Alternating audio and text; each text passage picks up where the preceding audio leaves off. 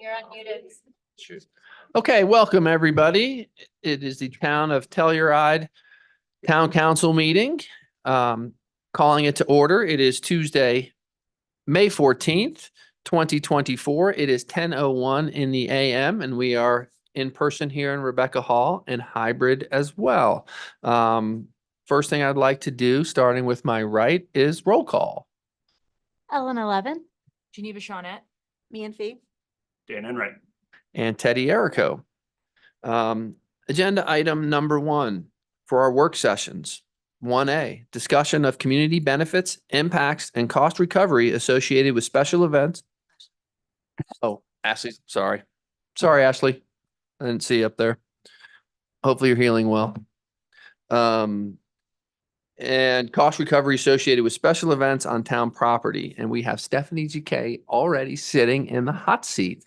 All right. Good morning, Mayor and Council. Thank you, Tiffany, pulling that up. So we have only 45 minutes and a lot of content and hoping for discussion. So I'm going to be as brief as I can on the presentation piece, and there's a lot more detail in your packet. But the purpose of today is we've talked about special events a lot lately, both at Town Council and at Parks and Rec Commission, and obviously every month at CASE. But we've haven't had a direct conversation about your goals and objectives as they relate to special events. So the first goal and objective, I'll go to the next screen here, is to analyze the community benefits and impacts associated with special events on public spaces. So I'm going to present you just some overview of what's already being compiled and what staff has identified as benefits and impacts for further input by you all and by events. And then the second goal and objective is the revenue and expense tracking to help analyze and structure fees in accordance with the Parks and Rec Department mission and pricing philosophy. So as I said, there's been a lot of discussions about special events with Council and with Parks and Rec Commission. This is a quick overview. In most cases, they were conversations about something specific and hard to get into the big picture discussions, which is another reason why we're having today's discussion, to allow a little more discussion about and input from others on the big picture items. And then Parks and Rec Commission has been busy talking about various items related to special events as well.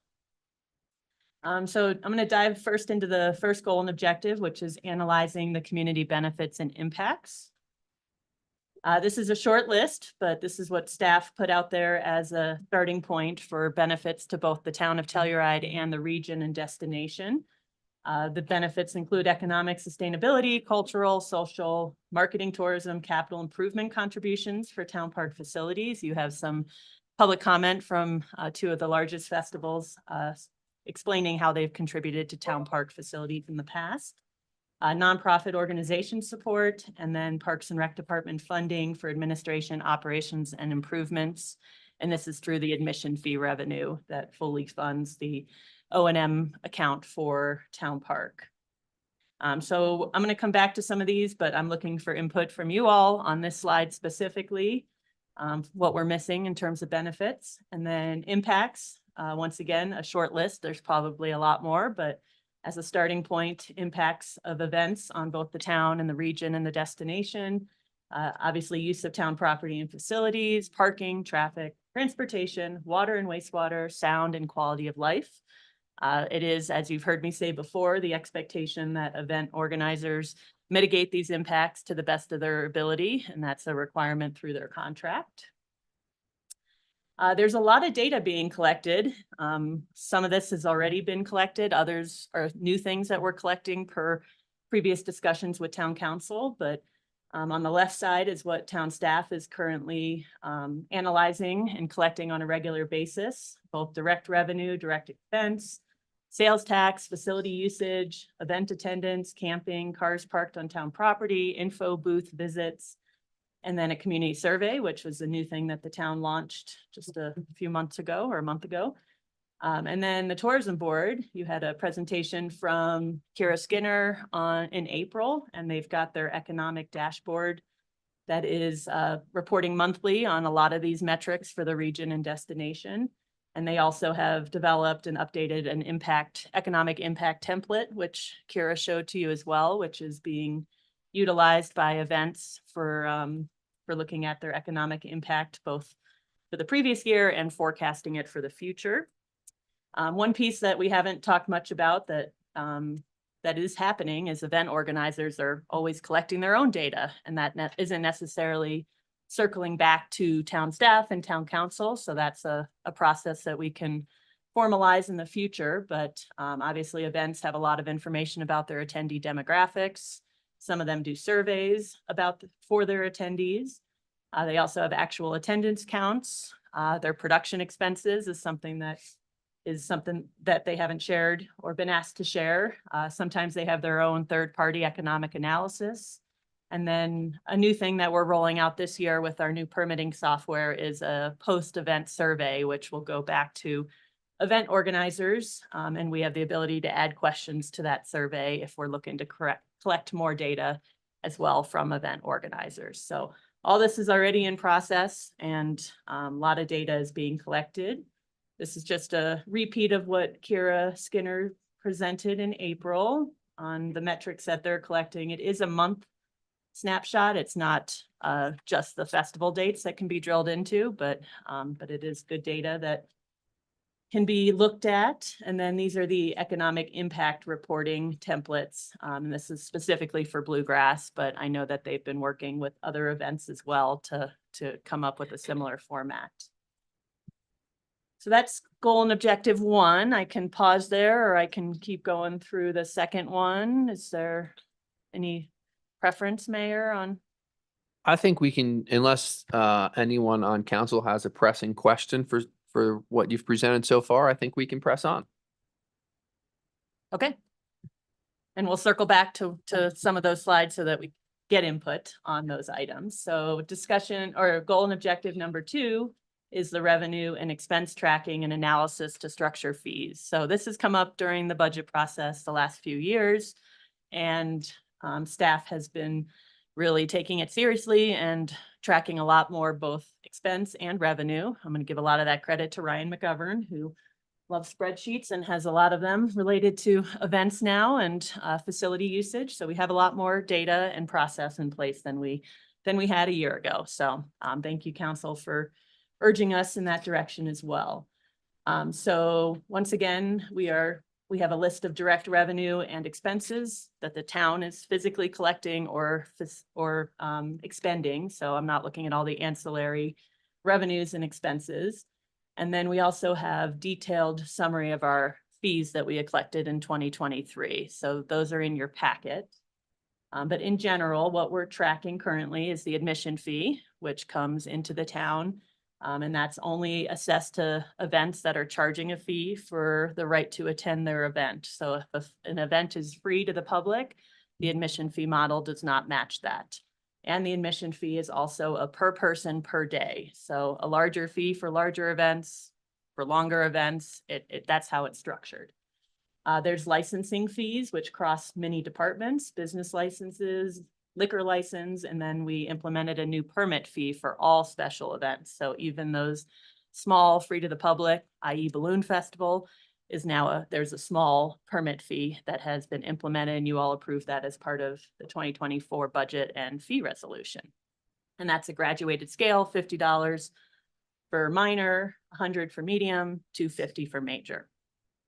Sales tax, there's obviously tax benefits across the whole town, but specifically the sales tax that the events collect and remit to the town. So this is for their operations, whether it's food vendors, alcohol sales, merchandise, they are contributing back to the town with their sales tax. And then there's the direct expense reimbursements for expanded services. Some of these were implemented last year. Others have been in place a little longer, but if an event wants to extend the Galloping Goose, they have to pay an hourly rate for that additional service. There's a disposal fee for septage at the wastewater treatment plant, which you all are aware of through the fee schedule as well.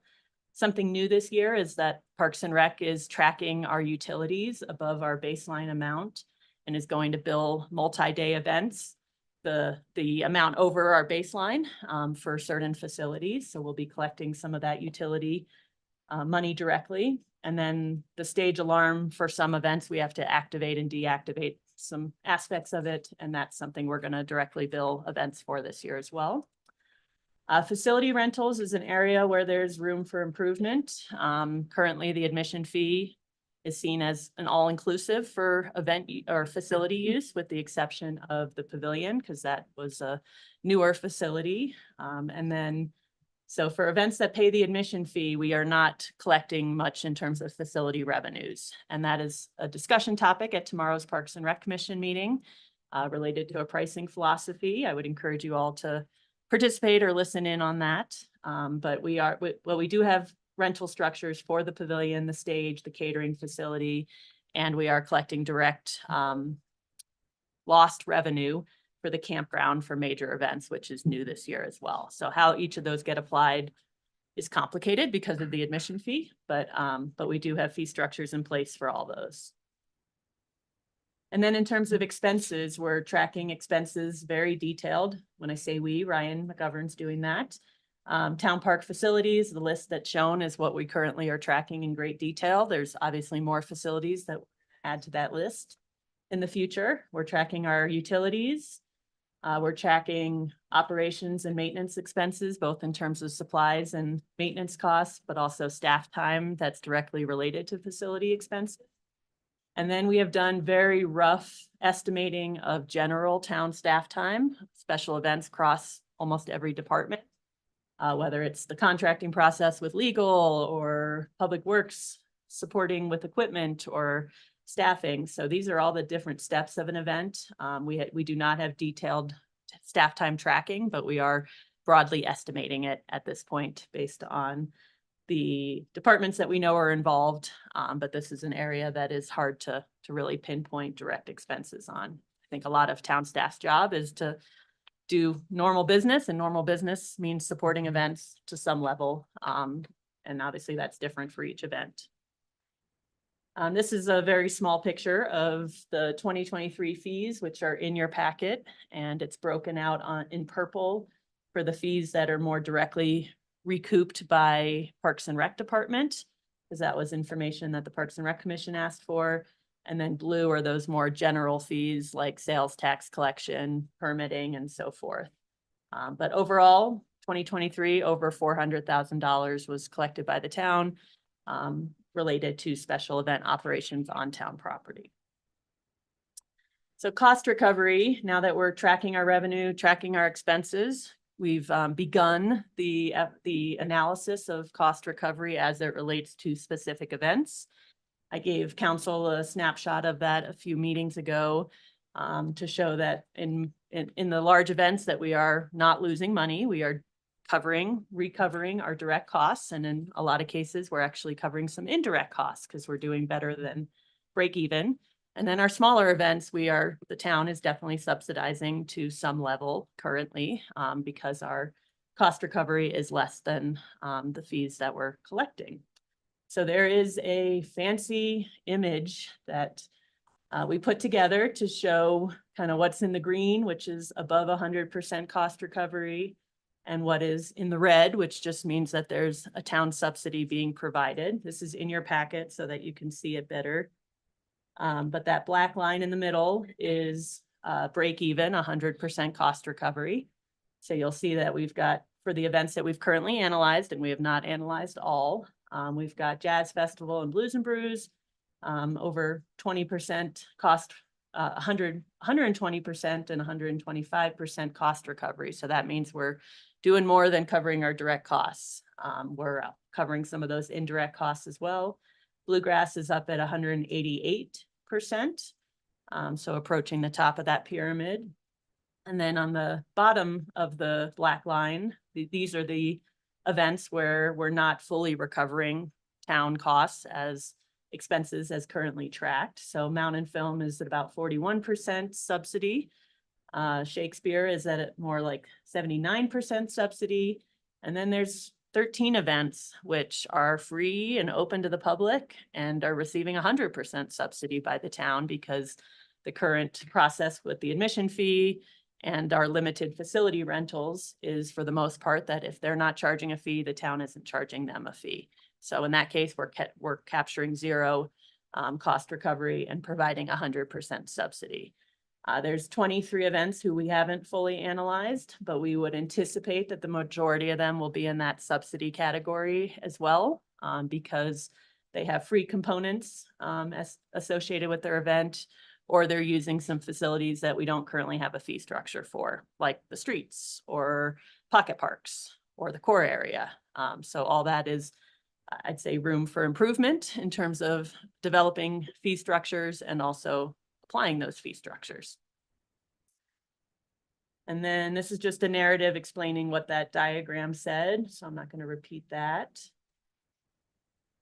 And then I already talked about the 3 different types of fee categories. The admission fee is one that council is really responsible for. It's in the municipal code. It's called out very detailed in terms of the purpose of the fee, how the fee gets used, and what that fee is. So based on previous discussions and also hearing me explain that facility rentals are difficult to fully implement and assess because of the crossover with this fee, I think that it is important for council to have some discussions about that fee structure or the admission fee ahead of both the budget process and the 2025 special event season. And if you want to make more than just a inflationary increase to that fee, it will take a change to the municipal code. And that would be a work session and 2 readings of an ordinance. So that is something that I'd like some initial direction on. And if you want to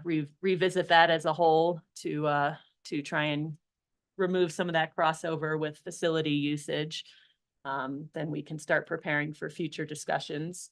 The reimbursement of direct expenses, we like handling that at the staff level because we can adjust those annually based on actual expenses. And then the facility usage is where we'd like to have more discussions with Parks and Rec Commission, including tomorrow, to develop how to apply that for the different types of events, the different event organizing types, whether it's a nonprofit, for-profit. And then that can also be looked at annually to be sure that we are still meeting our cost recovery goals. So if the cost of operating the stage goes up, we can adjust a fee structure for stage rental to reflect that so that we're still meeting our cost recovery goals. With it included in the admission fee currently, we're not keeping up on cost recovery necessarily related to facility use. And that's all I've got. These would be the talking points. The ones with the asterisk are what I'm looking for, what we are looking for direct kind of confirmation, feedback, direction. I did encourage events to participate in this meeting too, because some of what we're presenting, like benefits and data collection, they might have additional input to share on that as well. So I know you do have some written comment from SBG and from Planet Bluegrass related to 3 of the events, but there's obviously a lot more. We got 41 events last year on town property, so it's a wide range of types of events. Well, Stephanie, thank you so much for that presentation, and to you, to Ryan, and to all your staff members that contributed to this. A special thank you for that, because I know it's a lot of work putting it together, but very helpful for us to understand what we're subsidizing, what we're not subsidizing, and where we're at. So the first thing I'd like to do is open up any questions that any council members would have for you on that slide or anything else as part of your presentation. Are there any questions? Yeah. So what is the, like, in order for the town park and like the public kind of parks and rec facilities to break even, like what is missing from, like how much are we not recouping from breaking even? So I'm not sure if so that's not an event specific question. That's Yeah, like as a whole, like, because obviously we subsidize some events and we don't subsidize other, and we're, for instance, Planet Bluegrass is contributing more like to the kind of pot of money that goes into the upkeep and operations of town park. Like how short are we from kind of that break even point? Like, across the board. yeah. I don't think we've done enough we haven't analyzed enough events to tell you that for sure. I think where we're missing is that is on the rental, the facility rental side of it. So if we only have fee structures for 4 facilities, but they're using 10 facilities, I think that if we're gonna separate out facility use from admission fee in the future, we need to have fee structures and collect direct fees for the usage of those facilities. So I think we're gonna be short for that reason, would be kind of how I can answer it without a quantitative amount. But philosophically, it's not a business. It is a Right. service it is an asset and a service to our community, both locals, visitors, everybody who wants to use these. So I think we need to decide if or do we need to be breaking even, or are we hoping, like, what's our end goal here? And I think I mean, I can speak for myself that, I very much view events as economic drivers. And so while, the numbers may not completely align necessarily when it comes to the Parks and Rec budget, when it comes to events, those events are like driving visitation, they're driving tax revenue, they're driving marketing, they're driving a lot of things that actually benefit the community and our economy specifically. And so I think it's a delicate little balance. And, I thought about that a lot last night too. Like if, to bring some of these smaller festivals, to that sort of net neutral as far as, the cost to the park and Parks and Rec department, like, should we be putting more efforts behind them to grow? Like, is it as simple as like, if you hit this volume of attendees that all of a sudden the numbers actually end up netting out correctly? But, and I don't know the answer to that. And I don't want to give you guys like another project to do today. But I think it's just really important to consistently recognize that these events are driving huge economic benefit to the region as a whole. And that everything we do and consider needs to be taken, that component needs to be sort of first and foremost when we're making any sort of changes or determinations. I guess, oh, go ahead. I was just gonna throw in, yeah, I completely agree. And honestly, seeing this breakdown, especially that diamond chart you guys were able to put together, helped me see some of that balance, like Geneva was saying, of everything there's a spectrum where there's the business side of it, and then there's the community service side of it, and no event is all one or the other, and there's definitely overlap and interplay. And some events we're gonna subsidize more as that community service, and that is okay with me, and I think we're honestly not that far off already in the gut check area for how we're running things. I would definitely encourage us to allow Parks and Rec to set up fee structures for the rest of the facility rentals that you're not using, just to make sure that use is covered by fees approximately in that same space, as similar to what you're already doing with the facilities you charge for. And other than that, I don't know that we need to reinvent the wheel too much potentially on this. I think this is a great area where we should empower our staff who's on the ground every day and really knows the system and really sees how things play out to feel like they have the ability to run the show to a degree on it. They see our philosophical direction from council and have really continued to implement it really well, and want to continue to allow them to do that. Well, and I think to expand on the question that I asked, I don't know, it's hard to see if there's a need for us to be charging more, like, because I don't think we should be profiting off of Town Park. Like, that feels unethical. So, if there's a big gap in what it's costing us to host these events and what they're paying into it, like, then maybe we do need to reassess the fees. But if, it seems to me like I was pleasantly surprised by how much some of these bigger festivals are contributing. Like, I think the kind of the 3 or 4 that were in the top half of that diamond, I was like happy to see those numbers. So I was looking at this and kind of wondering, like, do we need to be charging more aside from like adjusting for? And I think what you're saying about different facilities makes sense, but I don't necessarily want to charge these events more just because we can. Like, if it's working, I think it doesn't need to be it doesn't need to be reworked too much. And to expand on what Mian said, like, I think, we look at these festivals as, the things that are pushing up our sales tax numbers. And we added, short-term rental licensing fees to kind of like leverage some of this tourism money and festival money. So I feel like we've been using the tools to have these festivals help contribute to our economy. And I don't know that it feels urgent to reassess a lot of this. Yeah, and I think, and we'll take public comment shortly. So for the people who are here that want to say something, we'll get to you. But, I think it's, equally as important to point out that on the economic benefits that we are the envy of most Rocky Mountain ski towns, mountain towns, and smaller communities for the diverse events that we have, the fullness of the calendar we have at that level of diversity. But it also, I don't know if cool's the word, but the variety of our events, from the 50-person event to the 12,000-person event, makes Telluride. And I think part of this whole discussion really was, the point was, we just didn't know.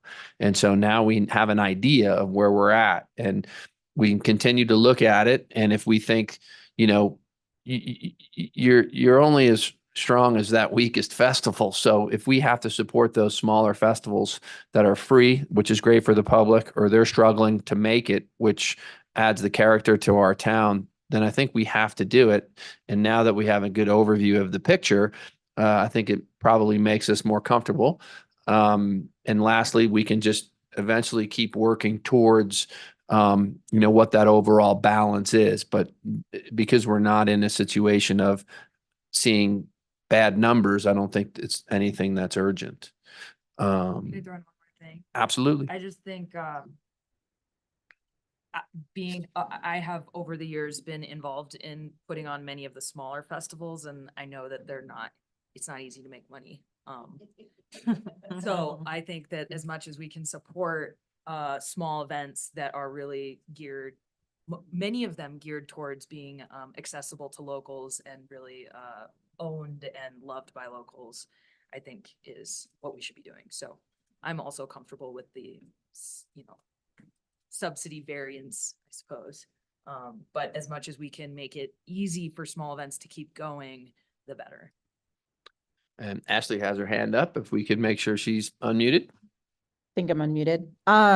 Yeah, I think I've, been listening to everything that everyone's been saying, and I feel like we're all in a similar vein. I was really, I wouldn't say surprised, but I was, reading through these numbers, and I was like, these feel good. There's, I think that the talking about the, including some other facilities that maybe are being kind of left out right now, figuring that is a good idea. But I overall felt like all of the numbers in the report felt good and felt like we were on the right track, and that there isn't anything, there wasn't anything that stood out to me as super glaring that was like, oh, that's a huge problem, or I'm really concerned about that. So I think that this whole exercise has just proven that sometimes getting the data kind of like is the best thing that you can do, because then you actually have a clear picture. You're not working just from anecdote. So I thought that these numbers were great, and it didn't give any reason for me to feel like we needed to do anything really sweeping or anything like that. And I basically have agreed with everything that everyone's been saying. So that's my 2 cents. Great. I will ask the public if there's anyone here that wants to chime in on our discussion, to please, step up to the podium and raise your hand if there's a ton of you. And certainly don't have to say anything. We can move right along. Is there anybody that would like to chime in? Go ahead, Zach.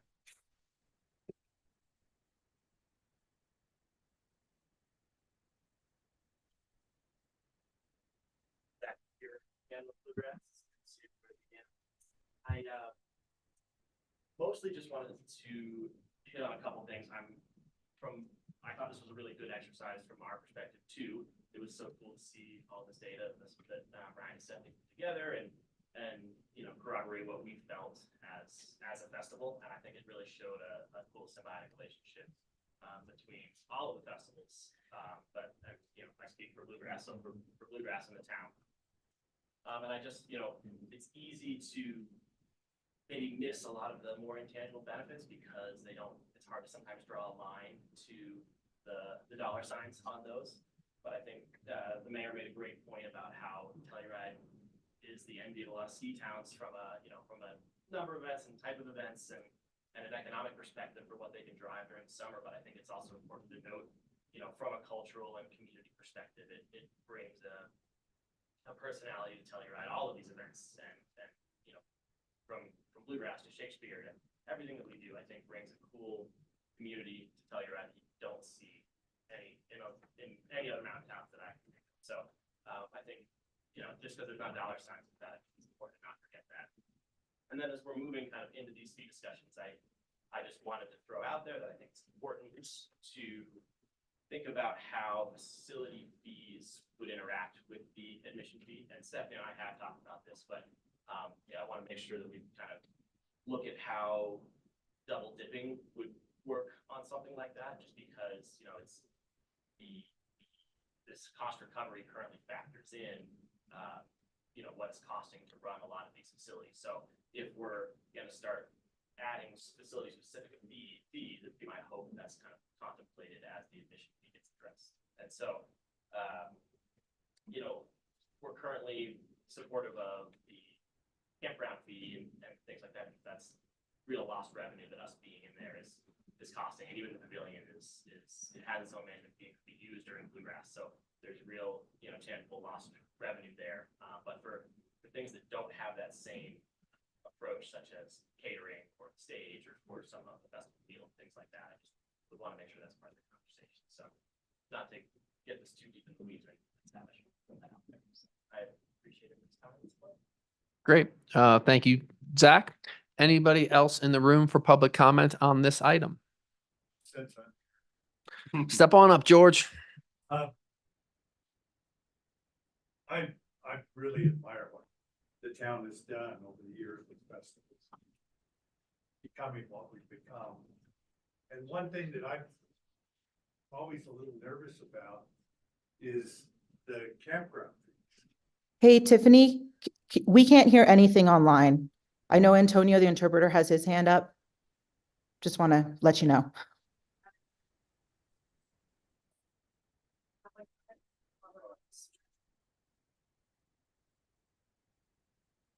And for everybody out there, he didn't introduce himself. I don't know if he needs an introduction, but this is George Greenbank. Thank you. I'm just asking about campground. I've watched the use of our campground is a major part of our festivals. And it's really a big part of the magic of our festivals that we actually build a little community of quite a few thousand people that are living in the park. And I'm not sure how it's done anymore, but I believe that it's the campground is part of the fee that the promoter pays, and then they manage it. And I don't know that there's ever been much of a report to the community as how many people do camp there, how much money is gained from that. And I would think as a town person and as a former town council person, that might be a considerable source of revenue that if you knew how much it was, you know, if we ask the parks how many camping sites there aren't very many. But during the festivals, there are literally thousands of people camped out there. That's something to think about. Great. George, thank you for that. I do know you'll be pleasant to hear, George, that Stephanie has been working on the campgrounds. So I don't screw it up, I'll let Stephanie just say something quickly about that, both larger events and smaller events and some of the pilot programs we're trying and things like that. you want me to Just address? very quickly, I think it's, Okay. it's a legitimate question because if George doesn't know what you're doing, then that means there's some of the public that doesn't know what we're doing, and we've got time on the agenda item. So Okay. I think it's good for you to, quickly summarize that. Okay, so for general campground operations, the fees are set by the Parks and Rec Commission. It used to be every 2 years. Now it's being looked at every year, and it has gone up and up every year, but finding that balance between charging what we know we can charge, but also keeping the facility accessible to a diverse amount or diverse type of campers and not making it as expensive as a hotel room, for example. So finding that balance. So Parks and Rec sets the nightly fees annually. And then we have 3 events that take over the campground entirely: Jazz Festival, Bluegrass, and Blues and Brews. And in that case, yes, they are then responsible for fully managing it. So they have to staff it, they have to bring in their toilets and their trash and recycling and handle the cars and parking and everything else. So the town steps back, they then have all the expenses related to it, with the exception of the bathroom, the permanent bathroom and the utilities and so forth. So Jazz has always paid us a rental, paid us our lost revenue. So what we would have made as the town for a sellout night in the campground, which every night's a sellout, has been for a few years now. Jazz reimbursed the town that. Major events up until this year, it was seen as part of the admission fee, use of that facility, but we were able to explain how that could be carved out to start charging. So we are charging that this year. The nightly rate is $3,200 a night for a full sellout. So now Bluegrass is paying that for 10 nights because they take over the campground that long. Blues and Brews, I believe, is 5 nights. So that is significant revenue that the town is now capturing for the major events that we weren't directly recouping in the past. In terms of quantity of campers, there's zone 1 of the open space, which has 400 campers.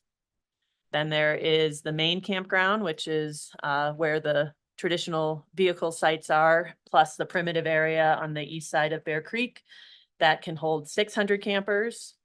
And then our major events use Warner Field as well, which is 400 campers. So we would like to work on a fee structure for Warner Field in the future. That's one of the facilities that we're not directly tracking and able to set a fee for events, but that's high on our list to do in the future. So yeah, a lot of people are camping there. It is a little community. The events are fully responsible for managing that increased capacity and the whole, everything that goes into the campground. And the town is getting revenue back. We are not losing money for not operating the campground those dates. Great. Thank you, Stephanie. And another thing we're trying, George, in small scales is creating some campground spaces for the smaller events that are having lodging difficulties because of the cost and the availability. That's kind of in its infancy stages, but we're trying to really be creative with that, with the campground, both for revenue, lost revenues in the past that will change, but also helping smaller events and almost a housing component of the campground as well. Anybody else for public comment on this item? Really quick, Stephanie, can you just comment on the question of what Zach raised on admission fees, sort of covering some of that, or there being some built-in nature to the facilities fees there? Again, it's a balance. It's not all black and white, but just wanted you to address that and comment on that if you may. Okay, so the admission fee revenue currently fully funds the park's operation and maintenance expense account, which means for every facility other than the pavilion, when we have to buy toilet paper or hire a janitorial company, any supplies, equipment, services, for a lot of most of the facilities in Town Park are already funded by the admission fee. So if we are trying to recoup our facility expenses with a new facility use or rental fee, we either need to back out all those relevant O&M expenses or have a separate rate for events that are paying the admission fee, or this group starts looking at the model of the admission fee and whether that should directly fund things that create some grayness. Obviously, having that funded and not having to come out of the general fund is a is a benefit to the budget, and the general fund doesn't have a lot of room to absorb new expenses that aren't currently budgeted. So it's a complicated discussion. A complicated approach with just keeping things status quo would be a different rate for facility use for events that pay admission fee as opposed to those who don't pay admission fee. I think to Zach's point and a concern of events is wanting to maybe see their fees stay relatively the same. So if we're going to charge admission fees as currently defined, and we're going to add facility rental, then that's just more across the board. Whereas if admission fees got looked at and potentially redefined, maybe that fee goes down a bit, and we're adding on the facility rentals in addition to that. So I think that's all a discussion that needs to happen on a future agenda. But I do, listening to council and the big events that are more impactful or the longer events, the admission fee is the model for that because it's a per person per day. Facility use this is what it's costing to operate this facility. This is what we're charging to recoup whatever percentage of those costs based on a pricing philosophy. So the fact that they're intermingled as we're trying to meet cost recovery goals makes it complicated. And I think we have options, but Yeah. Do you feel like you have the tools without further complex dissection of all these intricacies by council to? So what we're looking for and what I've heard is we're on track based on the data that we've shown. So in general, large events are subsidizing small events. We can generally say that, that we're higher on the pyramid for the bigger events. We're below the break even on the smaller events, and everybody's comfortable with that. And that makes sense. Staff doesn't think that's broken at all. We want the diversity. We want to be sure events are successful. So that's what we're on track for. And then it sounds like cost recovery, trying to make sure that, well, for staff's perspective, we want cost recovery on a single facility to be break even in the end, whether that means a large event's paying a little more and a small event's paying nothing or less because it's free, then we're at least hopefully getting to 100% for that facility. And that's consistent with how we handle other facilities for other uses and how we handle rec programs. So that's, those would be our goals, and what we're on track for is what we're hearing. How we develop fee structures moving forward for facilities and what exceptions there might need to be for the admission fee, that type of thing. I think we just need to know whether council wants to revisit the admission fee as a whole, or whether we should we should set fee structures recognizing the overlap. What I'm hearing you say is if it's not broke, don't fix it. And I feel a little bit like that we're pretty close. Nothing's perfect, pretty close. And if I feel like you have the tools and you're getting the questions you need answered, and we can certainly discuss more if we need to, but if you and Brian and the rest of your staff feel like you have the levers you can pull to maintain that balance that continues to be working, then I think that's with the sort of philosophy and direction we've set up here as council, then I think we're good. That's my opinion. Absolutely. I do have a question. One thing, or like one event that I felt like was missing from the Diamond graph was Film Fest. And they're kind of different in that they also rent the Hanley, no, not a sport person. The you know Town what I Park mean? Pavilion. Town Park Pavilion. And like, how is the fee structure set up for like an organization like that, where there's not really a comparable, there's not another event that uses the park in a similar way?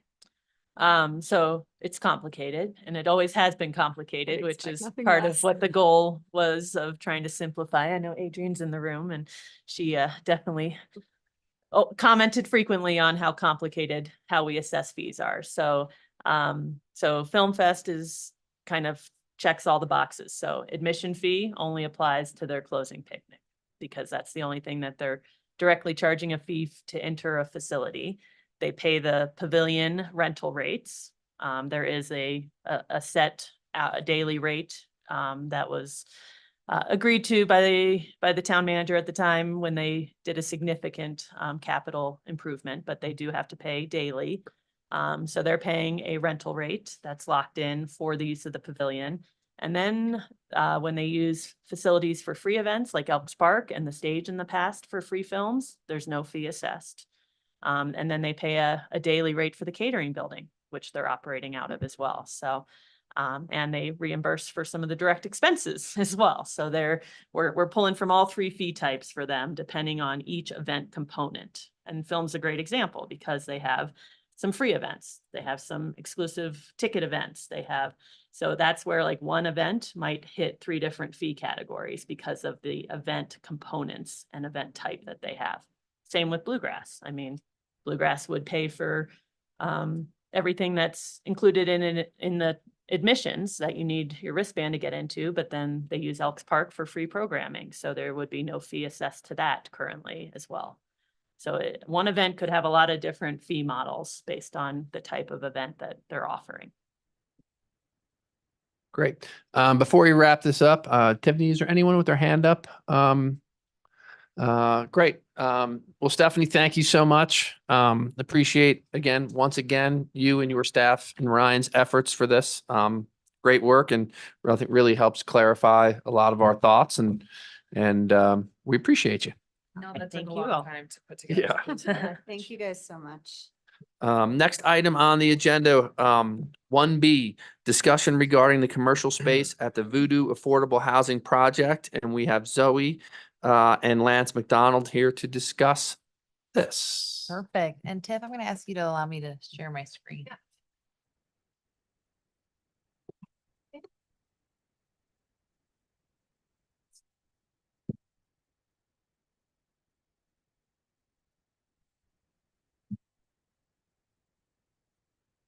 All right. Thank you, council. So we're here to obviously discuss the Voodoo commercial space. So thanks to Lance and all his work on this project and getting us to this point. So I'm going to start with giving just a bit of background. I'm also going to provide everyone the opportunity. I know a handful of council members has been able to see the space, but we'll just quickly look at the specs and some schematics of the space itself.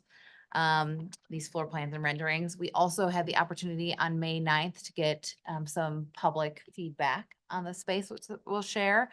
And then kind of go over some of the questions and things and the potential next steps. So with that, just a quick introduction. I know council is aware, but for any of the listening public. So December 2022, this is when council and THA authorized the construction of the Voodoo Affordable Housing Project, which includes 27 housing units and approximately 3,700 gross square feet of commercial space. So that, again, important gross square feet, includes walls and bathrooms. It's located on the ground floor along Willow Street and Pacific Avenue. And it includes the shed, which now we have designated as the youth hangout, which is about, I'm going to say 560 square feet. Lance, correct me if I'm wrong, the public restrooms and the new free box. So with that 3,700 gross square feet, approximately 3,000 is left for this commercial space, which we are discussing today.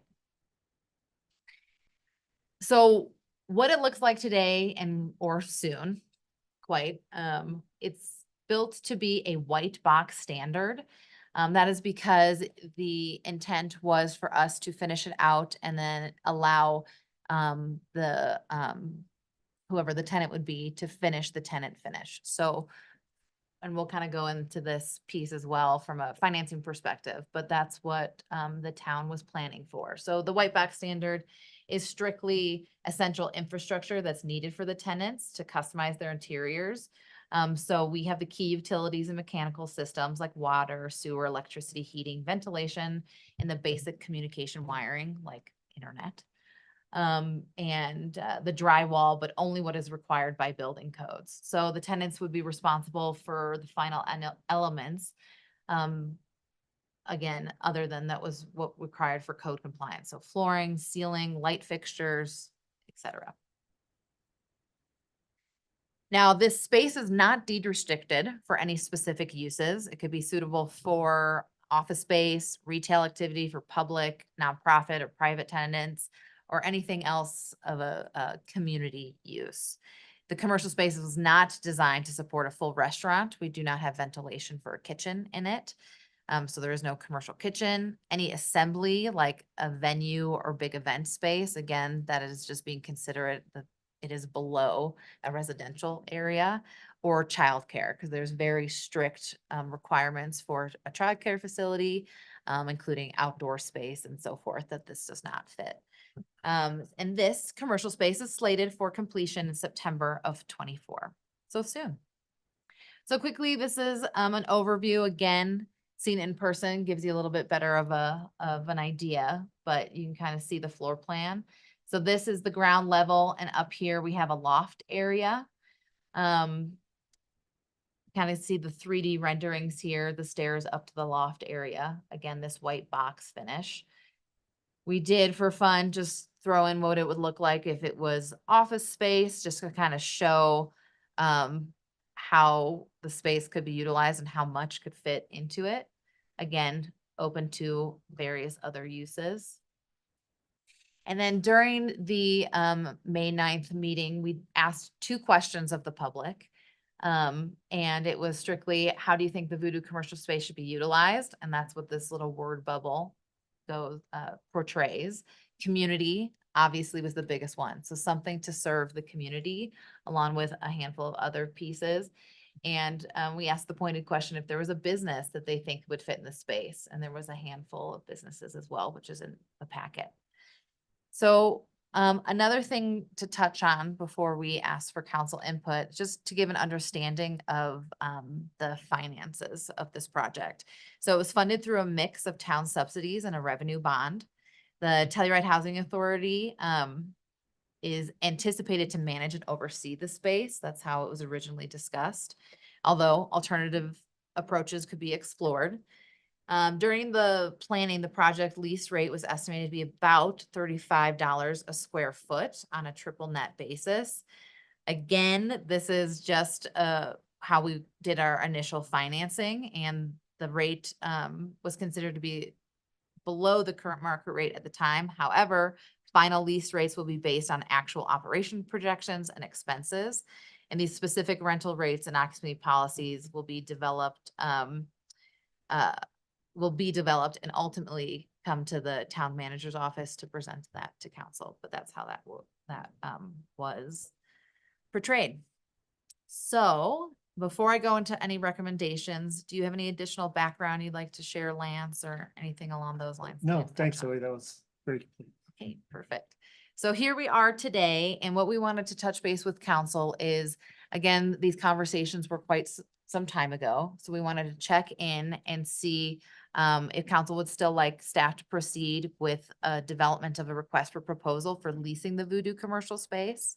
If so, if they had any direction on preferences or parameters for that proposal, such as the size of the organization, an intended use that you'd like to see, encouraging collaboratives under one umbrella organization. Sorry that I missed a space there, rather than a proposal utilizing a portion of the space. Again, I think from a staff perspective, having a single entity that would help coordinate the lease with multiple factions, instead of having various leaseholders that the town would then have to organize, or anything else that comes to mind. So that's that brief overview, and it really is just giving you the opportunity to discuss and provide any direction to staff. Great. Thank you so much, Zoe. Great presentation. And I think it's as simple as, does any council have any questions for Zoe or Lance, or just want to start more of an informal brainstorm on where we'd like to see this space go and give them good direction? I can kick off the brainstorm session. I think it's really important to ensure that the space is utilized by all members of our community, that it's not tied to any one particular initiative or group, so that it really can be a community space. Like, I think it absolutely needs to be a source of, community vitality and a space for collaboration. And I want to ensure that there aren't financial barriers for anyone in the community to be able to utilize this space, under the concept that we create. So, I think that fundamentally needs to be baked into where the direction that this space goes to. I think we've got a lot of incredible businesses and nonprofits that I'm sure would love to be in this space, but I do think it is absolutely essential that at any and all points, any member of our community can walk into this space and utilize it for what they want to. Yeah, I'll add in on Mian's point, I agree 100% that trying to figure out how everyone can use it, and use is a tough word, right? What does that mean? I don't even know, but maybe it's more opportunity that whatever we do in there is providing an opportunity for just about everybody, if not everybody in our community. And I'm not sure how we do that, but what I don't want this space to end up doing is picking somebody over somebody else and adding to a little bit of a divide of mentality that we have going on in our community right now. And I don't want something that we construct, that we manage, even though it's under THA, to create, any animosity between groups, between us as a government, council, commission members, staff, and I don't know the answer to that, but I'm super sensitive to that. I just kind of want to comment on sort of like when we first started talking about this back when we were conceiving of Voodoo, whatever it was, 3-4 years ago. I think we sort of had in our mind that affordable office space was this like really high need. But I think that since then, remote work has really kind of grown and people can work from wherever. There is a shared office in town that is, well utilized. But I think that I had sort of initially envisioned sort of a co-working space for nonprofits, but now it seems like that need has sort of changed. A handful of our local nonprofits have purchased spaces. And those that do need space have sort of, or at least, and I haven't talked to everybody, but the feedback I've gotten is it's more about storage space than office space. And I don't think that storage space is a good use of this. Also, I want to key into the word that Mian used of vitality. And I think that with everybody walking past the space and looking in and having it not be full of, people working and staring at their computers versus like a gathering space for socializing and connecting with the community. So I just want to clarify that I used to think it should be office space, and now I want to figure out how to make it like an affordable place to hang out with your community members. And that's easier said than done. But I would love it if we sort of approach that, our view of this as, piggybacking on what you two said, just like being a place that people feel welcome to come in, who are part of our community, and that they can afford to utilize whatever is there. Ashley has her hand up. Yeah, I think, one thing that we should be a little bit aware of when we're talking about this project, is that it sounded like, based on what Zoe said, that when we get down to it, that any of these spaces that when they need to be divided up, that's going to be at the expense of the tenant. And so right now, it's obviously just this white box, which lends itself to a lot of possibilities. But when we're saying, okay, if we have, as everyone, it sounds like is saying, there's a lot of people that have desire to use or be in this space, we're going to have to start kind of partitioning off these areas. And I think that it might be beneficial for our community and for us as the landlord to maybe have a little bit better of a plan about what that's going to look like and how much that would cost. Because if we're saying, sure, you could bring your business in here and you need to do the improvements, we know how expensive building costs are and stuff like that, that a business might be really excited and they might be offering this great support for our community. But then when it gets down to it, they're like, oh, I can't actually afford to get in there, or the space that I thought I was going to have was not big enough. I just think that right now it's like, it's a little bit too white box.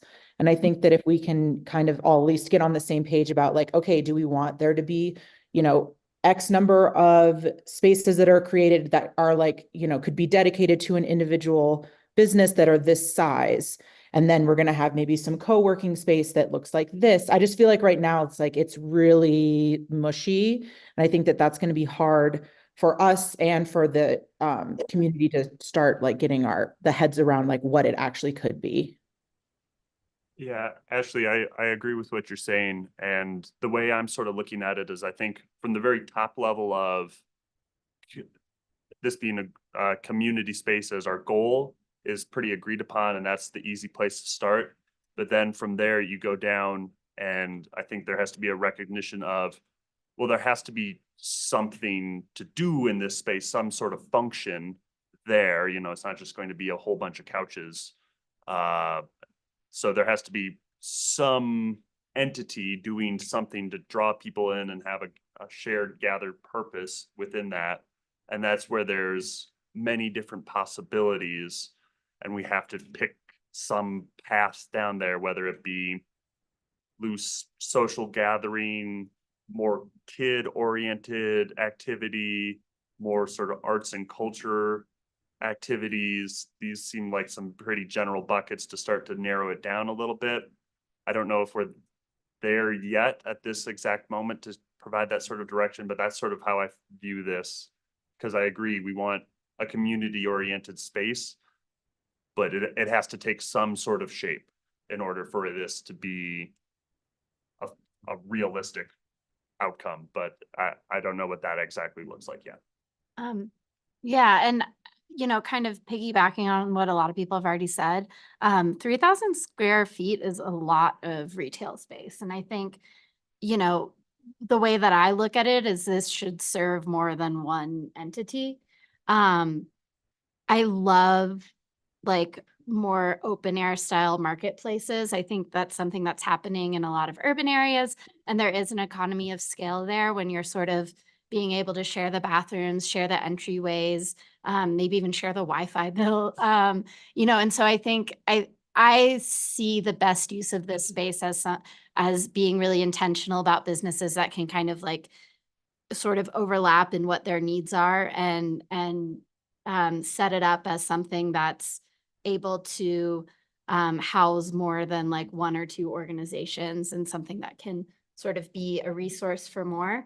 And I agree that like we are kind of missing a community hangout space. And I personally with the youth hangout right next to this, I would not like to see it specifically for kids. I think it should be more broad in who it's serving. I also think we should keep in mind that it's like right next to town park. And so like in the summertime, like what are the businesses that are going to thrive there? Because we want to make sure we're setting people up for success and not putting like a cobbler in there that might not get a lot of like walk-in traffic, or that's a bad example, but Perfect. it's a great example. Yeah, I was looking for a cobbler recently. So I think, I think for me, the big, obviously community, but the big word that sticks out for me is shared. And I think the other side of it too, I mean, this is an incredible opportunity for whatever entity is overseeing the project or the businesses that are within the space, but to see it as a stepping stone, right? Like these aren't groups that are going to go into that space and be there forever. Like I would like to see entities be able to be there for a set period of time and use it as that step up in order to get into the free market rental space. Because I think we want to see these businesses be able to thrive on their own. And so really ensuring that that it is more incubator style versus this is our space and we're going to have this forever. That it's maybe there are more parameters so that we can use this space to help more businesses and more individuals in our community take those steps towards, full ownership of their economic success. And I think that's tricky because I see the goal, but some of the small businesses that I've talked to that are interested in moving in here have space elsewhere in town that's unstable. And they're looking at this, like maybe I could get something stable. So I think, and it's successful business. It's just really tough. Sure. But I think that the hard part is, who's going to oversee it. and what is that organization gonna be? But, that's all I have to say. Well, And- And I think, I mean, to that, and to that thought process, I mean, I guess maybe I'm not opposed to businesses being in there more long-term, as long as they're operating at a price point Yeah.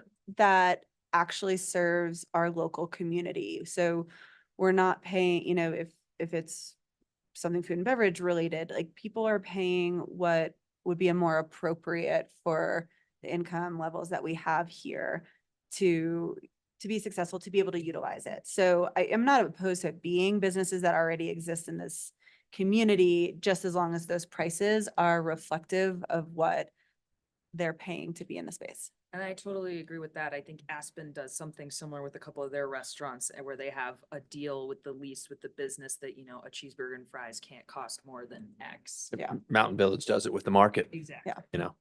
So I'm not sure if that is the exact format, but I think some sort of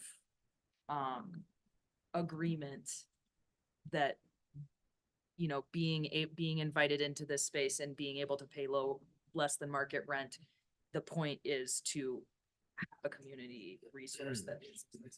And the one thing I want to add is that if we do go on a path that is, a lower lease rate than free market leases in town, that we also have to be, depending what we decide goes in there and the choices that we make, that we also have to be very careful. We're not putting competition together. Like somebody opens something up that competes directly with someone that's paying the fair market rent, and based on a lottery or selection process, we've given someone, again, a leg up on somebody else that is just going to create animosity, within the community and within us as the town, both staff and council. And that's tough. I don't know if I agree with that. I think that competition is good, and right now the lack of competition has allowed prices to go through the roof. I know it's not as simple as that, and I know that the property owners of commercial space are kind of really the ones pulling the strings on this, but I think that everybody, especially in the summer, is overwhelmed with business, and more competition to maybe bring prices down is a good thing. This is where it's really complex, and I think it is connected or interesting with the conversation we just had of this sort of spectrum between a full for-profit entity and what the town subsidizes in the goal of serving community and cultural events in our town. And this is going to have a similar element to that. It also has the tricky parts of when you price things low, they become really popular because there is lack of demand, and then is that space just overwhelmed a lot of the year and not so it's functioning there more like a pure business and less like a community gathering space for locals. How do we achieve that You mean because tourists would go there as well? Yes, Yeah. which I don't see any way around, and not that I don't want to welcome tourists and don't love our tourism economy, but it's tough. And I think we've all experienced it at a time where it's just like, oh geez, there's this major festival going on. I don't go anywhere because everywhere is just too jam-packed and it doesn't feel like my little neighborhood hang or whatever anymore. I don't know if that's avoidable. And Ashley. I know, Ashley, but Yeah. it's just where, it's just part of the conversation. I agree that it might not be avoidable but it's just if we, It could be a more complex pricing model, to be honest. I mean, not that, I mean, Lord knows, I think we all know I like to make everything way more complex than it needs to be. But I mean, I think that is a concern that needs to be heard and analyzed and responded to. And I think, through this RFP process, we would look Yep. for the respondents to be able to address that, Exactly. and that's where I would agreed, and would totally love to see more data and examples like from Aspen or wherever else that have done government built commercial spaces in towns like ours. I think there's creative ways to respond to that too. You can make a membership program. Sure. You could do like a library card kind of thing. I mean, I think that there's ways that we can try and hone in, and the more minds we get on this, the better Totally. for coming up with a good solution. Yeah, you bet. Ashley's had her hand up for a while. Make sure she can chime in. I was gonna say, I was going to kind of say two things, and then the conversation has kind of changed a little. So the first thing that I was going to say is I think that, you know, where we're sitting at right now in this council and, you know, moving forward from our position, I think that we, I feel like have a benefit right now because I think that there are some pretty clear, you know, businesses or business types that our community is kind of asking for in this space. It looked like on that kind of thought bubble, there were certain words that popped out, you know, like there was coffee, salon, stuff like that. So I think that, you know, we have the ability right now, or we have the advantage right now of the blank slate to kind of be like, okay, here are these kind of specific business types that we're seeing are, you know, being requested by our community, or a need for their being in our community. I just want to address a little bit about where the conversation kind of went. You know, I don't think that it needs to be the case that Telluride has like a private club that's like, this is just for the locals. I think that that's like, that seems a bit extreme to me. And I also think that a lot of those businesses that are moving into this space, or nonprofits, or whomever is there, artists, whatever, that they also would appreciate the exposure to the visitors and those dollars that are coming in. So I don't think we need to look at it like there has to be a secret password in order to access this space. I think that just the ability to have more spaces for people to go will help kind of diffuse the congestion that we've been feeling in town a lot, which is that, you know, there's only a few places that you can go and hang out during the daytime, you know, few businesses and the library and stuff like that. And so because of that, those spaces feel very congested and feel very overrun. And just the ability for us to create a new space will hopefully kind of release a pressure valve on those other spaces and make everything feel a little bit more spread out.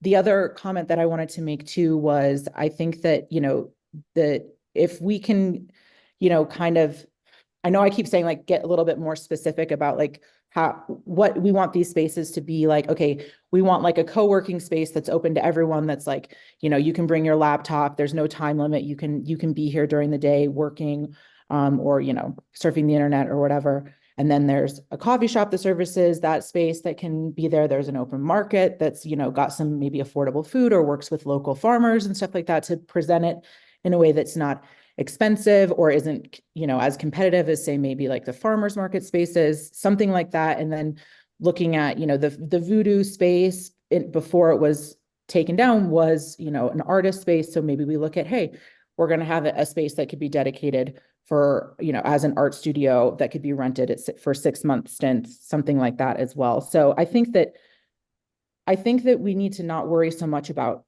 who is going to use this space, but like what the different services are, what the different services are going to provide. Great, thank you. Zoe, before I ask for public comment, have we given you any direction? Great question. I mean, I don't want to just leave you hanging out there. No, you're good. And I was going to wrap this up. So what I'm hearing collectively from the group is that the space does look like it is more geared toward maybe a variety of different vendors or businesses, that maybe one single entity doing one single thing is maybe not the reality of this space. So that perhaps staff needs to assist the public, maybe through forums or something like that, to build more of a collective proposal, which they can bring to council. So it still seems that we're going to move in an RFP direction, but we do want to encourage these collaborative proposals to come to council. And I know Lindsay and I could probably develop some sort of forums to even help facilitate different entities in those pieces. It does sound, again, through this RFP, we're going to focus on community. While there isn't a very specific use, it could be buckets like art or food or other things.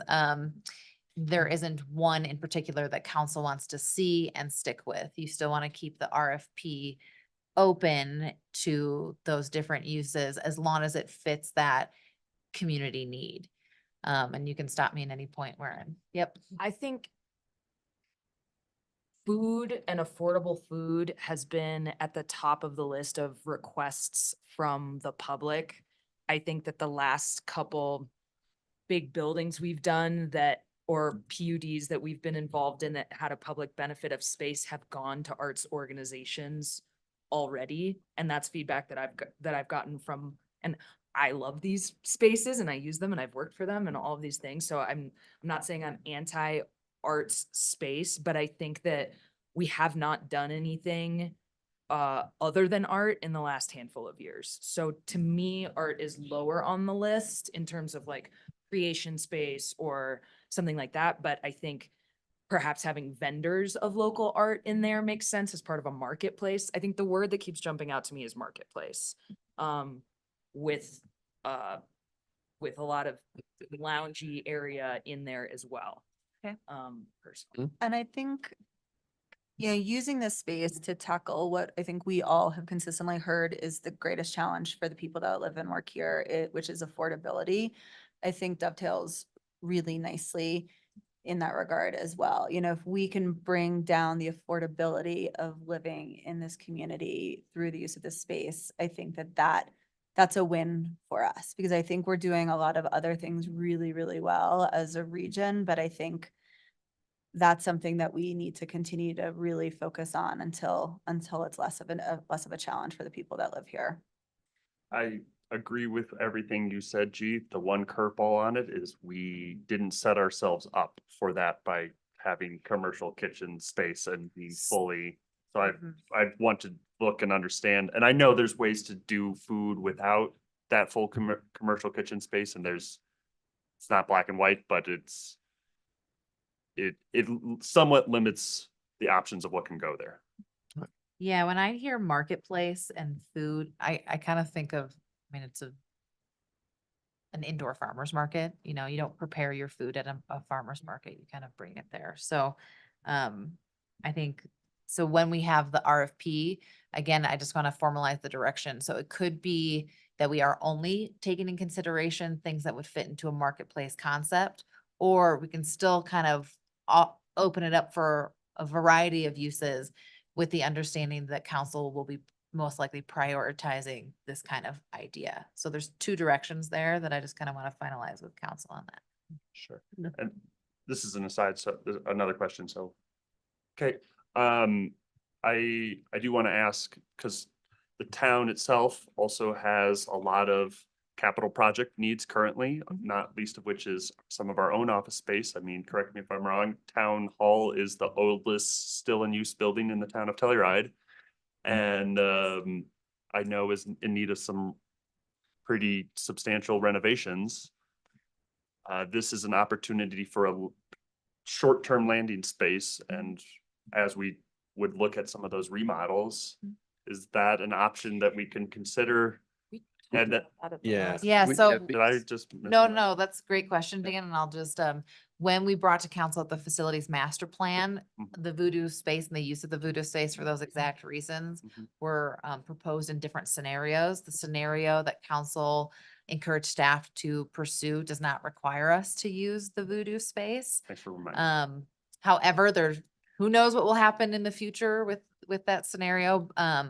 But I don't think that, it would be a fair use of the space to hold it in case that scenario doesn't work through as we are No, working yeah, toward it. Yeah, as long as we feel like our own needs are also. Yep.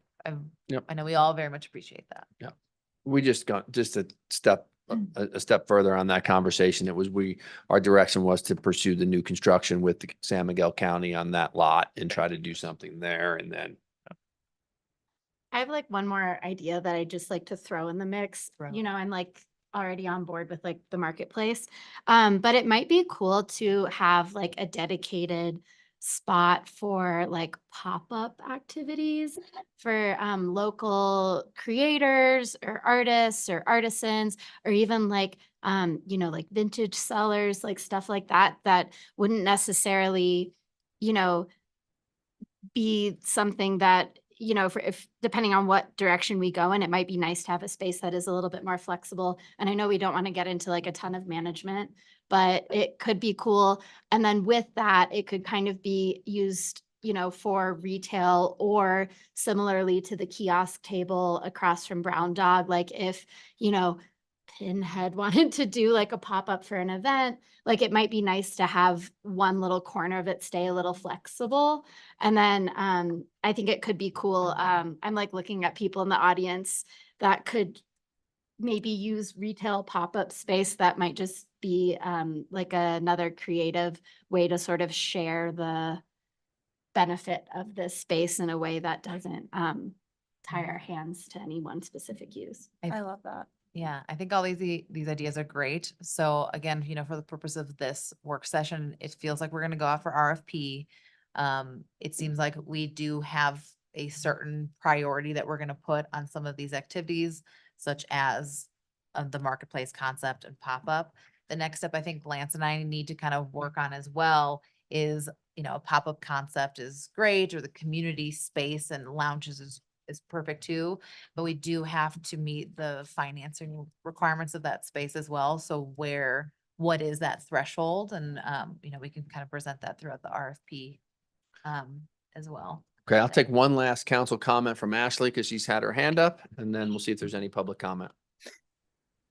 Thanks. I wanted to just chime in on Elena's great idea. And I think we could call it the free space and attach it to the free box and have it be kind of like, a sign up space that different organizations or individuals could use for like a set period of time. So I was just going to champion that idea. I think that that's a great idea for, if we're talking about equity for all types of, community members and organizations, that would be a really cool way to, have a space that's a little bit flexy that then, people could use and sell stuff or sell tickets, have a pop-up, art show or whatever. So I just wanted to champion that.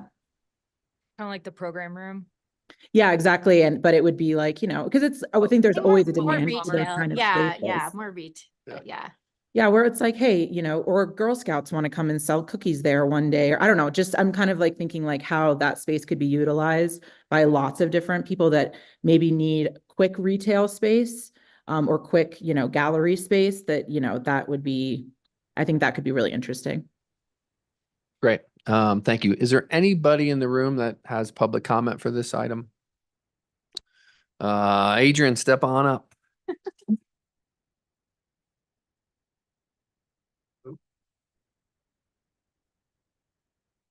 I don't think Sorry, I that was on the microphone ground. works, so I think we're I gonna think it make. does now, right? Okay, Okay. great. I'll get really close to it. I guess I just have some general observations that I wanted to make for you all. And the first one is that the community room that it was a place that existed was torn down in order for this space to be built. And that community room, as someone who works for a nonprofit, was utilized all the time for training. And to the last point that was made about the program room is almost impossible to reserve, whether you're a nonprofit or any other individual trying to use that space. And so I think our community desperately needs a reservable space that has good technology components incorporated into it, not just a blank space, but something with microphones or cameras and things like that. But I'd also like to make the point that on the Tales of the Parks and Rec discussion, you were just talking about increasing fees or creating fees for free spaces in our community that are outside. And now you're talking about creating a theoretical free space that's inside. And just an observation that there are free spaces in our community that are heavily used. And because they're heavily used now, you're considering fees. Oh my God, I've never had to be timed for my comments before. Also, just an observation, it sounds like you want an adult hangout, which is cool, but the youth have been coming to you for years for a youth hangout, and town council gave them a shed. And so thinking about that space, I know that there's fees there's a debt service that is required for this space, but just an observation in your discussion that I'm hearing. Secondly is, I think RFP feels a little formal as someone from the public. There's a lot of us that have ideas, but we haven't really had the chance to come together. And so it sounds like you might want to facilitate something, but requests for ideas, requests for something else where we can all really work together and as opposed to a formality of a proposal feels more attainable for a public member of the public. What else? Also, I would love to hear more about your willingness to subsidize this space even further, which I know is probably further down the road. But $35 a square feet feels expensive, especially for some of the discussions or the use that you're envisioning, which all sounds wonderful to me. But a lot of that use isn't actually revenue generating. And so I agree our community needs that space, but I hope to hear council being willing to subsidize it further from other money. Because I know, let's see. That's it. Thank you. Thank you, Adrian. Step on up, please. I can see you back there.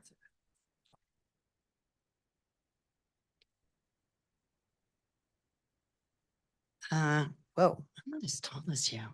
Can you hear me? Is this working good? I'm Sarah Holbrook. I'm the executive director of the Pinhead Institute. I've been the executive director for 10 years. We had commercial space for 10 years that we subletted that went away when there was a flood, and now we're renting in a basement, and that's great, but I would love you to consider prioritizing the rental of a nonprofit.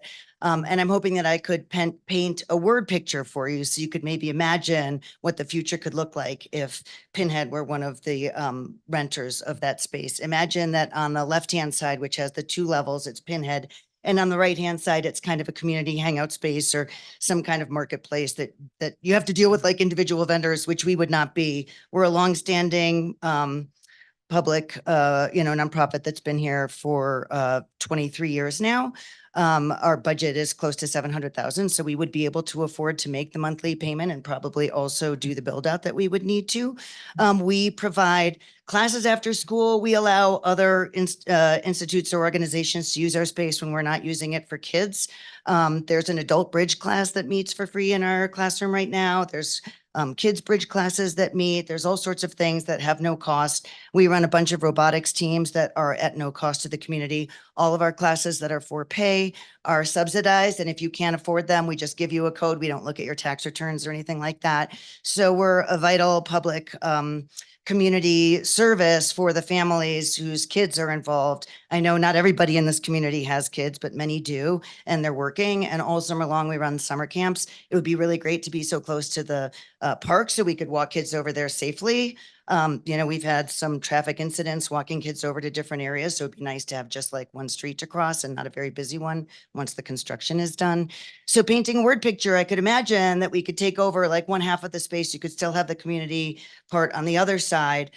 We'd have to have some kind of safety so that, adults who are unrelated to the kids don't necessarily wander in, but we could maybe, keep the kids up on the loft and open the downstairs space to maybe a hands-on STEM museum. I know we have a history museum and we have the science people moving into the depot, but none of those are that area isn't necessarily public facing. We could make a part of our area public facing where families or anybody who's interested in STEM could come in and play with rockets or robots or something like that and have a real kind of hands-on experience that could be walk-in, which we've always wanted to do. We actually imagined that we'd be able to maybe do that in the depot when there was a time long ago when Pinhead was thinking of pairing up with the Telluride Science Research Center to develop the depot together. And that went away, but it would be lovely to have something that's more kind of sciencey, walk-in, drop-in, as well as, a place for kids to be safe and learn STEM education and for other entities to be able to use our space when we're not teaching. During the school year, it's usually after school. And then in the summer, it's all day. So anyhow, thank you very much. Great. Thank you.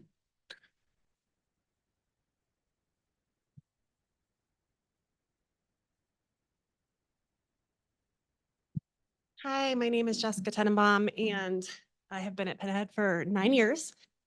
Sarah and I are a long-term team.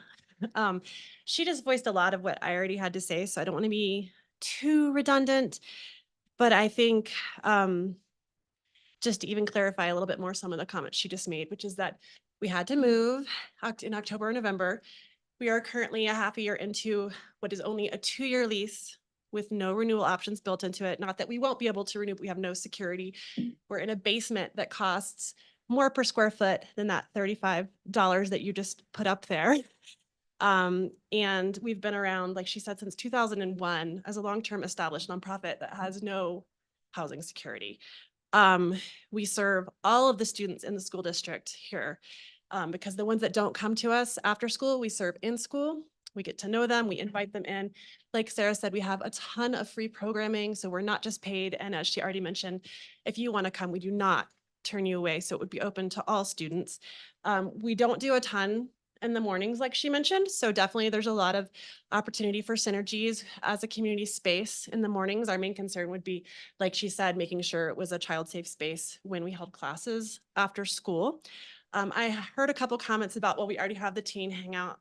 I would say that we are the perfect complement to that, because instead of the teenagers just hanging out, we would be providing them with free educational but fun opportunities. I mean, Trang holds a bunch of makerspace activities now. At Penn Head, they would be invited in to build things, create things.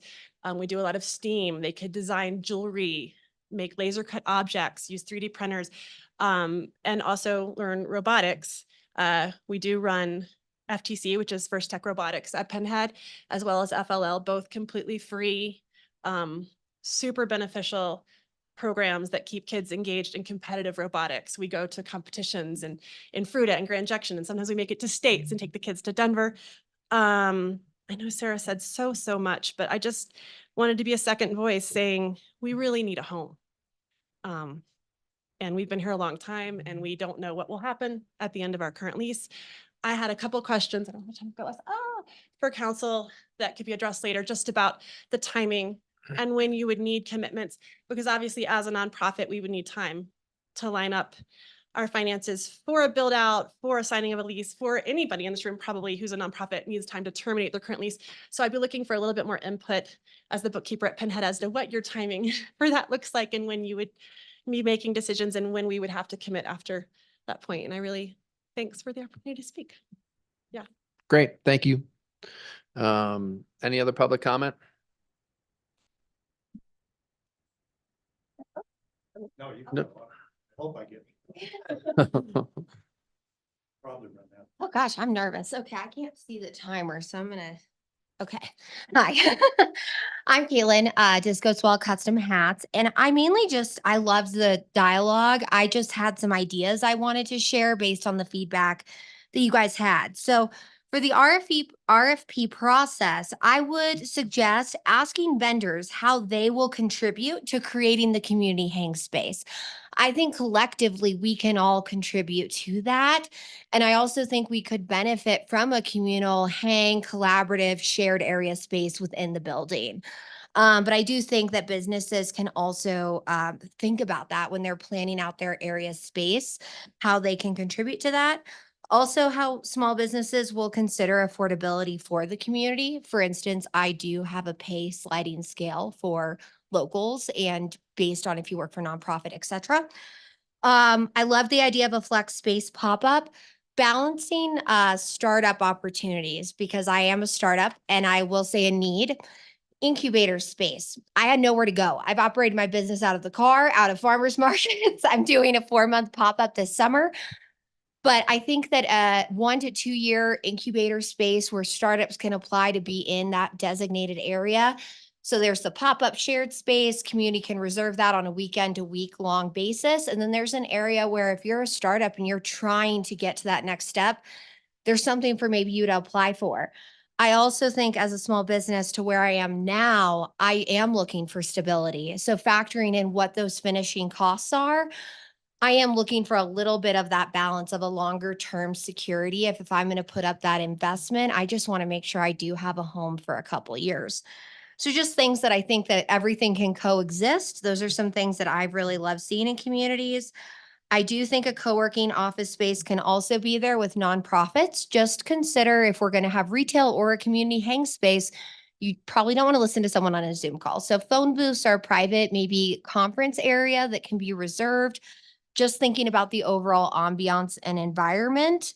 And yeah, I love the concept of balancing inclusivity. So I hope that with the plan that, you know, that there's a world that can exist. So thanks. That was everything. Thank you. George? You mind if I sit down? No, you can do whatever makes you most comfortable.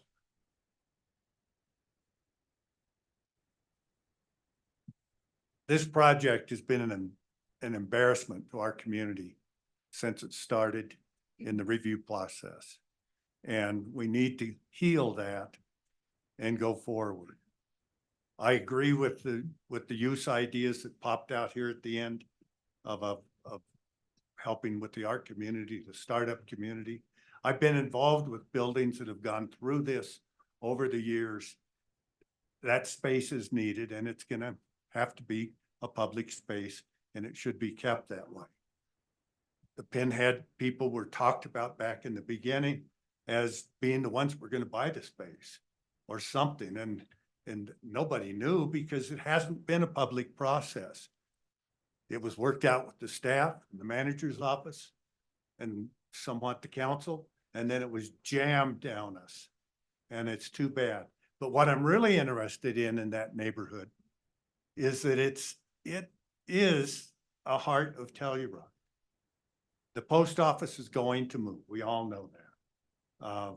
One way or the other, it's not gonna rebuild their building to serve the needs that they need to serve. I think that probably the town has been negotiating with that, in private, of course, since we never do things in public anymore in Telluride. The property on the corner at Colorado Avenue, we've been through 3 or 4 or 5 projects there. None of them work because they don't work. You can't really build a basement. You can't make parking work. You just can't make downtown big building spaces work unless you do condominiums.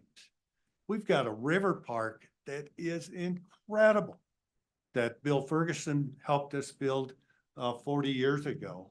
And that was about the last improvements we put into it, other than some little signs, and very well stocked with dog containers.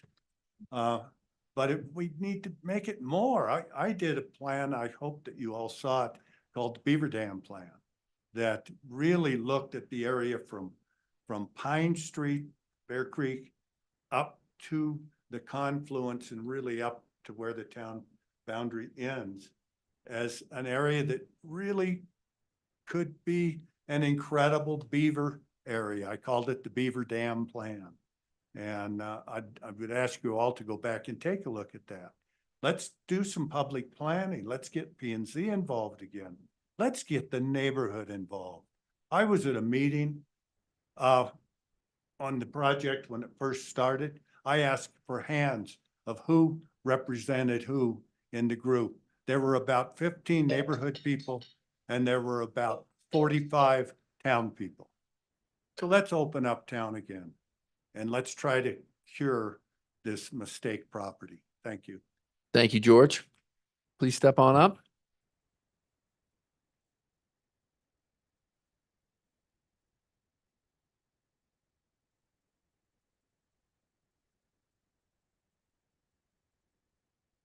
Hi, I'm Trang. I work for Pinhead. I just started Pinhead last year in August, actually at the end of August. In my first month into working, I was met with a flood. And I was met with pure disappointment that I wouldn't be able to carry out the programs for the kids of this town. And under direction of Sarah Holbrook, we were able to find a temporary space, but it's been a very hard time since starting there, not having actually a space to operate to make sure that we actually provide a good service for the kids of this community. And you know what? When you are talking about community space, you forget that kids are community too. And, you know, since starting at Pinhead, I really love this job. I love that I've been able to give back and I've been able to like really develop strong relationships with the kids in this town. But knowing that we don't really have an option for a permanent space has been really difficult to deal with. So a lot of the programming that I have been trying to start since being the program manager at Pinhead has been to make sure that it is accessible. So, you know, Jessica touched up on the free makerspace events that I've been holding, which invites parents and kids to come in to have an actual hangout spot. So we're doing a lot of things to make sure that it is inclusive. And when you're talking about, you know, Voodoo being the heart of the town and being an open space where, you know, when people walk by, they can see the community being vibrant instead of just people sitting on their laptops. That's what the things that we do at Pinhead is. We actually make sure that the kids are having a great time, they're getting a good education, but they're actually, you know, having a space to be themselves. And I am the person who has been spending the most time in our office per se, because I run all the programs at Pinhead. Right now we're in a basement, and right now we don't have enough space to actually run the programs that are necessary. Just in terms of storage alone for all the items that we use for our programming. And, you know, Jessica and Sarah also mentioned that we do a lot of free programming, not just for this community. We make sure it's the whole entire Southwest Colorado that has this easy access to good education.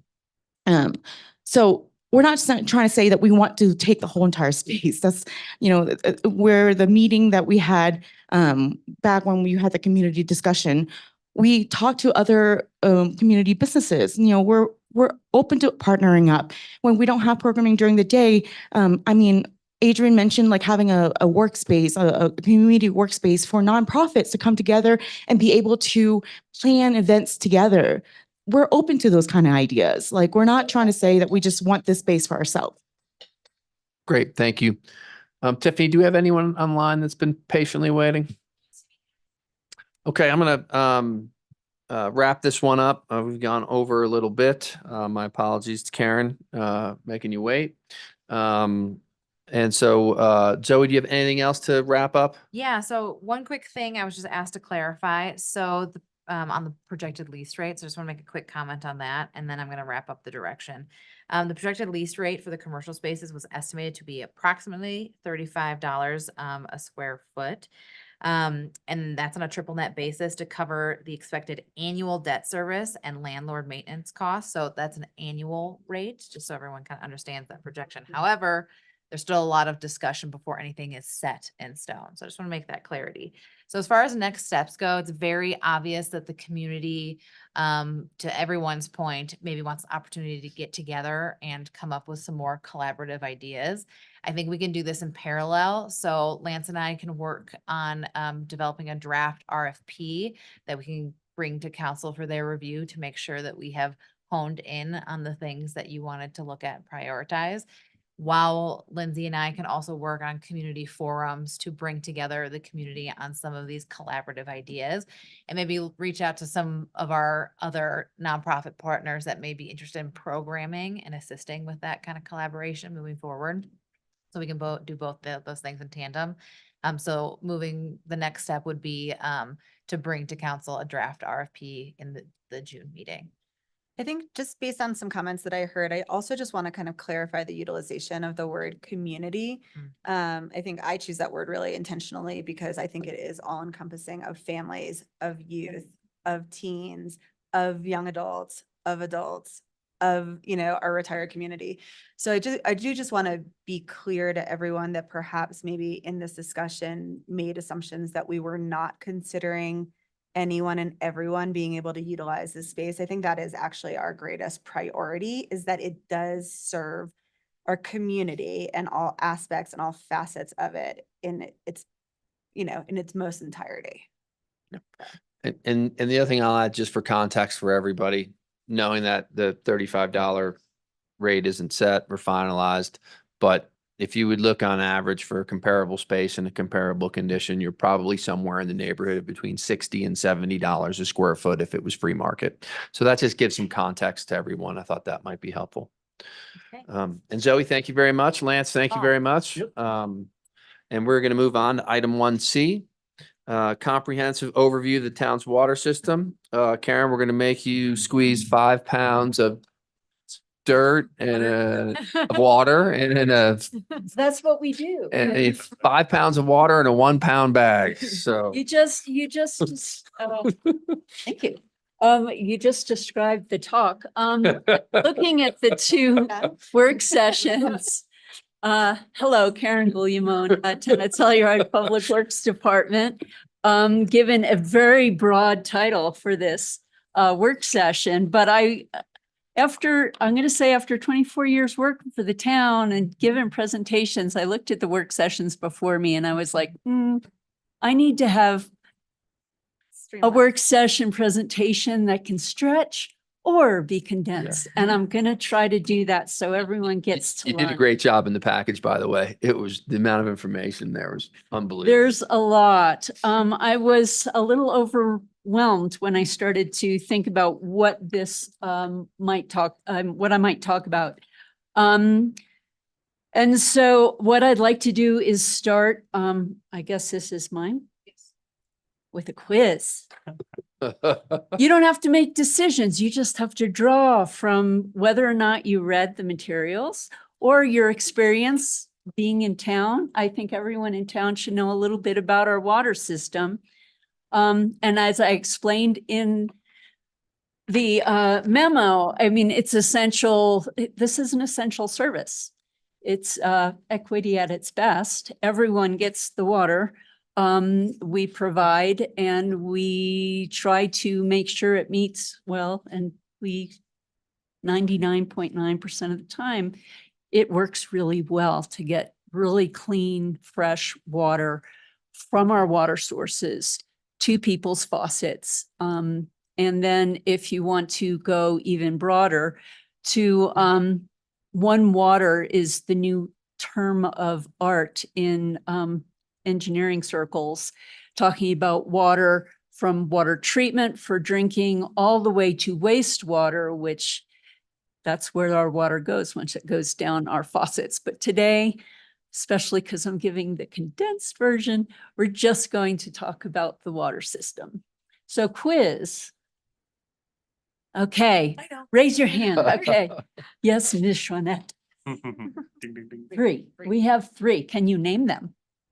Pandora, Mill Creek, can't remember. Stillwell. Stillwell, yep. And Stillwell is our emergency backup. See? Very trustworthy for part of the year. Does Telluride have raw water storage? Yes or no? Yes. Where is it located? Is that the Mill Creek one? No. Blue Lakes. Blue Lake is our raw water storage. And you can also include in there, we have water rights also in Lewis Lake that gets connected to Blue Lake and Mud Lake and Silver Lake, believe it or not, and a few other basins up there. But our raw water storage is there. And if you've been paying attention to the Colorado River discussions or Colorado water plan issues, having raw water storage is terribly important to help us deal with drought and buffer some of the issues that we're going to be facing in the future with climate change. Does Telluride have potable water storage? Yes, we have thumbs up. And then this was reported in a memo. That's why I'm asking something so specific. 1.25 million gallons. 1.5. Close, that was good. Yeah. We just it's not quite online, so it's a trick question. We just increased our potable water storage by 20% by getting the Lawson water tank integrated into our whole system. That's supposed to happen this week. So which water treatment plant has micro hydroelectric generation as part of the process? Pandora. Yes, Pandora. College Actually, that I totally system have is to really cool because once they get the Bridalveil power plant up and running, that water gets recolored according to our water rights reporting, and we reuse that water for generating at Pandora, and then we use some of that water for our potable to treat and go to the Pandora water tank or wherever else it might get sent. You guys did really well. You know a lot. So nice photo of Blue Lake, aptly named, no color filters on that one.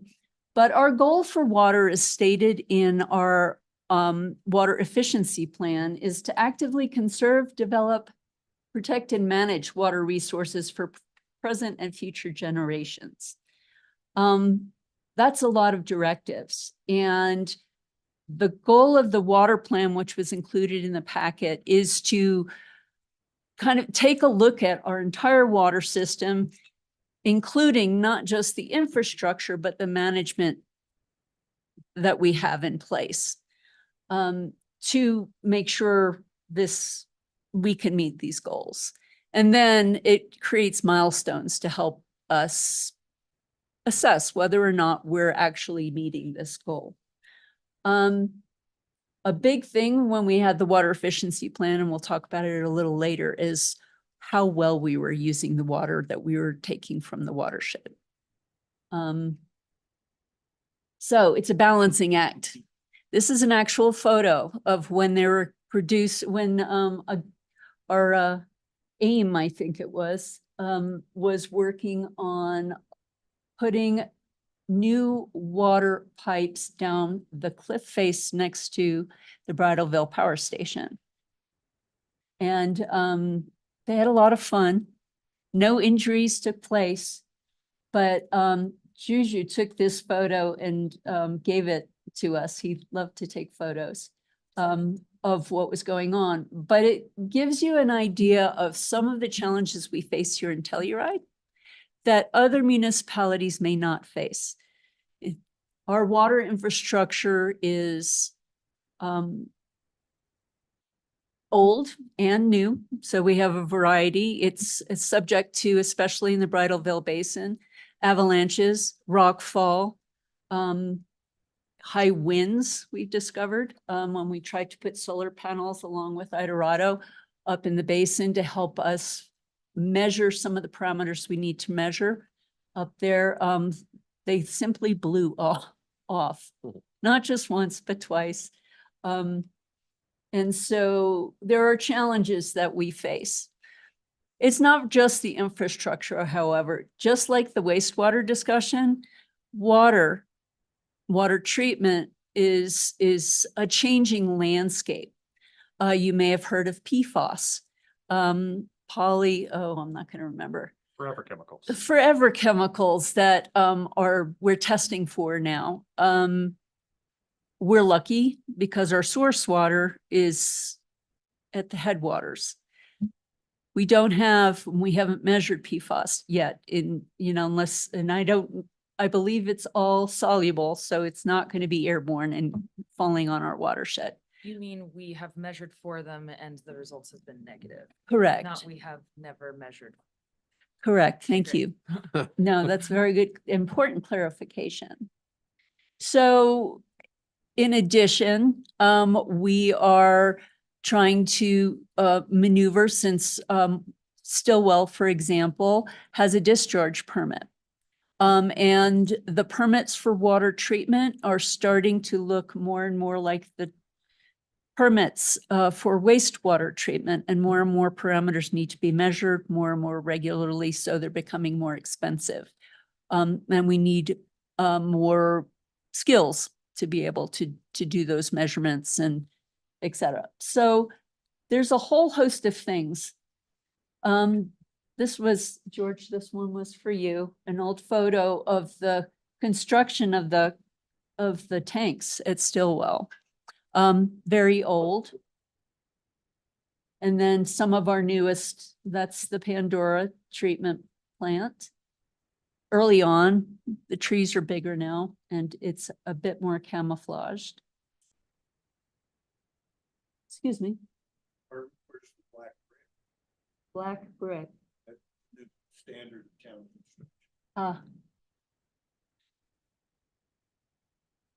construction. This is our water system. And it goes from, if you look at it from Pandora, tank at the Royer tank. And we have Stillwell Tunnel. I think I have no. Stillwell Tunnel, we have the WTP is our Mill Creek water treatment plant, which is our primary water treatment plant. And our water service area services all of these areas. You can see the Lawson tank in the far left corner. There are pressure reducing valves and there's pipes all throughout that. And then when we added Pandora, we added this whole additional section. So you can see, as I mentioned before, Lewis Lake, Blue Lake, Mud Lake, the pipelines that are all associated with that, going down to the Pandora water treatment plant at the top of that schematic. And then the treated water line going to the Pandora tank at Royer. As we speak, every year we meet with Idorado twice a year to talk about what the priority is for improving the water system up in this basin. And so we're getting closer and closer every year to having a 21st century system up there, which is nice since we inherited a system that was a mismatch of turn of the century milling pipes. So that system, which is kind of what we're used to looking at, when you become a nerdy engineer, starts to look like that. Our consultants did that because we had a lot of items to measure in the Pandora system. You don't have to memorize all that. I won't quiz you on it, but you see the yellow boxes that are all calculated. The gray boxes are measured, and those parameters all get taken into account so that we can report on our water rights. And we have a complex system of water rights. This is another geeky spreadsheet that our consultants have put together. And the spreadsheets, this one in particular, there are other tabs if you can imagine the worst spreadsheet you can imagine. But I only did this simple one to show that we have an array of water rights. We have an array of water rights. We have some on Cornet Creek, which is part of the Stillwell. We have the Stillwell Tunnel diversion. We have Mill Creek water rights. We have rights in Blue Lake and Lewis Lake, Mud Lake, Falls Crest diversion. And that is a fancy word for Bridal Veil Creek. All of those have to be measured and reported to the state annually. And they also have to be reported to Idorado or partner up in the Bridal Veil Power, up in the Bridal Veil Basin, as well as being reported, portions of them are reported when we have conferrals with our partners in the watershed, that such as Telski, Mountain Village, Aldosoro, folks who were objectors to the water rights transfer when we obtained water rights from Idorado and changed those to the municipal use. So an industrial use to a municipal use, you have to go to court. And so there were conditions on that change of use that we, as staff, keep track of all the water rights, and as well as an inflow stream measurements in San Miguel River by the gondola, because that's our water rights compliance point. And on the left, that's where our current gauge is. We get high flows. We also take a minimum of 15 flows so that we can ground truth the electronic data we get from all the equipment in the river. And then the one on the right, the photo on the right, was intended to be a nod to our staff who always get the job done. In this case, digging through 4 feet of snow to get to the Bridal Veil Creek so we could get a water quality sample. That was required by the state. Our staff does an amazing job, always being on call, making sure our water is going to get from one place to another in high quality basis. Every year, the water staff, in this case currently that's Stan Kirsten and I believe Tyler, issue a consumer confidence report. It's required by the state that goes on our website. This is this year's, or last year's, this is what it looks like. So that when you have constituents or somebody happens to call you who's from out of town wondering, I know I've had those calls. I don't know how many others have, but they're saying, how good is your water quality? What can you tell us? Where does it come from? I'm thinking of buying a home there, or we're coming for vacation and we'd like to feel confident that the water that we're drinking and swimming in is safe. So I point them to this. I often send it to them. And it's an assurance that there is, you don't have to know all the details. That has the details that folks generally need.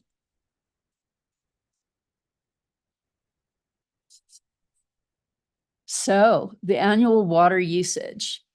One of the important things of our annual audit is that we're keeping track of water efficiency, which is a fancy term to say, how well do we use the water that we produce? If you can see in the beginning in 2006, we had data prior to 2006. There was a lot of water loss, or water we didn't know where it went, and it varies over the years. Part of that is leaks, part of that is meters that don't work as well as you intend. And so this was required as part of our comprehensive settlement agreement with Idorado. And it's been a very useful tool. As part of this, I mentioned that we have leak detection and repairs. We are also paying attention and measuring things we never used to. So these data have gotten more and more accurate, one would argue. It's interesting from 2014 to 2015, how 2014 is when we did our first water efficiency plan, and it went into effect in 2015. And maybe it's because we talked about it so much and people were turning water off, and we started really paying attention to leaks and how we manage some of our water. For example, one of the management strategies to deal with bluegrass, to harken back to some of the discussions earlier today, was to just fill up the Stillwell tanks and let them overflow. Just keep running so that we were producing water and treating water that was going back into the natural system, but we weren't using it. And so that was because it wasn't metered water. That was a big portion of that orange part of the stacked graph. And that stopped happening. So there were a few things that stopped happening that you can see that improvement. And then we started moving up again. A little bit in water use, a little bit of water loss. And then in 2020, we had our next iteration for the water efficiency plan. We updated it. And again, I'm attributing this somewhat to the fact that we were talking about water use and the importance of conservation and being conscious of what's happening. And again, probably part of it is also a renewal on the part of staff to look for leaks and to keep track of things. We were also replacing water meters in homes. As we redevelop, every home gets a new water meter.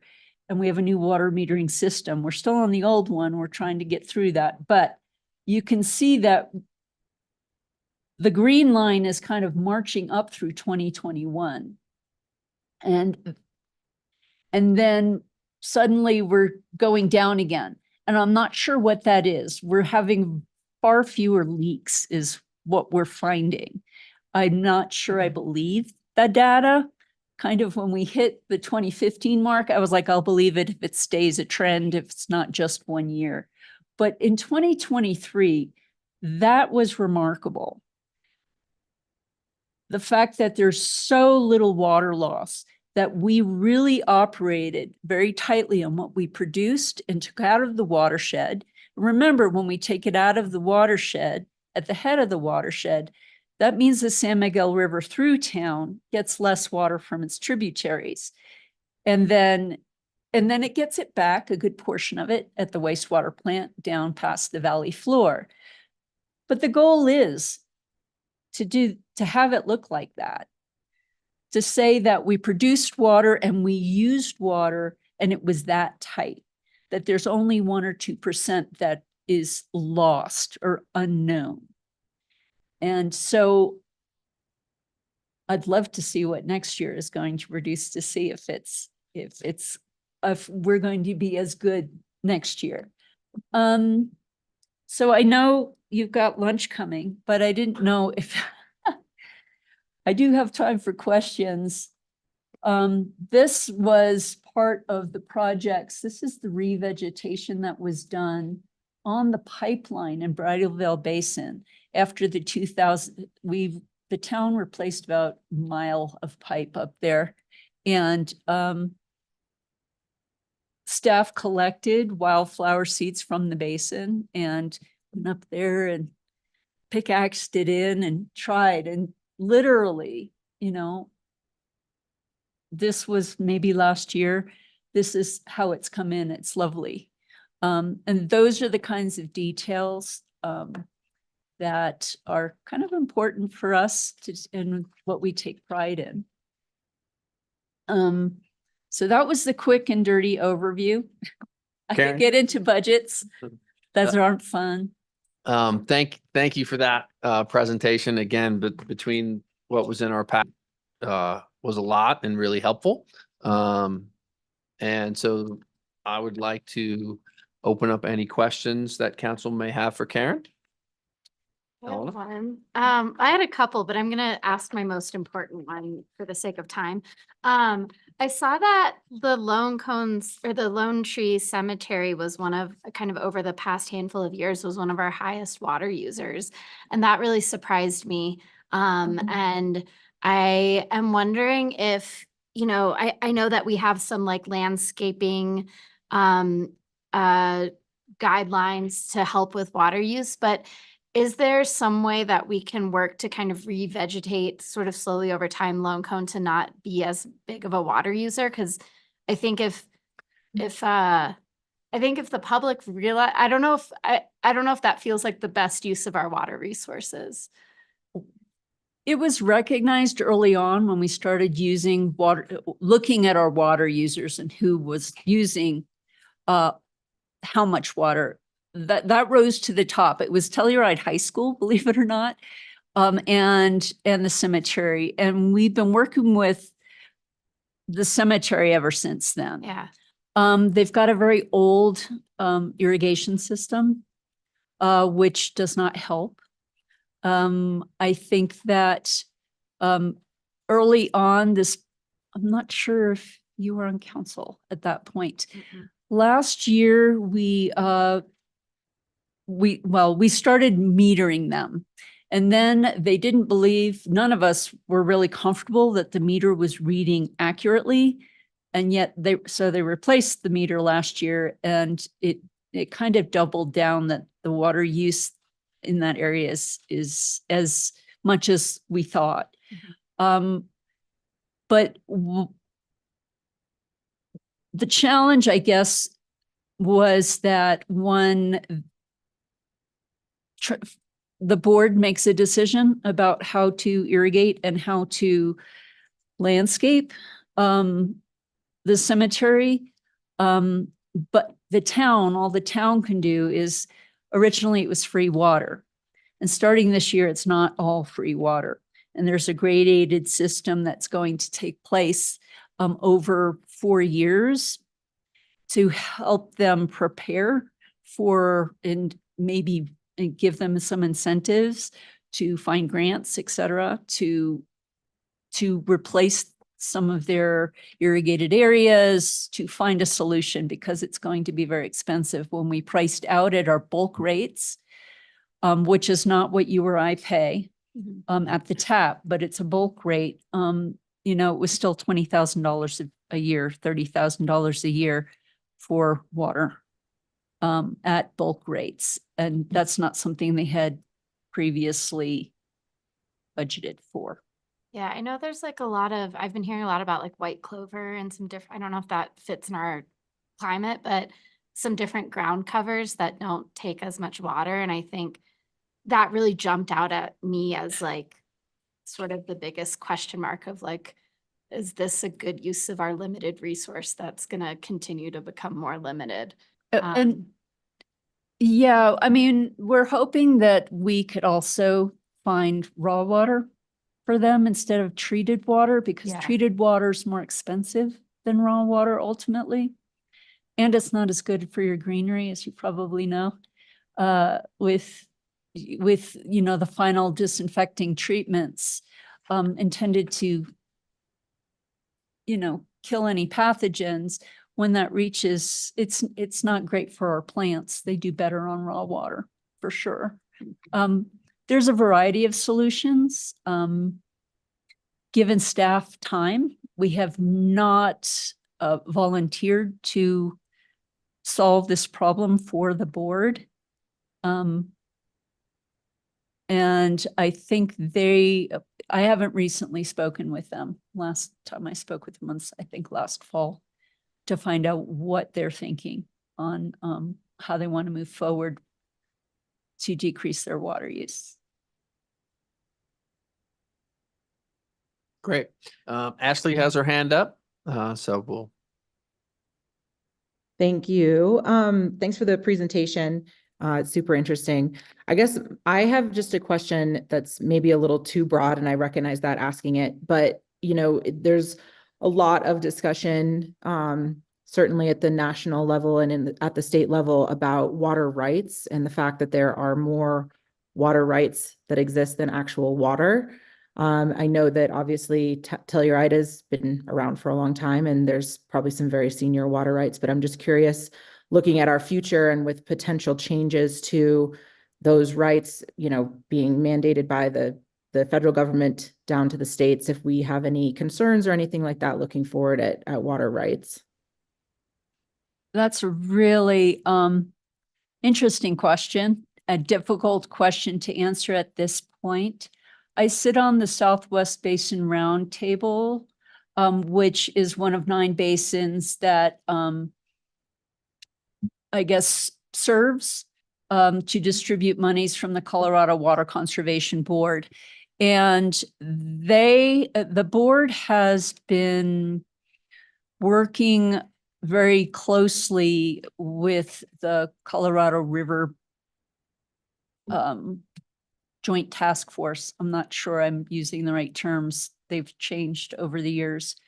That is researching, like, what happens if there's a call? You know, what's the worst case scenario?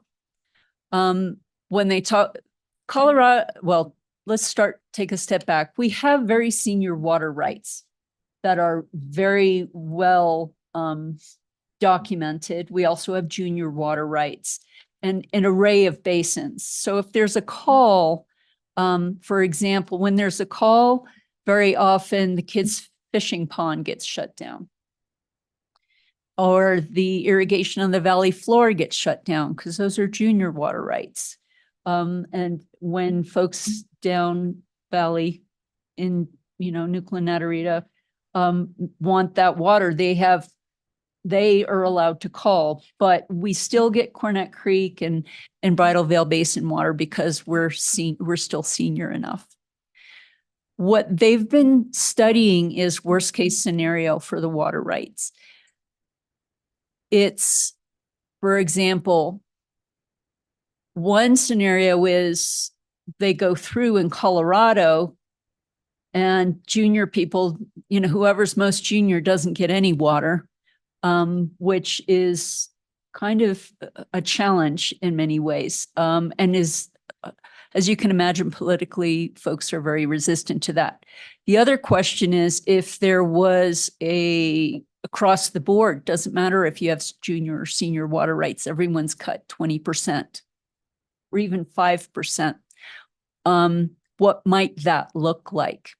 And then they model that for Colorado River flows, but also who might be impacted. Last month, we saw a lot of our neighbors had water rights that weren't as secure as ours, but even ours didn't look that great when it was colored with that sort of broad brush cut back on the Colorado River. And so while this study isn't final yet, I think it's important to keep track of these conversations. And to also, I think that we haven't had a water plan update since 2010. And I think a water plan update, now that we've almost built out our water systems, that we would look at a climate change scenario where we're getting 30% less snowpack. Do we still have enough water even with raw water storage? If we have lower flows in Mill Creek by 30%, what does that look like?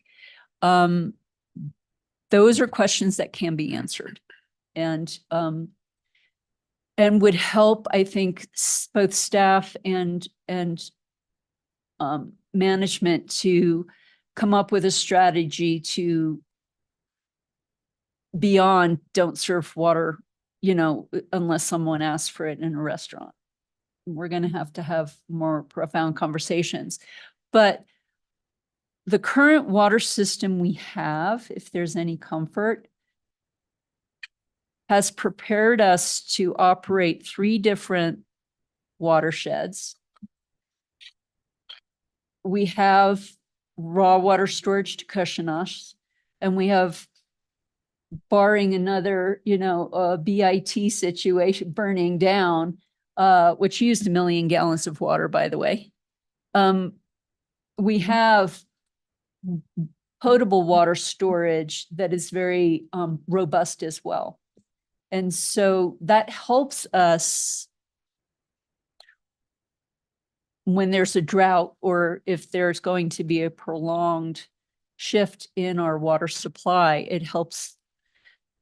This is the best we can do at this point. To be resilient, to have choices in operations, to be able to work with partners. And we've got very strong relationships with our water partners in this basin to figure out what has to happen next. Does that answer your question a little bit? Yeah, I think that, that hearing that we might need to do an updated water plan sounds like a good idea going forward, especially considering the very real climate changes that we're experiencing and that we're probably going to see coming down the pipe with, tightening restrictions and stuff like that, that won't be necessarily mandated at a local level. So I think that, yeah, I would suggest if town council, if we could do that, look at doing that water plan again. Do we have any other questions for Karen?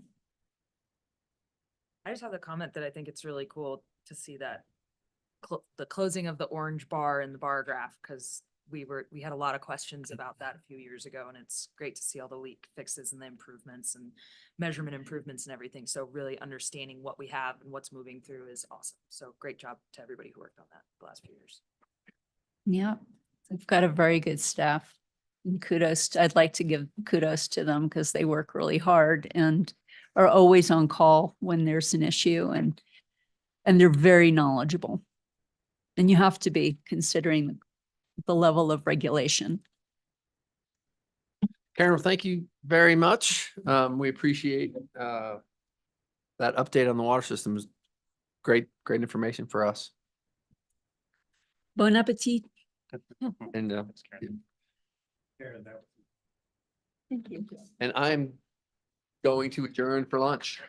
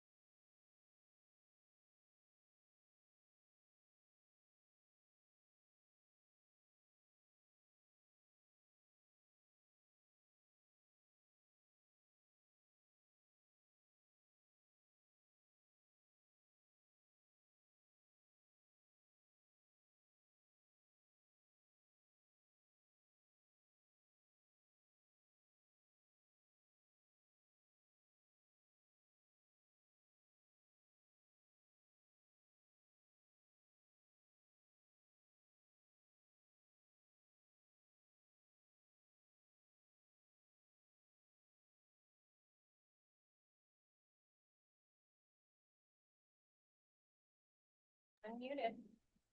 Okay, we are back from lunch break and going to restart the Tuesday, May 14th, 2024 Town Council meeting. It is 1:00 on the button. First item on the agenda this afternoon is public comment. If you're here for public comment, please keep in mind that you'll be allotted no more than 5 minutes, and the overall public comment will be limited to 45 minutes per meeting. Is there anybody in the room for public comment? Seeing nobody in the room for public comment, Tiffany, is there anyone online? Okay, great. So there is no public comment for today. That brings us to item number 3, presentations and proclamations. 3A, we have introduction of a new Deputy Marshal, Paige Eves, and we have the chief here to introduce her. All right, good afternoon, everybody. So today I'll be introducing 3 new employees to our department, starting off with Paige. So Paige comes to us from Michigan. She spent about 12 years working in the corrections department. She's been here in the Telluride region now since last summer, and recently just graduated the Law Enforcement Academy at TCR, finishing top of her class in physical fitness. So she comes to our department with a ton of experience, and we're extremely excited to have her. Awesome. I am really excited to be here. I love the outdoors. I love this town. So I'm excited to serve the community.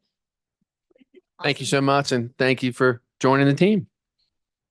We will keep the chief in the hot seat, or the hot stand, I guess, the hot podium for 3B, and that's the introduction of our new code enforcement officer.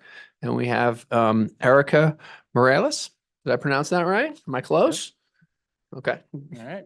So Erica started with us back in February, March, I believe. So Erica grew up in Zacatecas, Mexico, has lived in the Telluride community for about 20 years, correct? She is extremely upbeat, always positive, has been a joy to have at our department since she started. She's currently in our field training program, working with Jeanette Loven. All right. So I am excited and thank you for this opportunity in my life. And I'm so happy and I love my community. Thank you. Thank you so. And 3C, continuing along with chief, we have introduction of new administrative assistant, Charlotte. Is it Coffee? It is. All right. So Charlotte started with us back in April, so she's taken over Callie's position as Callie moved over to Joyce's position. Charlotte attended Ohio University, where she attained her bachelor's and her master's in social work. She's been in the Telluride community since December of 21. She worked for San Miguel County. She's worked at Parks and Rec here in Telluride, and also at most recently at the TMC. So we're extremely excited about what Charlotte brings to our department and our front staff, and she's been doing fantastic so far. That's all I got. Hello, I'm very excited to be back with the town. Parks and Rec was a dream, as is the Marshals Department. So I'm happy to be back with the town of Telluride. Thanks so much. Thank you. Item number 4, appointments to boards and commissions. Current board openings. The Telluride Town Council is accepting applications for current and upcoming vacancies from citizens interested in volunteering their service on one of the following town's boards, committees, or commissions. Applications must be received by noon on Monday, May 27th, 2024, for possible consideration at the next town council meeting, June 4th, 2024. Board of Adjustment and Appeals, 5 regular seats for a 1 or 2 year term, 2 alternate seats for a 1 or 2 year term. Commission for Community Assistance, Arts, and Special Events, 1 regular seat for a 1 or 2 year term, town resident, 1 alternate seat for a 1 or 2 year term, town resident. Ethics Commission, 3 alternate public at-large seats for a 1 or 2 year term, town resident, 1 regular public at-large seat for a 1 or 2 year term, town resident. The Election Commission, and this seat is being considered today, 1 regular seat for a 2-year term, town resident. Open Space Commission, 2 alternate seats. Excuse me 1 second. 2 alternate seats for a 1 or 2-year term, town or county resident. Planning and Zoning Commission, 1 alternate seat for a 1 or 2-year term, town resident at least 1 year. Please note that town council may choose to appoint a sitting alternate to a regular seat vacancy. Should that occur, council reserves the right to appoint any applicant to an alternate position. And then with that, we go to 4B. We have Piper here for the Election Commission, 1 regular seat for a 2-year term. Thank you. So you're probably all familiar with Carly Shaw, I would assume. She is reapplying for a seat on the Election Commission, which she has served on since February of 2018. There have only been 3 meetings of the Election Commission during that time, but she has had 100% attendance. And she also participated in ballot order meetings for regular municipal elections. She's unable to be with us here today, but if you choose to reappoint her to the seat, it would be for a 2-year term effective May 26, 2024. Great. Are there any questions for Piper? Seeing no questions, I would entertain a motion.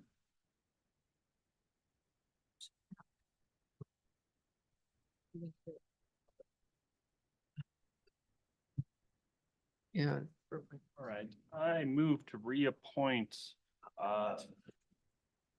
Carolyn Shaw to the Election Commission for a term of 2 years effective May 26th, 2024. Second. We have a motion from Dan. We have a second from Mian. Is there any further discussion, or do we have anybody on Zoom, Tiffany? No. Okay, great. Again, a motion from Dan, a second from Mian. Dan, how do you vote? Dan, yes. Mian? Yes. Elena, yes. Geneva, yes. Ashley, yes. Teddy, yes. It is approved unanimously for Carly Shaw. Thank you. Thank you, Piper. That brings us to item number 5, consent calendar. It's approval of the minutes of the regular meeting, April 30th, 2024. Do I have a motion? I move to present the consent calendar as presented. Approve as presented. I second. We have a motion from me and Fee and a second from Dan. Mian, how do you vote? Mian, yes. Dan, yes. Elena, yes. Geneva, yes. Ashley, yes. Teddy, yes. The approval of the consent calendar is unanimous. That brings us to item number 6, public hearing. And we don't have any, no public hearing items. I just want to double check. And that brings us to our action items. 7A, consideration of approval of an intergovernmental agreement between the Board of County Commissioners of San Miguel County, Colorado, and the town of Telluride, Colorado, concerning noxious weed management and control services. I don't see Karen. I don't see Karen online either. So what we can do we want to go to 7B? Yeah, why don't we text Karen and I'll happily jump to 7B. Perfect. So skipping over to 7B, that is an introduction and first reading of an ordinance of the Town Council of the Town of Telluride, Colorado, amending section 2-4-20 of the Ethics Code to remove the 75-foot proximity for town staff. And we have Zoe Denal to present. Thank you. So I'm just going to reiterate kind of what's in your memo for today and to the public. The town of Telluride has continued to plan and execute numerous public projects related to housing, parking, trails, and a number of other public benefits. Today, we're discussing Chapter 2, Article 4 of the Telluride Municipal Code, which defines and prohibits town employees, so again, employees, from being involved in town official action or property within 75 feet. So on this issue, town employees don't often involve an actual conflict of interest. and therefore depriving the town of critical town employee input on town business can be detrimental. So as we look forward to some of our bigger projects such as Carhenge, Lot L, Canyonlands, Tower House, this could mean the potential recusal of a town manager, a town attorney, our historic preservation director, so on and so forth. So key and pivotal staff. And as the town continues down this path of development in some of our key areas, I think the issue will only perpetuate. So we're bringing this item to town council to relook at how this is put within our municipal code or in the ethics code and the 75 feet. Staff has the suggestion of removing this piece from our ethics code and instead, so eliminating the 75-foot proximity conflict of interest and replace it with the ability of the town manager to separately and independently determine if a town employee has an actual conflict of interest on a specific town issue in question. Also, it's recommended that if that the town council can retain authority to require their appointees, so that would be the town manager or the town attorney, to recuse themselves for any project or official action that the council deems of conflict. So we still have those checks and balances in place, but we are able to better assess an actual conflict of interest instead of a blanketed proximity rule that is becoming more of an issue as we look at these development opportunities. Great. Thank you, Zoe. I know we've discussed this a little bit in the past and basically gives us an opportunity to be more productive with staff with all the projects coming in and in a tight little town like Telluride. You know, we need lots of people to be able to contribute and conflicting people out when it may not be necessary just will hurt that process. Any questions for Zoe from council? I don't have a question, but I think it's just important for the public to understand that by doing so, there still are several levels of oversight over any of these employees. And so this will not be, you know, an unchecked situation. So, which is where I feel very comfortable with moving forward in this direction. Town council still has oversight over town manager's office and the legal department. And then the town manager would oversee the staff themselves. So from my perspective, this is a really necessary step in order to make sure that we can use the talent that we have on staff most effectively. And just to be clear, this is staff only, you know, for people listening or in the room, not the 75. The vacation of the 75 feet does not apply to council members and doesn't apply to commission members as well. So it's just exclusively for staff. So we want to make that clear, crystal clear to everybody. And that just as Mian had mentioned, we still have checks and balances that we feel if there is a question of, you know, can the ethics be clear to participate, that you know, we can bring that up as needed, and we have that set in place with this. Any further questions for Zoe from council? I would just say, like, I definitely think that this is a good step for us to take. I'm curious if this is a common thing in other places, or if this is like one of our special Telluride things that we, that years ago was an issue. And so there's this rule and yeah. Yeah, so I can probably try to provide a response to that. This is Kevin Geiger, town attorney. So our ethics code provisions are pretty unique in the state of Colorado. They are fairly restrictive, which is your prerogative as a home rule municipality. You can do that under Colorado law. You have that discretion. I'm not aware of a lot of other municipalities that have or continue to maintain a proximity limitation for town staff on projects. You may remember we did a change in 2015, I think it was, where we narrowed what we call the proximity was 150. We narrowed it to 75. And we're still seeing, I think, problems with specifically town employees, even at that 75 feet. 75 feet, you think of 3 lots basically in town, because basically they're 25 feet wide in town. So I think this suggestion came up from the town manager. My recollection is you had a discussion on this in the fall of last year. I drafted this language all the way back, I believe, in September. I think with the election and some of the new council members coming on, we were waiting to bring it forward and didn't want to have it be one of the first things that council looked at. But nevertheless, we're here now because I think Scott wanted to refocus it with council. But it's pretty unique to have proximity limitations at all, just in general.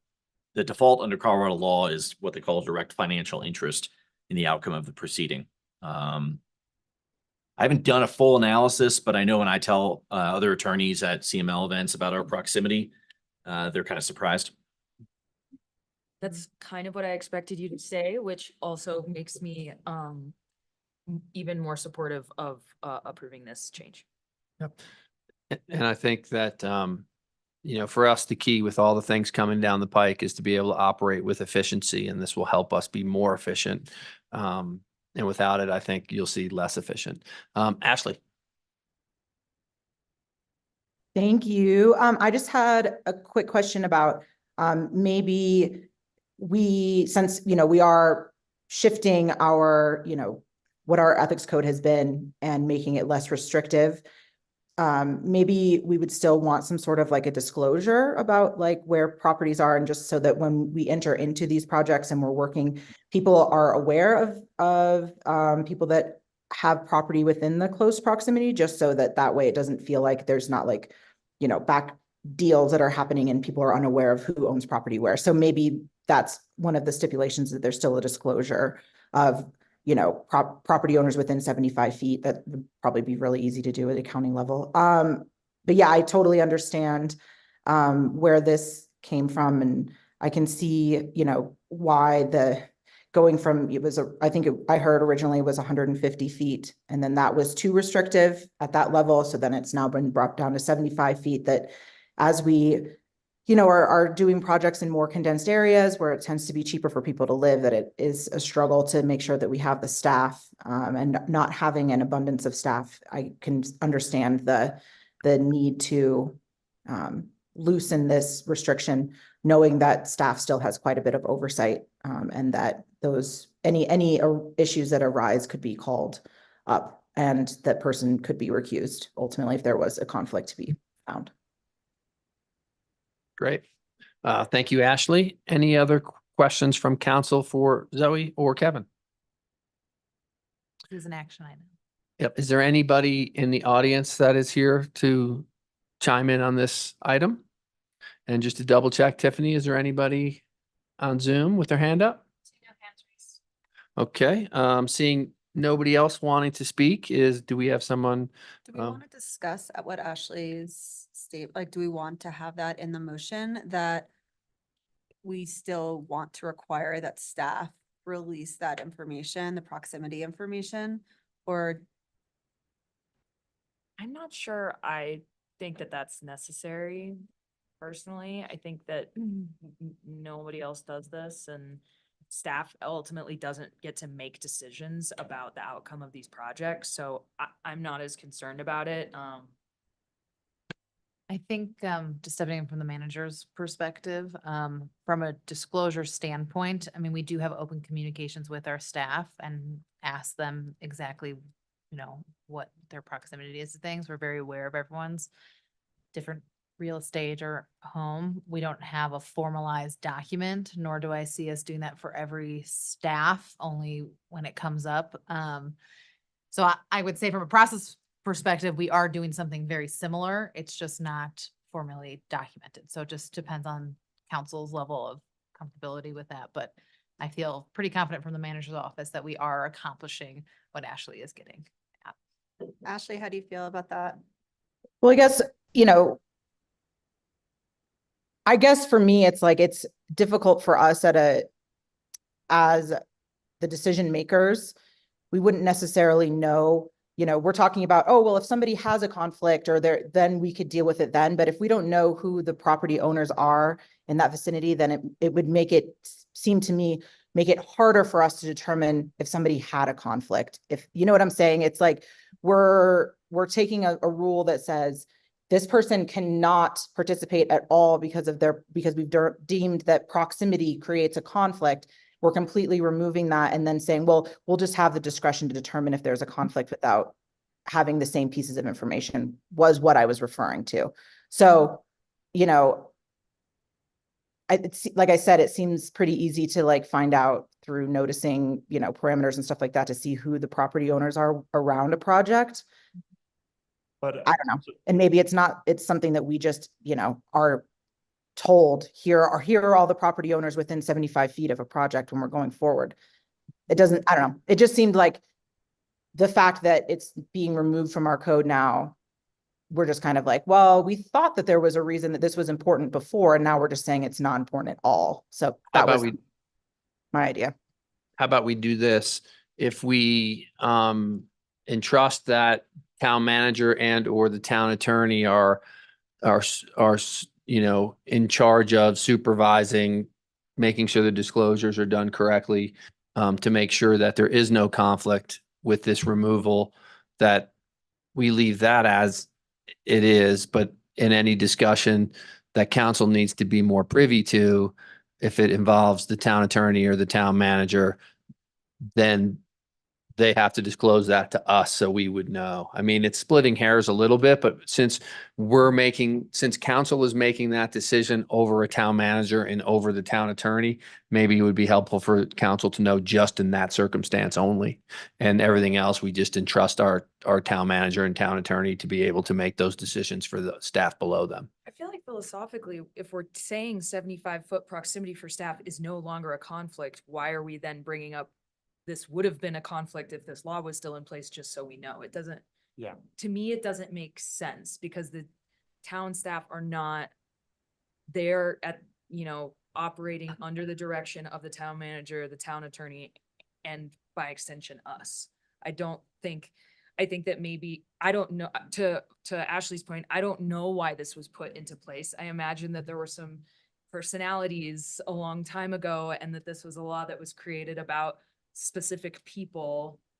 That's a guess. I don't know the history of it, but the fact that nobody else considers proximity a conflict for staff should tell us something about, I think, how to view this. So then do you have to then change this? Because that's where it's referenced at the bottom, that you can call somebody up if you determine that there happens to be a conflict of interest, that generally there is none.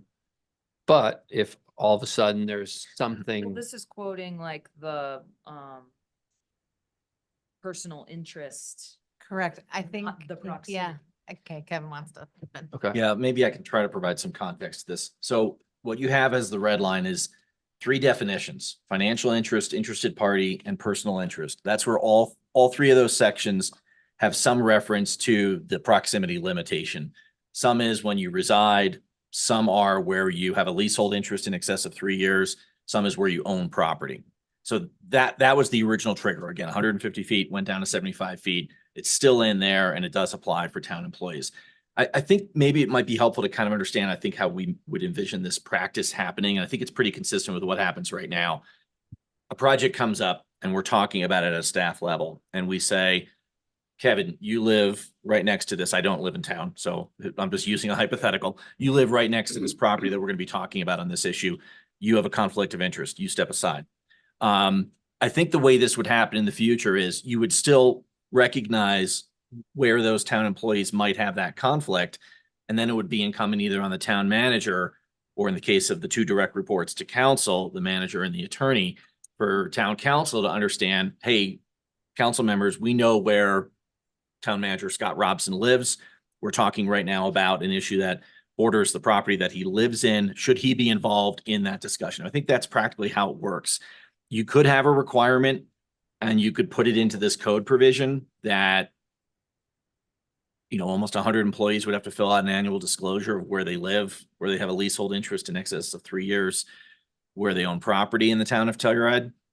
Again, not every employee is dealing with, let's say that issue comes up.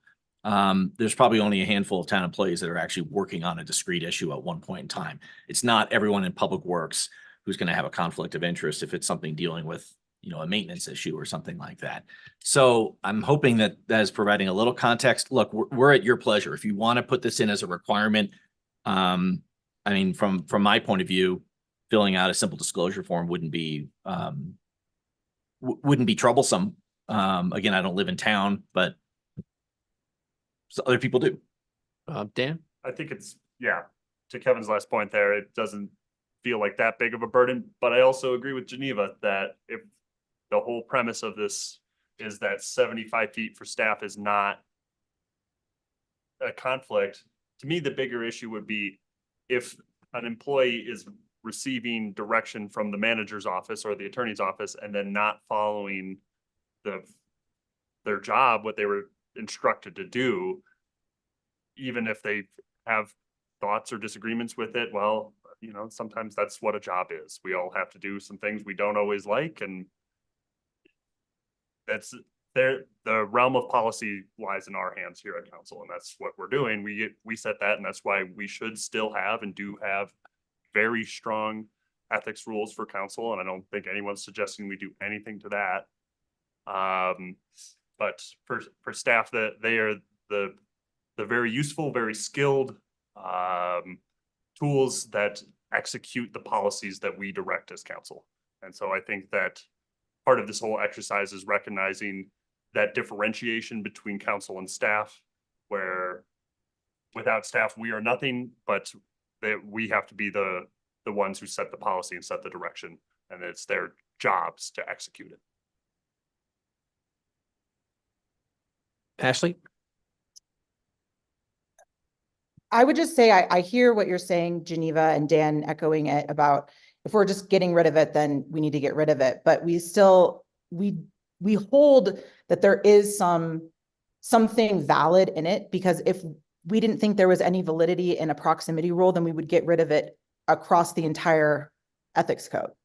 So we, by not doing that, say that there is something to us keeping this proximity, that it has some meaning to us.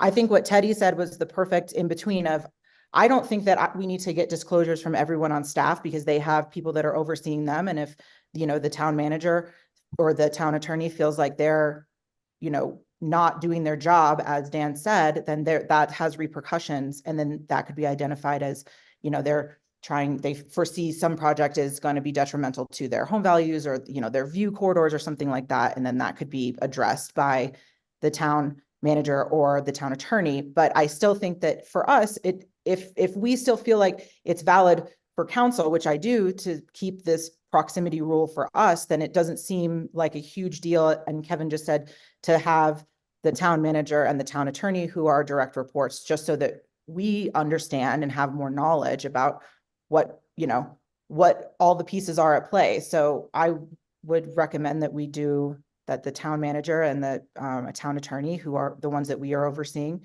just give that disclosure to us. We don't have to do anything with it. It doesn't mean that they are, you know, going to be, that now makes them recused or anything. It just is more information for us to have. And I don't see how that could be an issue. I just disagree. I think scrutinizing our staff for something that, when they're not the decision makers, if you're saying we're not going to recuse them because from knowing information about where they own property or where they live, then why do we have to know it? It just seems to me like more fodder for more controversy, when this is a restriction that we uniquely as the town of Telluride put in, not you, not I. Like, I don't see a reason to have this. So I see why it is in place for town council, because they're decision makers. But I just see a fundamental difference, and I feel like it's a little, I don't know, big brothery on our staff, who are just there to execute the direction that we are given, and makes our staff members seen as political figures instead of just their, you know, intelligent, comprehensive, creative action and work that they're doing for the town, but instead making it into, they are a political part of this larger puzzle, which I don't think that they are or should be. That's for us to take the heat from, not for staff. So that's where I feel like you're saying that by having people disclose things or give information, that presumes something negative about them. I think that it reads very much into having transparency and clarity and everybody knows what's going on, it doesn't to me somehow create an implication of wrongdoing. So But that's my perception on it. So we don't need to have a back and forth about it. That's just, I feel like having more information is more information, and it just gives us better understanding of the entire picture at any time. I think in the world we're living in, people in the public are gonna leverage this planning person owns property here, so they should be recused, and it's gonna turn into this whole thing. And the whole point of this is to,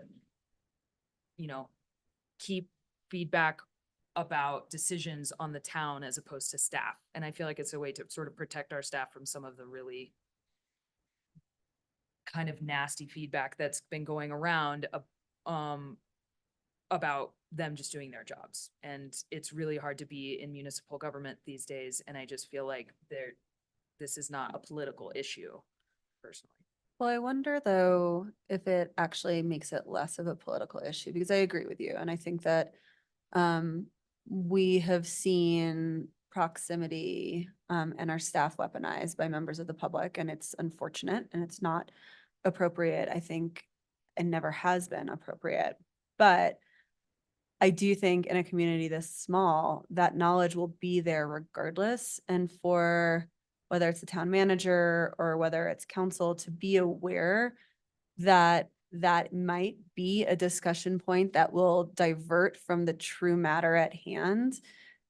Having that knowledge before it's being brought to you by somebody who's not a part of the process may not be the worst thing in the entire world. And it could also be that, councils past us will say, we don't need this at all, but maybe this is the baby step to get to that point where we're taking the training wheels off, but we're not necessarily pushing ourselves down the hill quite yet. I don't know. I mean, I could go either way on this. I trust our staff implicitly, but I do see that, it may make sense to just alleviate any public concern that someone could be steering a conversation without an understanding as to why that conversation is being steered in one direction or another.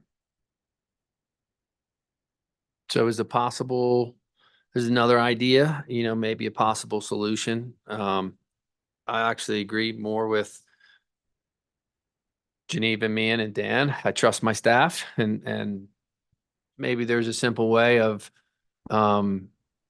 just creating disclosures so people know where know we don't have a problem with it ethically. We're removing it, but just so everybody knows, here's where you live. And yes, poor Karen is part of the decision, and Karen lives there and everyone knows it, and we're fine with it, but we're not, not that we're hiding anything, because we just want to get rid of this rule. So again, this isn't about hiding. This is about creating more efficient government to tackle all the things coming down the pike in a small, tight town. And that's what we're trying to accomplish here. So again, for me, it's a great, healthy discussion. I trust my staff. I'm good with it just going away with no strings attached to it. But I also understand there may be a second tier to it. I'll only offer one more thing just from the manager's office. We're very lucky that we are a staff of 108, and therefore we do know intimate knowledge of all of our staff. And from a manager perspective, I don't need a disclosure agreement to know where someone lives or the intricacies of their life and what they're involved in. We have that rapport with all of our staff. So if the intention is to ensure that the manager's office or directors have intimate knowledge of their staff, I would feel very encouraged at the fact that we do have that rapport with our staff without the formalities of a disclosure agreement. But if it does make council feel better in other ways, to Kevin's point, it's just a form that we have to fill out. So just kind of adding that piece, and I'll leave it to you for the next step. Yeah. And I think that it's not so much staff on staff. It's more what Meehan said with someone weaponizing it. Oh, I didn't know that Zoe lived across the street and she's setting this up. And, and the fact that if you just went into something and say, X amount of staff working on this project lived in that proximity. That doesn't affect any decision making. That doesn't affect anything, but just so everyone has that information, because Mian's right. Whether it's right or wrong, the opposition isn't going to care. They're going to use whatever they can against you to monkey wrench your plan. I That, feel like we're highlighting it though by putting it up as this thing. Yeah, I haven't weighed in on this yet, but I tend to agree with Geneva and Dan. I think that if we're gonna say that this is not a concern for us, to then also say like, well, it's a little bit of a concern and we want to make sure everyone knows all of these like intimate personal details about our staff, which are not our elected officials. Like I think we sit in different seats. We kind of put ourselves out there to be criticized for better or worse, but our staff, I think, you know, that they aren't necessarily signing up for the same kind of scrutiny from the public. And if we can, I think if we put it out there, it's going to continue to draw attention to it. And I do feel like there's kind of a contradiction in what we're saying as town council. If we're saying this doesn't matter, but like it matters enough to like make some paperwork out of it and to make it all public, but it doesn't matter. Like that's conflicting direction, I think. And I think it's confusing for the public too, because they're going to be like, well, does this matter or doesn't? Because you made them put all this information out there. So clearly it matters. You know what I mean? yeah, absolutely. I'll take one more comment. Ashley? Thanks. I'll make it brief because I'm obviously in the minority here. I wanted to say I really didn't appreciate the comment that I was somehow on an opposite side saying that I, disrespected or didn't like our town staff. That's not the position that I'm coming from. So I just wanted to put that out there because I felt like that was a little bit of a low blow. But like I said, it sounds like I'm in the minority on this, so I'm happy to move on.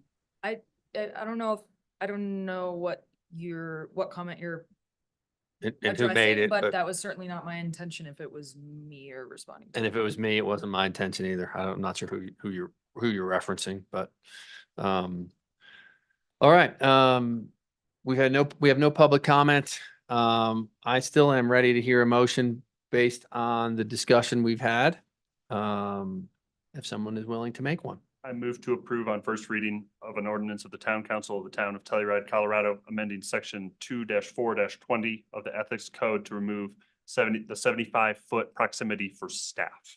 We have a motion from Dan. Do we have a second? Second. We have a motion from Dan, a second from Elena. Dan, Kevin, do you? Yeah, we probably should have put in there because this is a first reading on an ordinance that you would direct the town clerk to set the matter for a public hearing on your next meeting, which I believe is June 4th. Okay. You just accept that if you want. I accept Kevin's friendly amendment to direct our clerk's department to set a second reading. And Elena, you have to accept that change as a second. I accept that change as a second. Okay. Dan, how do you vote? Dan, yes. Elena? Elena, yes. Geneva, yes. Me and yes. Ashley, no. Teddy, yes. It is approved with just one dissenting vote. Back up to 7A. We rushed poor Karen to come back, and then she got to sit in for more of the fun. This is consideration of approval of an intergovernmental agreement between the Board of County Commissioners of San Miguel County, Colorado, and the town of Telluride, Colorado, concerning noxious weed management and control services. Good afternoon, council. Thank you for hearing this item. Karen Guillemon with Public Works. We've had an agreement with the county weed management services since 2001, at least, maybe before that. And this year is no different. Each year, we either extend the existing agreement or we modify the agreement to update it with new codes, new procedures. Usually when staff changes over, it gets modified slightly. And this year is no different. 2024 IGA is an update to the previous versions to better reflect the current means, methods, and procedures followed to manage invasive weeds on properties owned by the town of Telluride. And this is an exception for the valley floor. The Valley Floor Management does not fall within this agreement. That's handled separately by Open Space. And sometimes the county and other entities. The term of this IGA will end at the end of this year, in December. Do you have any questions specifically? I don't have any questions. Does any council member have a question for Karen? Is there anybody in the room that has a comment or on Zoom? Any further discussion from council? I move to approve the attached intergovernmental agreement with San Miguel County concerning noxious weed management and control services. We have a motion from me, and do we have a second? Second? There's a motion from me and a second from Elena. Mian, how do you vote? Me and yes. Elena? Elena, yes. Geneva, yes. Dan, yes. Ashley, yes. Teddy, yes. Action item 7A is approved unanimously. Karen, thanks again. That takes us to item 7C, introduction and first reading of an ordinance of the Town Council of the Town of Telluride, Colorado, amending Telluride Municipal Code, Section 2-1-90, nonpartisan issue petitions and nominating positions. And we have Tiffany for this one. Yes, thank you, Mayor and council members. So this is really just cleanup of our municipal code. This has not come before you at a work session because it's a really simple change.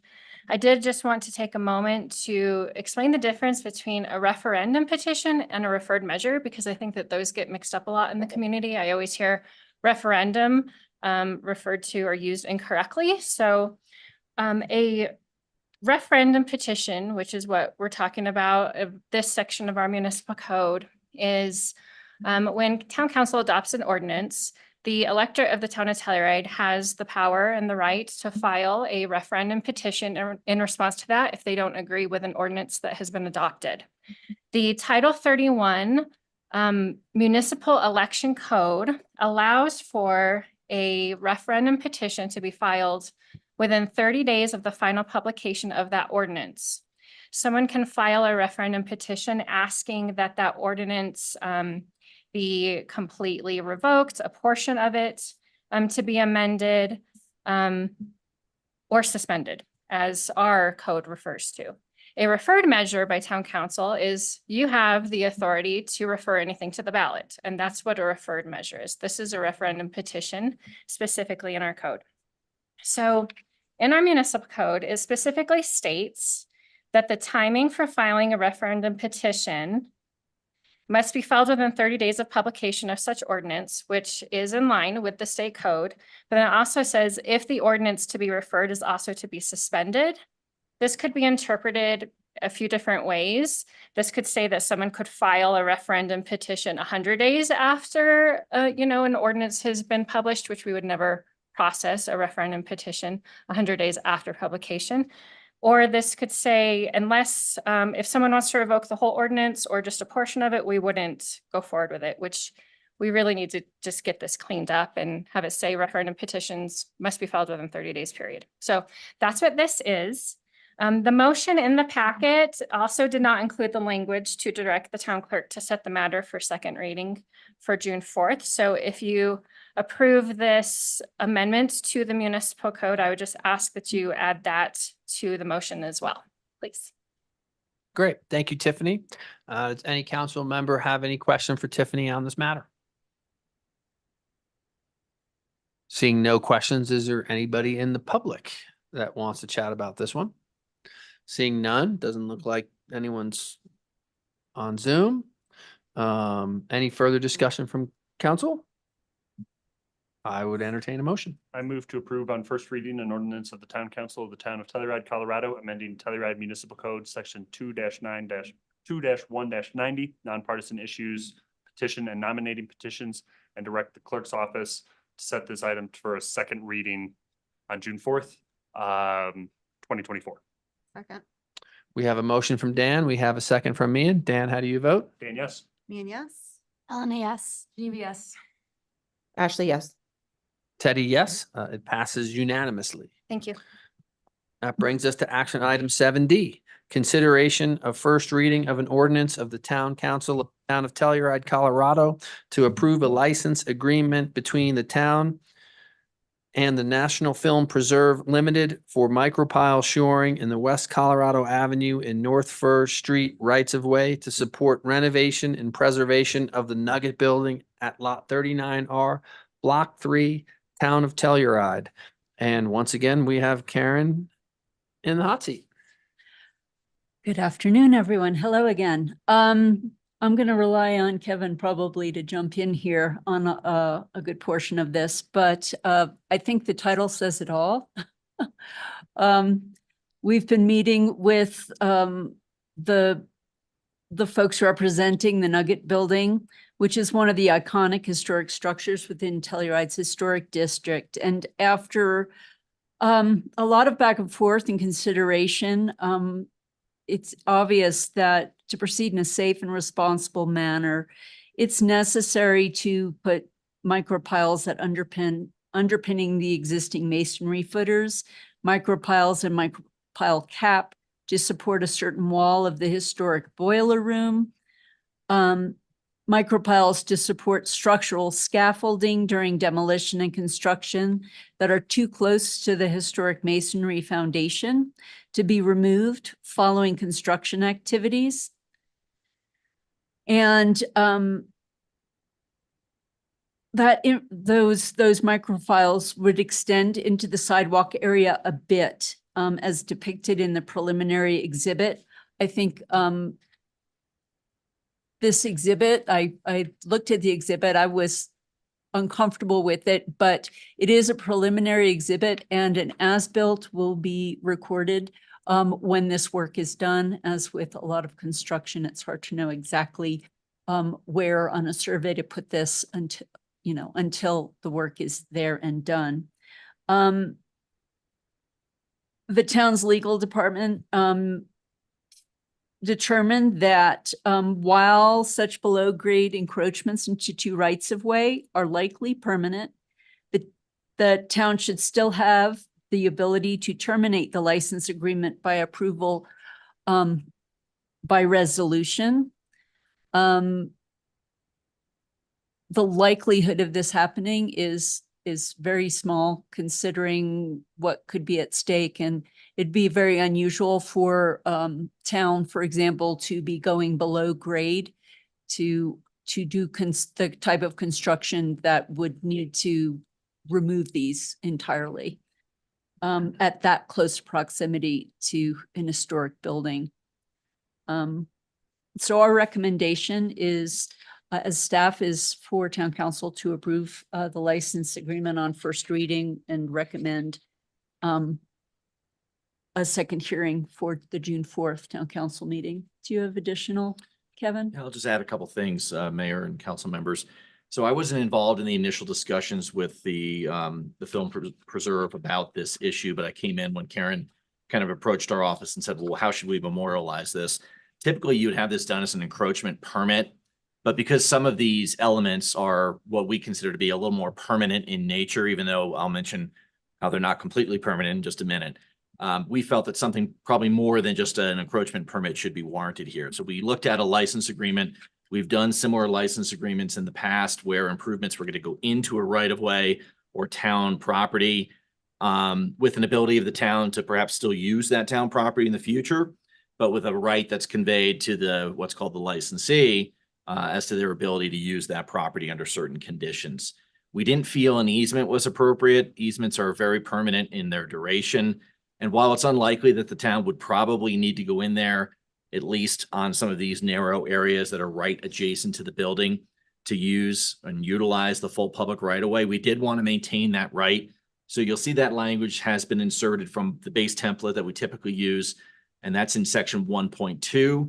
And the compromise that I was able to work out with the attorney representing the Film Preserve was that town council would actually have to have a meeting on this issue. And by resolution, you would have to pass a resolution that would make certain findings.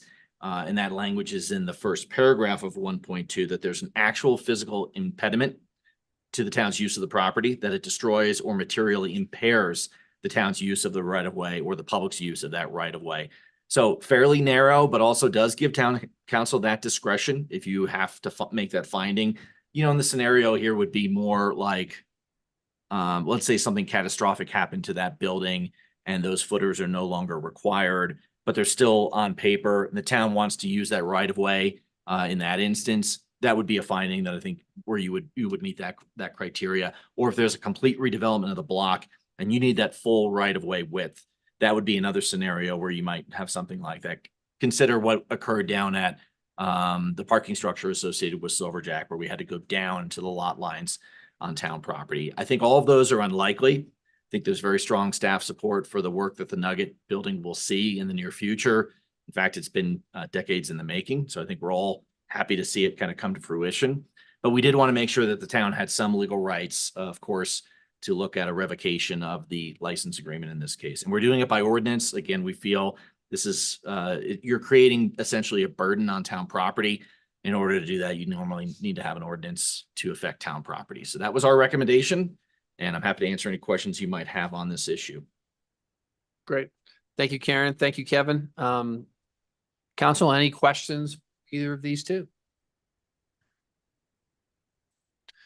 Is there anybody in the audience for public comment on this? We do have one hand up for public comment on Zoom.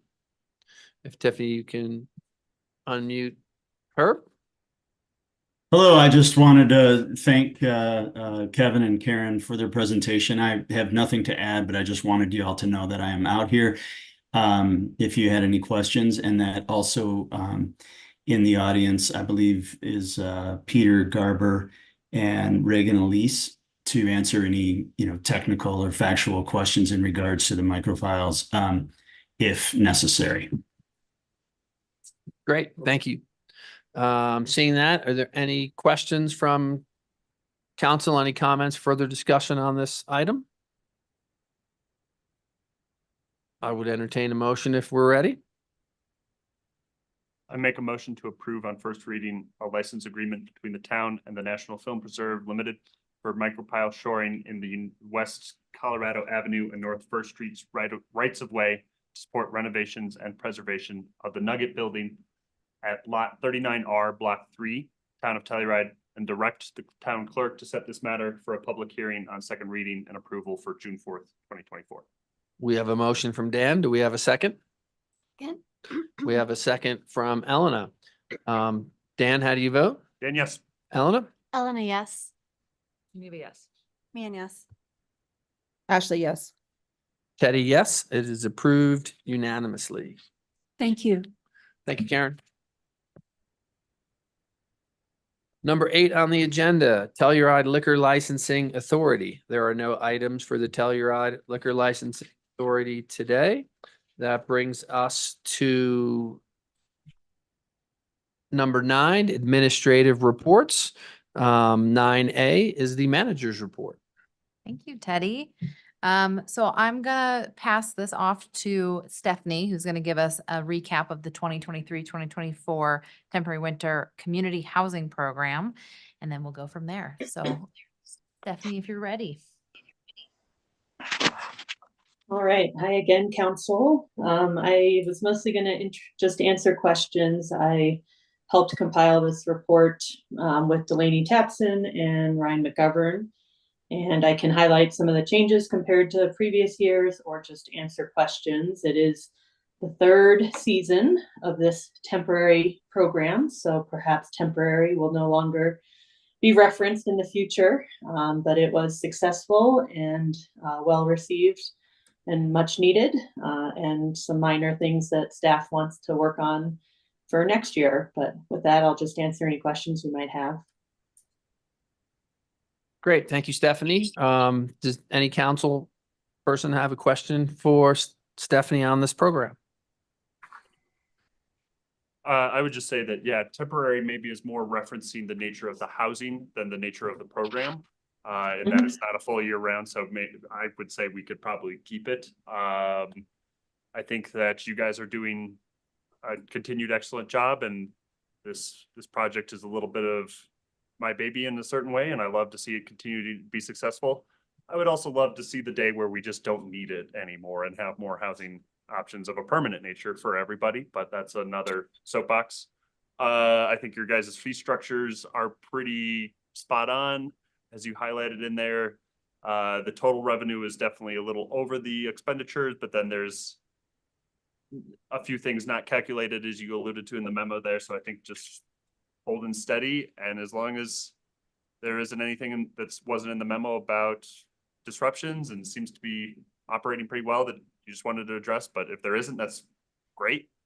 Yeah, I think we should just keep this program rolling, and it's pretty clear we still need it at the time being, in my opinion. Ashley? Thanks. Yeah, I think that this program has been successful. I don't know if there'll ever be a time when we don't need it. I think back to the days when there was the buses parked up on Tomboy Road year round. So I think there's always going to be, you know, a little bit of a, you know, wild and free spirit in Telluride that'll want to just blow in and be here for shorter periods of time.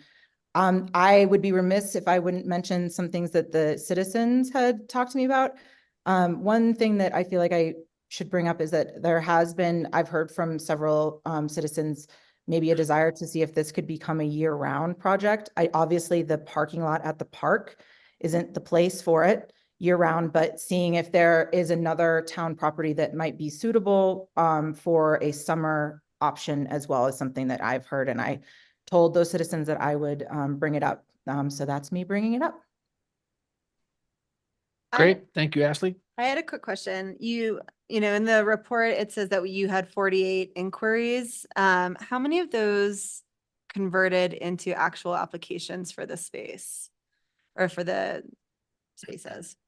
So Delaney and her department handle all the application related stuff. So I believe that the town never officially opened the application process this year because we were decided to prioritize returning tenants, and we had a lot of returning tenants. So I don't know if she did accept any applications this year or if that was just initial inquiries about the process.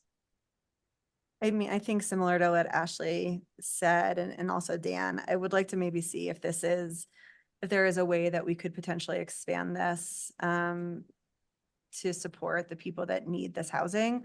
I don't know what that is going to look like, and I don't know what spaces that could potentially utilize, but I think we're seeing that this is something that is going to be a very real and consistent need year over year. And so the more we can help support people that would fit into this sort of specific housing need, I think is the best that we possibly could do. So I'd love to just kind of dig in a little bit more on a staff level. Great. Thank you, Mian. Any other comments or questions? Perfect. While Stephanie's on, I would love if she could give a quick, we're ready to move on, then an update, because we just successfully launched our second round of campground reservations yesterday. And if you wanted to kind of give council a quick update, because I think it's something to celebrate. Yeah, so we have 4 different booking windows this summer for reservations pretty much in between festival dates of when festivals are operating the campground. So our largest booking window just opened yesterday at 9 a.m. and that was for the dates of June 24th through August 7th. We sold out July 4th weekend, or it's in the middle of the week this year, so it's hard to define it, but we sold that out within a minute. And then the majority of that time period was sold out or close to sold out within probably 3 minutes. The system, the software we use is working perfectly. It's incredibly high demand, probably thousands of people trying to book at the same time. And it works, and it optimizes as people are booking to try and get the most amount of people accommodated by moving around their site number if needed to get as many people in as possible. So within, let's call it a few hours, but mostly the first few minutes, we had 675 total reservations and over $60,000 in revenue. Our next booking window opens 9 a.m. on Monday, July 1st, and that's for camping from August 12th to September 10th. I do encourage people to always check online because there are constant cancellations that are created by customers themselves. So that can happen any time of the day. And as soon as they cancel, it goes public and back online. So there's always opportunities to still find a site, especially if people are flexible. That's all I've got on that topic. Thank you, Stephanie, and thank you to your team, and I'm glad that's all working. Teddy, I just have a few more updates before we jump into the next item, if that's okay, just general. Absolutely. Perfect. Well, I just want to also give a shout out to our Public Works team and of course Telluride Gravel because they have completed our spring paving list. So that was a big heavy lift and so that portion has been complete. So congratulations to everybody there. Some events I wanted to point out to council and the listening public. Our spring cleanup event is happening this weekend. So Friday, May 17th and Saturday, the 18th at the Carhenge parking lot. So we'll have the household hazardous waste materials, and that's going to be on that Friday from 2 to 6. And then electronics recycling, along with the Telluride Mountain Club used outdoor gear collection and green waste collection will be May 17th through the 18th from 10 a.m. to 2 p.m. Additionally, the Ecology Commission, and this might be part of your update, Dan, so I won't steal too much of it. But that is they're putting on the Trash Bash, which is Sunday, May 19th. In a celebratory way, but also great for our environment and cleaning up our community. And that's again, Sunday, May 19th from 10 to 2. I also wanted to put on the council's radar that the Park City Corporation, which is Park City officials, nonprofits, council members, a good group of individuals totaling 75 are going to come visit our lovely town Friday, May 31st through June the 1st. And we are going to be working with Mountain Village and other regional partners to have some conversations with them and show them a little bit of our town. And of course, I'll be providing more information to council, but I'm just proud that they have chosen our community to come visit and learn from. So thank you to Park City for that. Another thing that Chief wanted me to give a shout out, and we'll continue to do this at our next meeting too, is the bike rodeo. So it is becoming warmer. People are riding their bikes, especially their e-bikes. So it is a reminder of everyone of bike safety, especially those kids and wearing their helmets on their e-bikes. But Saturday, June 8th at 11 o'clock at the Telluride High School, there'll be the Telluride Marshal's Office with the Elks, Telluride Fire Department, and the Telluride Medical Center are going to be doing another bike rodeo. So look out for that. And then finally, before we move on, we have a lot of community engagement opportunities. So we will be advertising these, but I just wanted council to be aware and the public. So we are, of course, going to continue discussing our rental housing policies, which we're going to talk about today and again, June 4th at our council meeting. But in addition to that, we are looking to do a forum for the public. Those have been confirmed for Monday, June 10th from 5:30 to 6:30 p.m. and Tuesday, June 11th from 9 a.m. to 10 a.m. So again, we'll publicize that, but just for everyone to hear. In addition, so we had our collective envisioning last quarter. This is something we're going to be doing every quarter and looking at specific topics in very timely fashion. We're going to be offering an opportunity for the community to come and learn and give feedback on our rental housing as well. So yes, this will kind of maybe touch on some of the policy pieces, but very much in separate to and understanding feedback of our rental housing for the community. So that will be our next community envisioning session, and we haven't nailed on a date quite yet, but we'll have something out there soon. We're also looking at our Chair 7 Carhenge neighborhood planning meetings, and that's looking to be Tuesday, May 29th, with 2 tentative sessions, one in the morning, 9 to 10 a.m., and one in the afternoon, 1 to 2. So a lot coming up here, and appreciative to Lindsay and everyone else that's put their work into this. And so if anybody wanted to check those dates and times again, what's the best place for them to look that up? It would be visiting our town website, which is telluride-co.gov. Also, please join our social media pages. I know that's easy for a lot of people, but we push a lot of information there. So that's with Facebook and Instagram. And we will be sending out an email blast as well. So join our newsletters. So lots of different avenues for individuals. And of course, it'll be in the newspaper and Kodo. So it'll be at you, even if you don't want it to. Great. All right, that's all I have kind of for just housekeeping pieces for the manager's report. And we can move forward to the next item if you're ready. That's great. That is item 9A2, discussion whether to schedule a hearing to discuss the scope of Councilperson Von Sprecken's conflict of interest regarding Diamond Ridge. And we have Tiffany to lead us through this one. Thank you, Mayor.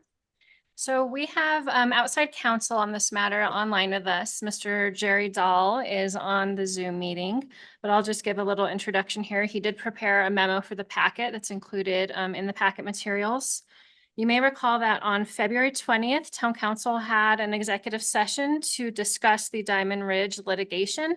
At that time, council voted to require that Councilperson Story Von Sprecken recuse on that executive session item due to a conflict of interest.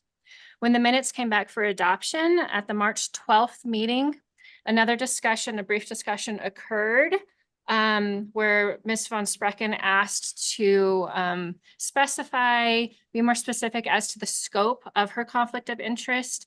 Is it only related to that litigation, or is it Diamond Ridge? Very broadly, she has to be recused on everything. So we had a brief discussion there.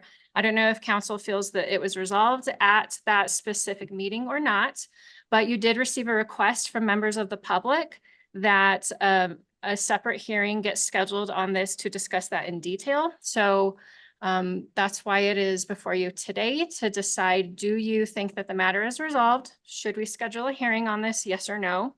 And if yes, the date that looks like it would work the best would be June 3rd. If no, then no further action would be required. And Mr. Dahl is online to answer any additional questions. And if I might, you folks can hear me, I assume. Yes. Thank you. Let me make a couple of preliminary remarks and then happy to take questions. And I know that the council may well have them. I am pleased to be able to join you by Zoom. Thanks. It's been quite a while since I've been down there. The last time I think I was down there was on the Valley Floor matter, believe it or not, maybe a little bit since then. But as Kevin has recused himself, I'm your special counsel for this, and that's why you've got the memo from me. That's why I'm here.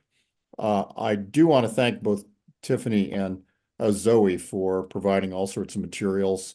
I've been very much helped by that and been able to give myself pretty much enough background to be able to competently advise you. I've seen the December 13th, the February 20th discussion, the March 12th discussion, and plenty of other material. And you do have, as has been mentioned, a memo for me in the packet that says the topic here is do you schedule another hearing on this matter?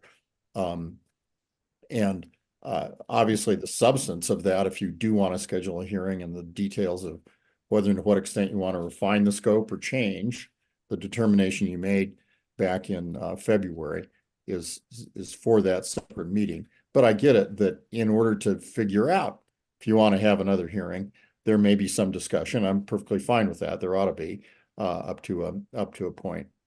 Something I didn't mention in the memo, but I have separately also told Councilmember Von Sprecken and the staff is that while your decision to require her recusal based on a conflict was total at the time, and she's not allowed to further participate unless you change that rule, the code does allow you to request that she address you to give you any additional information that would be helpful to you. And the code's clear about that. Right after it's saying persons are accused, it says, but they can be asked to bring information. So you do have the right to take a motion to ask her to give you any information that you feel would be helpful to you in making the decision that you need to make, which as has been mentioned, isn't a decision on the merits, but instead as a, should we have another hearing decision? So that's maybe something I'm happy to respond to some questions on if you have them. I also will say that having reviewed the materials, there was a pretty vigorous discussion in March about the scope of the recusal as time passes.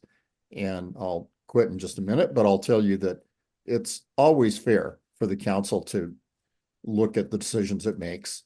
Any decision you make is one that you can always revisit and change. There is no rule in the code or otherwise that prevents you from re-looking at a decision. I'm not saying you must, but if there's any doubt about whether you have the right to have another hearing, think about whether you're going to refine that or not, you have full authority to do that.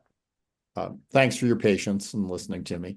And I'm happy to answer some questions and guide you through this agenda item so you can get it done. Great. Thanks, Jerry. The first thing I'd like to discuss per Jerry's thoughts is, and I think maybe discussing it first before asking for a motion, is the ability for Ashley to, make a statement about, potentially anything that has changed since that time or something that may make it more valuable for us to consider rediscussing the recusal. Personally, I am in support of letting her speak, but that's a discussion for us to have as a group. So I wanted to throw that out there first. I think that's probably the best way to start. Are you asking if she should be able to? Just, right, we have to make a, yeah. Absolutely. So per Jerry's direction, we have to make a motion and vote on it, whether or not we want to allow her to speak on her behalf in the reconsideration of the recusal today. I move to allow Ashley Story von Sprecken to speak and state her case on the matter of her recusal. Second. We have a motion from Dan. We have a second from me. And Dan, how do you vote? Dan, yes. And yes. Helena, yes. Janine, yes. Teddy, yes. It is approved unanimously to let Ashley speak. Hi, everyone. Yeah, so I think basically when we were in agenda setting and after the letter that we received from the citizens, I think that basically the feeling that I had was that there is still a lot of kind of, vagueness or, maybe not some as definitive answers as a lot of us would like. And so my feeling was that rather than wait for the issue of Diamond Ridge to come up on an agenda item and then us, knowing that there would be some sort of, discussion that would need to be had before that we would schedule it kind of preemptively so that we could have the discussion in a more controlled environment that wouldn't be something that would be a detriment before another big meeting. So that was, my position as a council person of why I wanted us to consider scheduling this so that we could have the discussion. And then that way, it's not just something that's, hanging out over our head or waiting for another discussion to have to be prompted for us to have it. So that was basically my, reason. And then obviously with the citizens asking for it as well. So that's all I have to say on it. So I don't know what the rules are if I stay on or if I just shut off my camera and go back into the dark. And Jerry, can I chime in quickly? And Ashley, per kind of what my expectations were, and Jerry, if you have to reel me in, please do. But is part of that, is there, other than wanting to discuss this prior to an agenda item, is there anything different that you'd like to add for us as we consider to vote? Jerry, can I ask that question? Sure, of course. And I guess two things, I'd suggest two things. Based upon what Ashley has said, it's the code, as I indicated before, allows her to participate. I'm glad she's able to. I'm glad you took that motion. What, from a procedural standpoint, I'd suggest if anyone has any questions of Ashley, they can, and thank you for allowing me to use first names. I haven't met you in person, but I appreciate your allowing me to do that. It's just easier for me. But if any members of the council have questions of Ashley, that's sort of part and parcel of your having asked her to join you, which is great. And I'd suggest you have that, any Q&A, you know, on that first. Then, given the way the code reads, we will have to excuse her again, as is required until you change the scope. But let's take questions of her if you have any. Then we can excuse her and I can address the mayor's questions about, okay, what's kind of the dialogue for getting to a decision on this scheduling question. So Great. anything more for Ashley, because I want to make sure that she has the full ability to give you information that is relevant to whether you should schedule another hearing. And that you can ask her any questions around that. So are there any? Does anyone have any further questions? The only question I have is, that I'd like to hear from Ashley is, what do you feel has changed since we made that decision?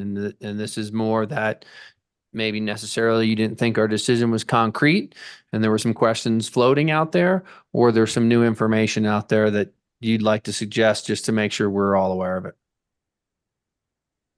I think this is maybe where I'm having a little bit of a departure from this process that we're in, is that I am not, because of the clarification that you all gave in the meeting in March, which you clarified and said that the motion of recusal was as stated by Dan, that it was around the litigation topics as in the agenda. My question for you all is that I am not wanting to rehash that discussion. I am wanting to just have, as Dan had stated, that he had wished he had done, that he had put out a recusal that would be a broader, you know, more blanketed recusal rather than on specific agenda items, as he said in his motion that you all voted on. And as you guys repeatedly said, well, when it comes up, we'll talk about it. When it comes up, we'll talk about it. I guess what I'm saying is it feels like, because we've gotten this letter from these citizens, it seemed like, why not address it head on and say, let's have the discussion. So to answer your question, Teddy, is I don't think that there's anything specific to your determination that you made on March 20th that has changed, but I am not sitting here today, nor when I was helping create the agenda item, asking that was what would be considered in the meeting. So I feel like like I said, I feel a little bit of a disconnect there. So I'm not asking you to reconsider your position on what you voted on the February meeting regarding the litigation cases, because that doesn't seem fruitful to me. I would rather us address the larger question head on, as some of you had said that that's what your intention was. So I guess if the question is what has changed, then I would say if the feeling from everyone is that determination was to recuse me entirely from any discussion surrounding Diamond Ridge, then that was not as it was presented to me. And I would say that is new information.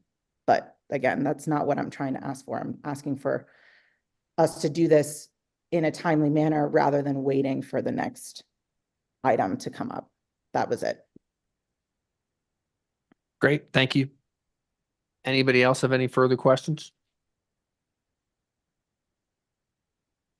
Ashley, is there anything that you would like to add before we ask you to step away?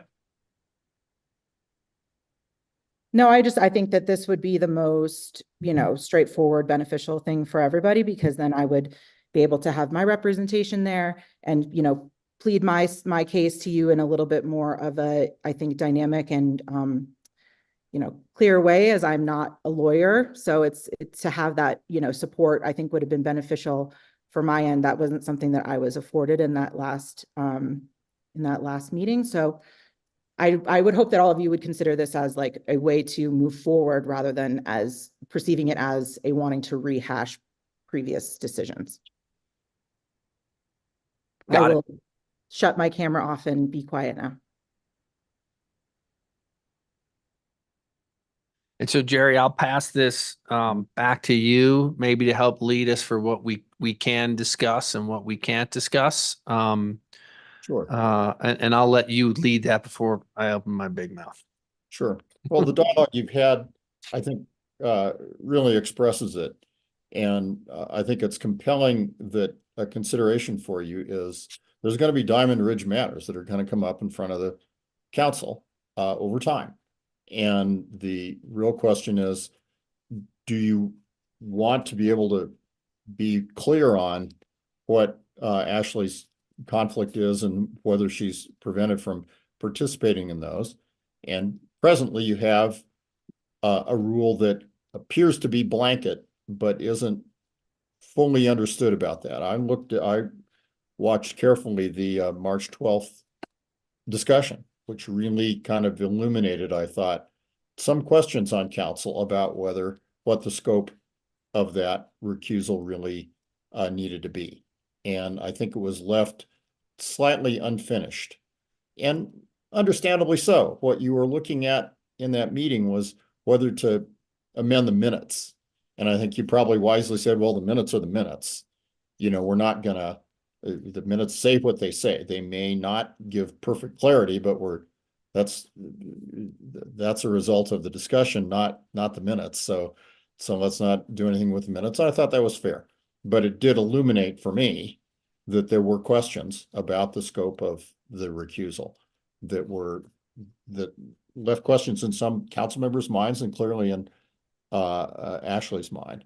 So with that in mind, I think, council could choose to do one or two things. You can schedule a second hearing as has been requested, although you're not obliged to do it, as I've told you.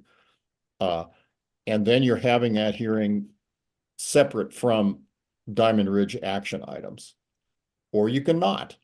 And then the issue will come up again on Diamond Ridge action items. And until you choose differently, Ashley will be recused from those items. She makes the case, and I understand it, that she'd like to be able to have representation and have an actual discussion that she's prepared for, perhaps in a way that she wasn't when it was addressed by council at some length on February the 20th.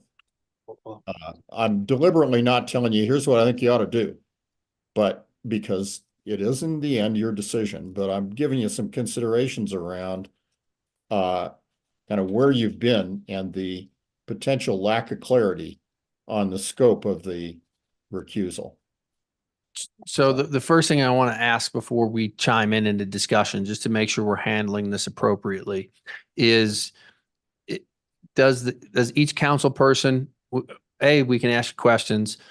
Does each council person have the ability to discuss in short form whether they feel readdressing it is correct or why they don't want to readdress it correct? Or are you more looking for answer some questions and then just go to vote? No, I think it's fair for each council member to weigh in on whether they think readdressing it in a separate hearing is a good idea. Great. I know Geneva had a question. Yeah. Yeah. So Jerry, the second to last thing you said, I wonder if you could sort of repeat. I'm just honing in on if we do nothing today and I thought I heard you say if we do not schedule another hearing and instead this issue comes up, let's say we have another executive session and an agenda item for Diamond Ridge, does the recusal stand as is or not? I think it does stand as is. There was a fair amount of debate on March 12th about what it was, but let's remember that the bottom line then, after a fair amount of discussion, was, well, this might not have been what exactly we perhaps meant, but the motion was this, if you remember that. And the motion was that she's recused from Diamond Ridge matters, period. I'd have to get the actual language. So I won't say you're stuck with that, is maybe the wrong way to say it. That's the rule until you change it. If we do nothing, if we don't schedule another hearing, we get to a Diamond Ridge agenda item. We do not have to vote on the recusal again. It just is floating there as a thing that was approved. the That's last time. correct. That's correct. Right, that's all. You've done that and that will apply. If you don't do anything more, that will apply. That seems like clarification to me. Absolutely. Thanks for that question, Jerry. Thank you for clarifying that. And what I want to give everyone the opportunity to, is obviously a very sensitive matter. Is if you want to say something, I want to give that ability to each council person individually and in no order. If you want to say something, please go ahead.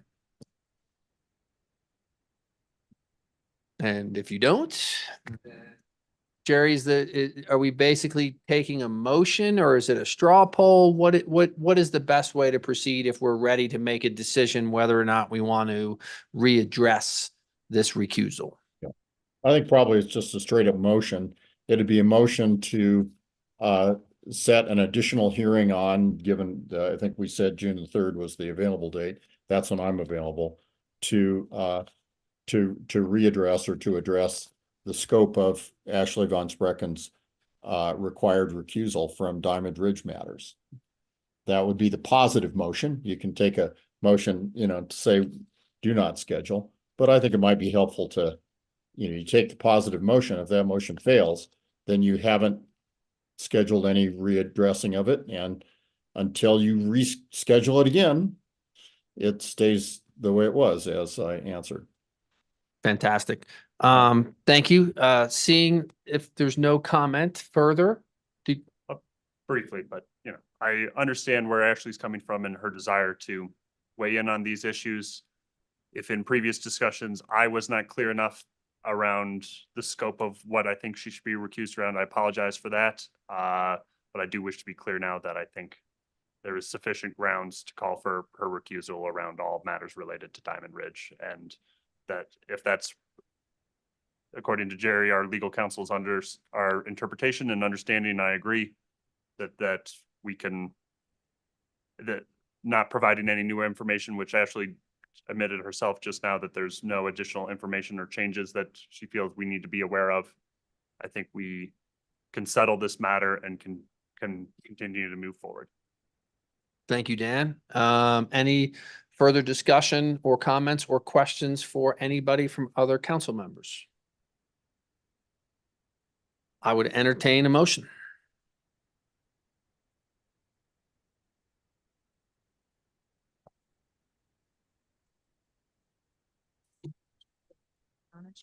Well, let me help you. You have two choices.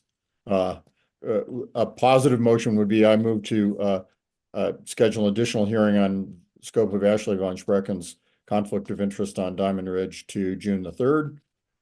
The other motion would be I move not to schedule a new hearing on Ashley Von Sprecken's conflict of interest on Diamond Ridge at this time. And I would say at this time, because as I indicated before, you always have the right to address it. And I wouldn't want you to be precluding yourselves from that. Great. Thank you for clarifying that, Jerry. I would still entertain a motion. I move to not schedule a hearing to discuss the scope of Council Von Sprecken's conflict of interest regarding Diamond Ridge. We have a motion from. I just Okay, want hold it on. to be done. Sorry. Right. Okay. We can always bring it back up. That's right. And so at this time, I think you would I end it, did right? not say at this time. Okay.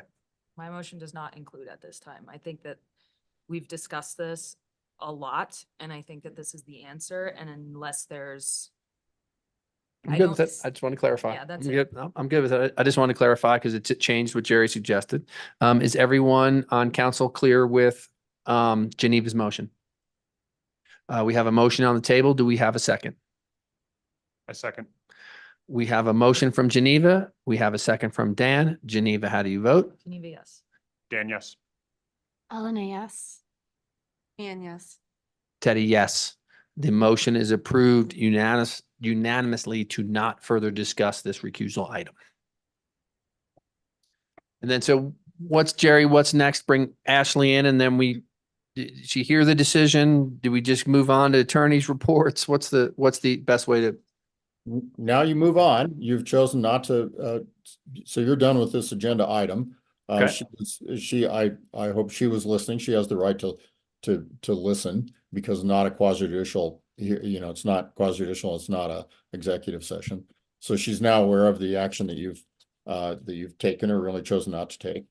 And you're done with that agenda item, you go on to the next one. Great. Jerry, thank you so much for your time today. We really appreciate your help. Sure. And we will move on to item 9B. So we will need Kevin back in the room and Ashley back on Zoom.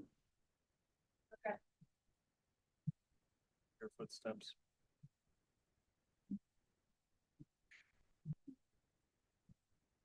Dead air, sorry.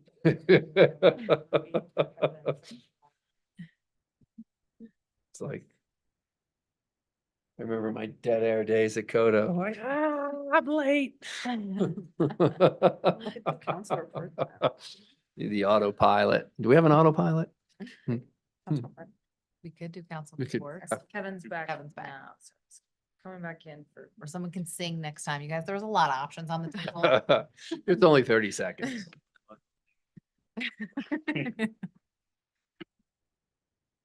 So Kevin, if you need time to prepare, we can do council reports first. No, I'm fine. Thank you, Mayor. Just rejoining the conversation. I did only, I think, have one item to mention. Just follow up a little bit on your discussion. There was a Diamond Ridge issue. The county has filed their answer brief in the current PUD litigation on Diamond Ridge.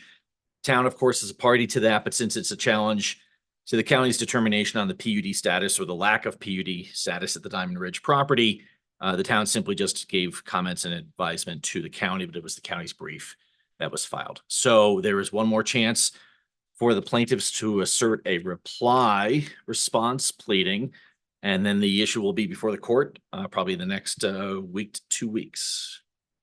And that's all I have right now, Mayor. Thank you. We're still awaiting Court of Appeals decision on the Butcher Creek PUD litigation. And I think that's the extent of the active litigation going on right now in our office. Great. Thank you, Kevin.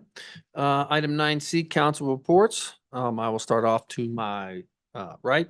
Elena, do you have anything for us? Nothing of consequence. There was a very, very short case meeting about some dates from Augment, about some concerts, but it was nothing too interesting. Interesting. It was a very simple, short meeting. Great. Thank you. Geneva? Yeah, I just want to give a little airtime to the deed restricted purchase lotteries that we have. The application period is open and it will be closed May 29th. So if you are interested in applying for either of those 2-bedroom units in the lottery, visit the smrha.org website so you can find the applications, and please schedule an appointment with the staff there at the Housing Authority and then bring in your filled out application to go through it with them.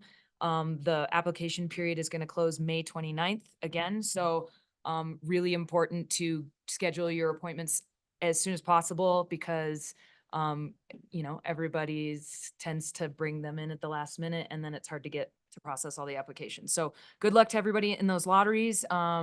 And also just want to plug again, if you hear things, these discussions, work sessions that are going on about all of our stuff, housing, the voodoo space, whatnot, please follow on social media, the town's site, the town's social media accounts. So there's a lot of information up there and we really want to get input from everybody. So that's all I have for now.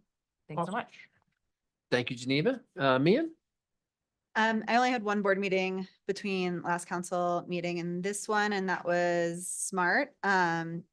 They have been in the process of a strategic operating plan, and there's just a little bit of an update there. Just as a quick recap, the project started in October of 2023 with community surveys, demographic analyses, operation analyses, fare structure analysis, and has finalized at this point with public open houses that occurred at the beginning of the month.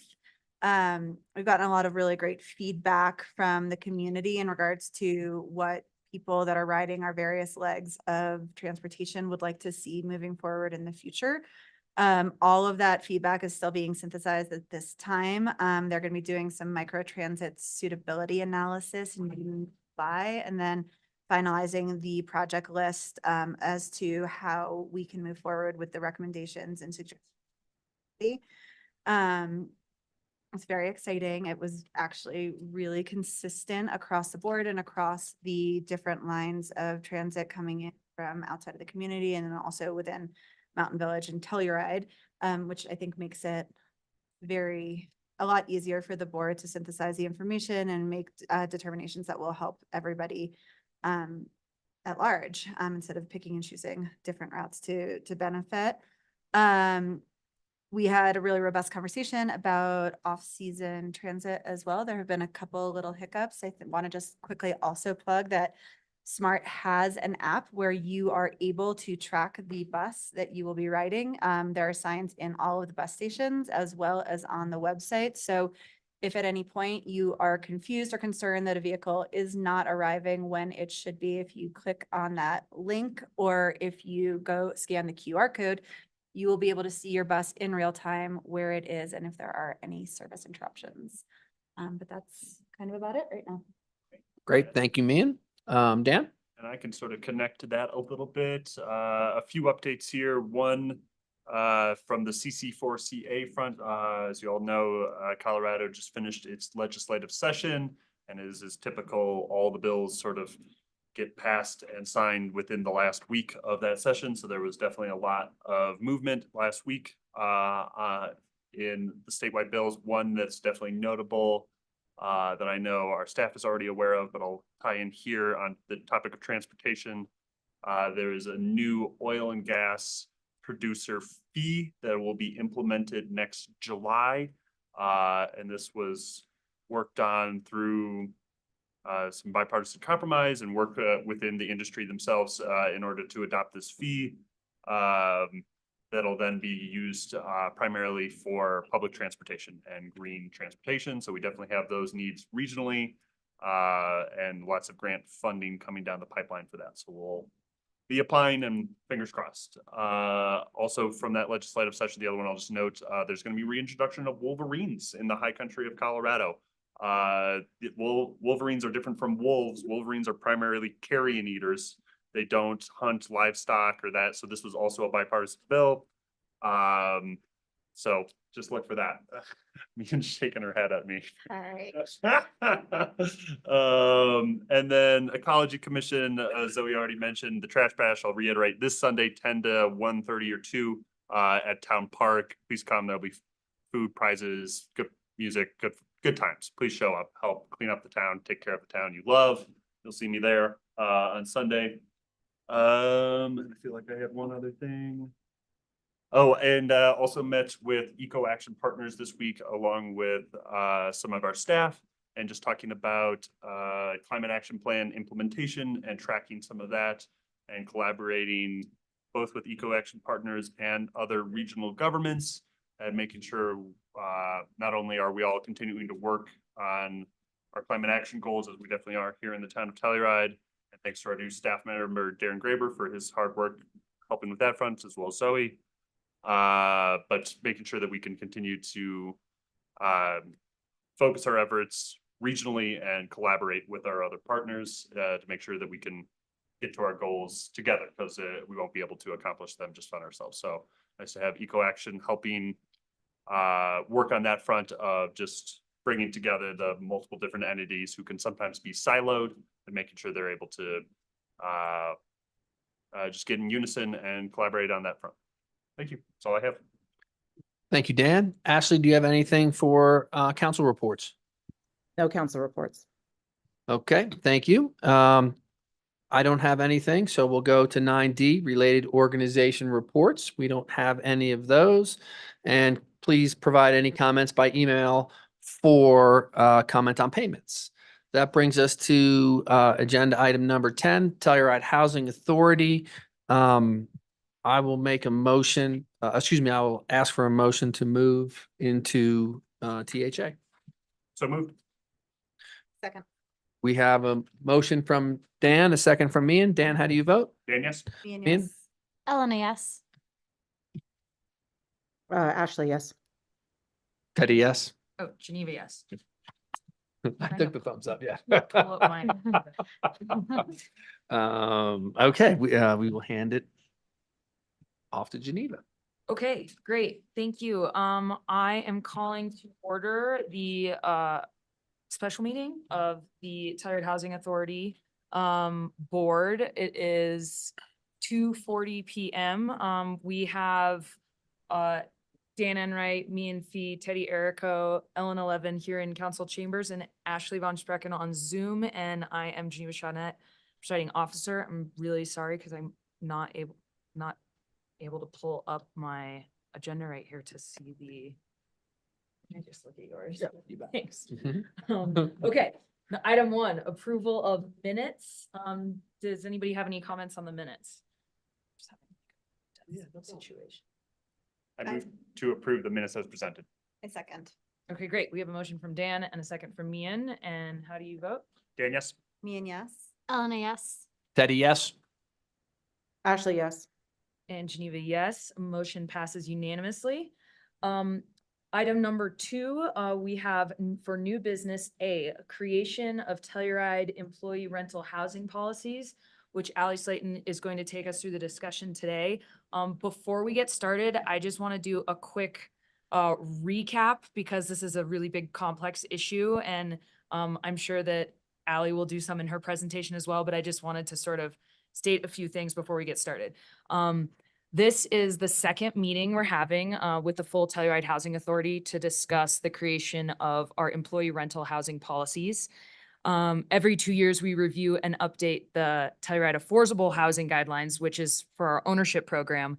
And last year, we asked staff to review these policies and procedures and make, have us put together one single document for all of our rental programs. And these would just be consistent rules across all of the town-owned rental properties, including Shandoka, Virginia Placer, the Boarding House, Sunnyside, and ultimately, when it's finished, the Voodoo Project. The goal of our policies is to provide consistency, clarity, transparency, and adaptability so both the public can effectively participate in our rental housing and staff can implement the policies. And right now, every project has its own unique policies that haven't been updated since the buildings were first finished. We discovered after some data collection that 57% of our tenant households in town-owned rental housing would not qualify for annual lease renewal under the old existing policies. And we all agreed that it's not our wish to remove everyone from these housing units, but to update the policies to better reflect the changes in the rental housing landscape, as well as diversity of our community members in need of affordable rental housing. So that's kind of hopefully a concise catch up to get here. And hopefully I didn't say too many things that Ally will repeat, but I just kind of wanted to get us up to speed for folks who are tuning in for the first time. Nope, I think Ally, it was take it a away. perfect introduction. Thank you so much. We are getting our PowerPoint pulled up right now, but just as Geneva said, the purpose of this meeting today is really to continue that discussion of formation of these rental policies. With our Community Services Director, Delaney Tapson, out right now, we didn't want to bring back too much new information to you. However, we did want to keep the ball rolling and review some of the prior decisions that had been kind of determined by the subcommittee, of course, not finally, but just direction given. So that will be the meat of the discussion today, but I did also want to go over the goals that you had established last time and confirm that that is what we will be using moving forward. Of course, again, nothing is set in stone yet. These can all change as the discussion moves forward about tiers, about who it is that we want to house, and these goals might change as the discussion continues. But I would like to review those with you and just confirm before we move forward with that vision.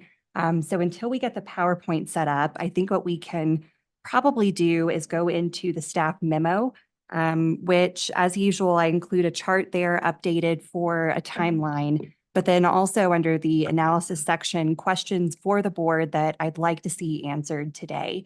So the responses that are in blue are things that were decided by the subcommittee previously, direction that was given. But again, this is now at the board level for a full discussion. So if there is further discussion that needs to occur, if there's direction that's going to change, then I think now is the time to talk about that. And then there are a few questions that the subcommittee did not get to yet. And then after we're done with this list, I have a preview of questions for the June 4th meeting. Delaney will be back for that meeting. That's going to be just a preview. It's going to be a very long discussion. Right now, I think we're slated for 4 hours in the morning on that meeting. It will be a very detailed discussion. Yes, it'll be a very detailed discussion In the audience. with a lot of new data presented by Delaney. We're hoping to really, or our main goal at that meeting is to really get an answer from you with respect to tiers. That doesn't mean that everything has to be decided with respect to tiers. It really is at the highest level, a yes, no answer, but then in further detail, kind of generally, what should these tiers be across properties, within properties? What should this distribution look like if that is still the direction we are heading? Or after more public comment, after more kind of thought by you, are we going to scrap the tier idea altogether? So that's really what we're going to hammer down on at the next meeting. But then to make it, there's a lot of kind of ancillary issues to talk about there too. The roommate issue, and then of course the waitlist policies too. So that just to give you a heads up, that meeting is going to have a lot of very heavy topics. I expect there will be a lot of public present. There's going to be a lot of opinions given both before the meeting and written comment, and I'm sure at that meeting too. But again, this meeting that we're doing today is really, like I said, to keep the ball rolling and to review some of these decisions that the subcommittee previously gave some opinion on. So jumping into the PowerPoint. So it just, this is for the benefit of the public as much as it is the board. We decided to put down in writing for this presentation, really, why are we doing this? Why are we now doing these rental housing policies? Thank you, Lindsay. So first and foremost, this is for consistency, really. So as everyone is very well aware, we have the guidelines for deed restricted housing. These are the ownership properties. Currently, there is no central document for the rental properties. So this is going to be a really helpful tool for tenants and for staff in understanding how this program works and how it needs to be administered. So consistency is pretty important, as is clarity and of course, transparency. Once we have written policies, both tenants, prospective tenants, those interested in the program, those that just want to know how it works, they'll know how it works because there's going to be transparencies. Once we have policies in place, we need to follow the policies. So again, it will be a very helpful tool for both tenants and for staff. And then finally, and I think this is a point that gets overlooked a little bit and sometimes mischaracterized, but adaptability, equity, and inclusion. So as you've heard us say at the staff level, 57% of current tenants in these properties are not eligible for renewal. We've had changed circumstances. So part of this policy review is to accommodate who's currently at these properties to a reasonable extent. We know that with revision of these policies, some of the more outlier households will still not be renewed. These policies probably will not allow everyone to stay in the housing, but 57% won't lose housing. These policies at the end of the day will encompass who's currently at these properties, at least a vast majority. So that really is the goal here. And again, we're expanding opportunity. The idea behind these changing policies and responding to the changed circumstances of the community is to offer more opportunity to households who are currently at these properties rather than enforcing policies that in some cases were implemented 25 years ago. So we're changing, or we're adapting to those changed circumstances here by enacting new policies.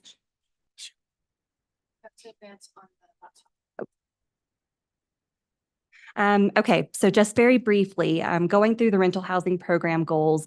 These are the goals that we discussed at the last meeting. So I've reformatted these and I've reworded them in some cases based on the feedback that I got from you at that last meeting. If there is any further discussion here, I think now is a great time to move forward with that. Otherwise, I would just ask that you review these goals as I've provided them on the slide and let me know if this is still consistent with how you think we should implement this program moving forward. Does anybody have any feedback on these kind of core program goals? think they look good. Okay, thank you. We'll move on then. So here's the big topic for the day. So now I'll direct you back to the big chart that's in the staff memo. So this was revised after the last meeting. There were a couple of mistakes. The one mistake that has not been corrected yet, as Dan pointed out at the last meeting, was the breakdown of units at Shandoka. So there, when you see the 1, 2, 3, and 4 bedroom units on here, that's property wide. That's not by building. So in that second row, you'll see the 1, 2, 3, and 4 has the same numbers. Just keep in mind that that's all of Shandoka. That's not just for buildings F, G, and H. So then going back to the staff memo, the first question really for the board to consider today is whether you would like to see a property ownership standard implemented. So what we mean by a property ownership standard, a lot of the language I use today is taken straight from our ownership guidelines. So in those guidelines, we have a property ownership standard, which means that you can't own improved residential property within a certain area. Now, when the guidelines were last revised last year and adopted, we expanded that from San Miguel County into the 4-county region. So now within San Miguel County, Ray County, Montrose, and I believe, do you remember what the fourth is? It Dolores? Yeah. And Dolores, you can't own improved residential property. Now you can own commercial property. You can own unimproved property. So if it's vacant land, that's okay as well. For guidelines purposes, that does go into a net asset classification, but it would not, the fact that you own property of any kind does not automatically render you ineligible for a deed restricted property. So what we need to decide today is whether we want to adopt some kind of ownership standard for the rental policies and then what the extent of that standard should be. So in a more kind of layman's terms, what we're talking about is if you own a place where you could live, a residential property in one of this 4-county region, are you eligible to rent in one of our deed restricted units? I just want to sort of recap that. We do have that role for our ownership program. Do we want to have that for our rental program as well? Is the question. Yeah, I think with the exception to the boarding house that we talked about for special circumstances, but otherwise, yeah. Agreed. So, and in that last column on the big sheet with this here, I know it's small on the slide, but you'll see in the light green, that's our current property ownership restriction by property. So for instance, at Shandoka, we do have a property ownership standard, but it's only within the R1 school district. So it's a pretty small area. That was already expanded for Sunnyside, where it does apply already to that 4-county region. So would you like to see the property ownership standard apply to the 4-county region for all properties? Or is there some circumstance for each one of these properties other than the boarding house that might warrant a smaller or even a larger area? Should it be no residential property anywhere? Should you be allowed to have a rental unit in Michigan that you earn income from and yet still live at Shandoka, for instance? Well, But the income would they would still have to earn the majority of their income in San Miguel County. Yes. anyway. and that property would count towards their net asset limitation as well? So right now, we don't have any net asset limitation across any of our rental properties. If we do have a proposed one, then that. Yes, it hypothetical could. rental Mhm. Property in Michigan would count towards that, and the income would count towards their income, and that 25% we're proposing that they can earn outside. of Yes. San Miguel County. And correct me if I'm wrong, but I seem to recall in the guidelines, there is an exception provision for property ownership that allows if it's rented at an affordable rate. And I think that this is all good but we should allow for that same exception. If you, are trying to enter into the Telluride community, but not taking advantage or giving yourself an extra leg up and passing that benefit along by renting your property at an affordable rate, then I think that seems like a fair agreement in my mind. I think if you have a place you can live in the region, you should live there. Sure. I mean, I hear where you're coming from. I guess I'm viewing it through the lens of, okay, I've been living in Delta which I believe is still in Montrose County. I want to try to move to Telluride and make it there, or Montrose, whatever, whatever, right, Montrose, we yeah, get, we whatever, get. we don't, yeah, don't need to get, yeah. It's not just so easy as snapping your fingers, even if you have some level of assets and being able to move to Telluride. So I think that, you know, it's still a narrow path if you rent it affordably. It's not going to help that many people. I don't think it's a golden ticket to getting in the program. You'd still have to wait on the wait list to get onto it. I guess there's the circumstance of somebody who is already in rental then buys it. But then that's allowing somebody to set up an asset for retirement and look long-term down the road. And I think that's where we approach that from the guideline perspective when we were going through that revision. I'm just trying to, again, achieve some consistency with the affordable housing guidelines. Well, and that's what it says here is, right now, what Ally is asking us to confirm is there a desire to implement a property ownership standard? Yes, for the 4-county region, similar to the guidelines. I just didn't take that from that. So, but if that's the consensus, great. Yeah, then I don't need to belabor the point, but I'm totally fine with a property ownership standard. I think that's fine. I just am putting that nuance in there. Does it have been said? Does that feel like a good overall thumbs up, Ally, and we can move to the next question? So I guess my only clarification I'd like is, so right now there are no exceptions to the rental policies. And that's there's a good reason we don't have that. You have a lease for a year. The deed restriction program, you own an asset. It's a much bigger commitment. So there are no exceptions to the rental policies. To allow for an exception to the 4-county, is that an exception that you would want to see come to the subcommittee? Is that an exception you would want to come to the board? Is it something that community services director could grant administratively, and then it could get appealed if the person didn't like that decision to the board? How do you want to see exceptions happen? I think that's a 'Cause great point to bring up, and I think we have to go back to the goal. What is the goal of our rental program? And I think that that it's okay if there's a narrower pool of qualified renters, because it is only a year-to-year lease. So I'm not interested in exceptions for rental. I think that if somebody is able to own a property and they don't want to live there and they would like to live in town, and then a purchase and then asking for an exception is going to be a more appropriate avenue for them. I don't think that our rental program needs to cater to people who already own property within driving distance of work. Here, that's my opinion. I'm in agreement on that matter. Okay, so what I've heard is, yes, we want to implement a property ownership standard for the 4-county region for all properties but the boarding house, and no exceptions will be granted. Is that okay? Ashley, sorry, I didn't look over there. Do you feel okay about that? Yeah, that's fine.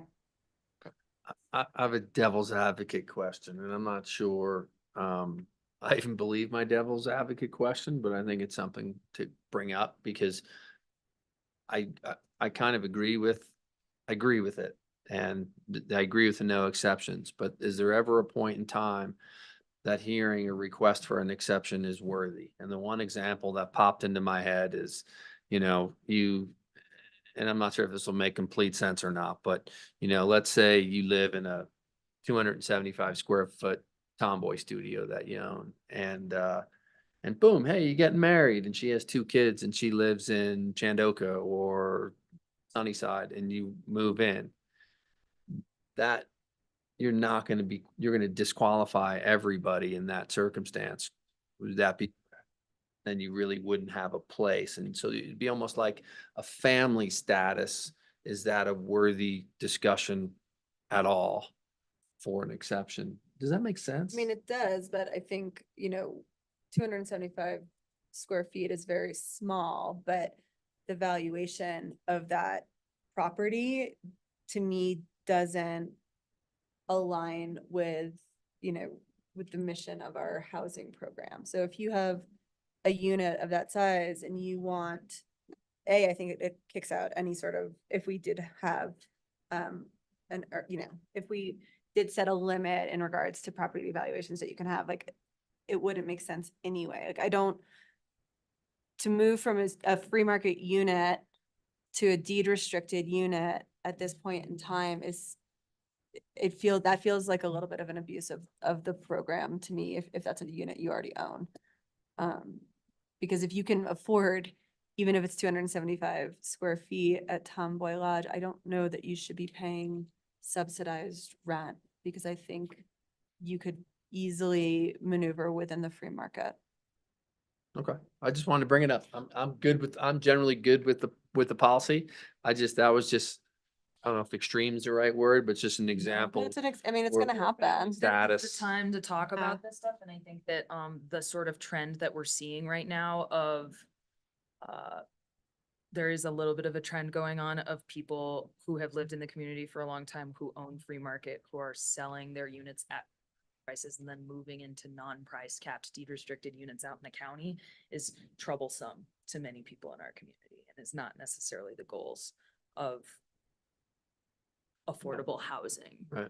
That Okay. being said, that's a totally different, we're not talking about the county right now, but we're talking about our program.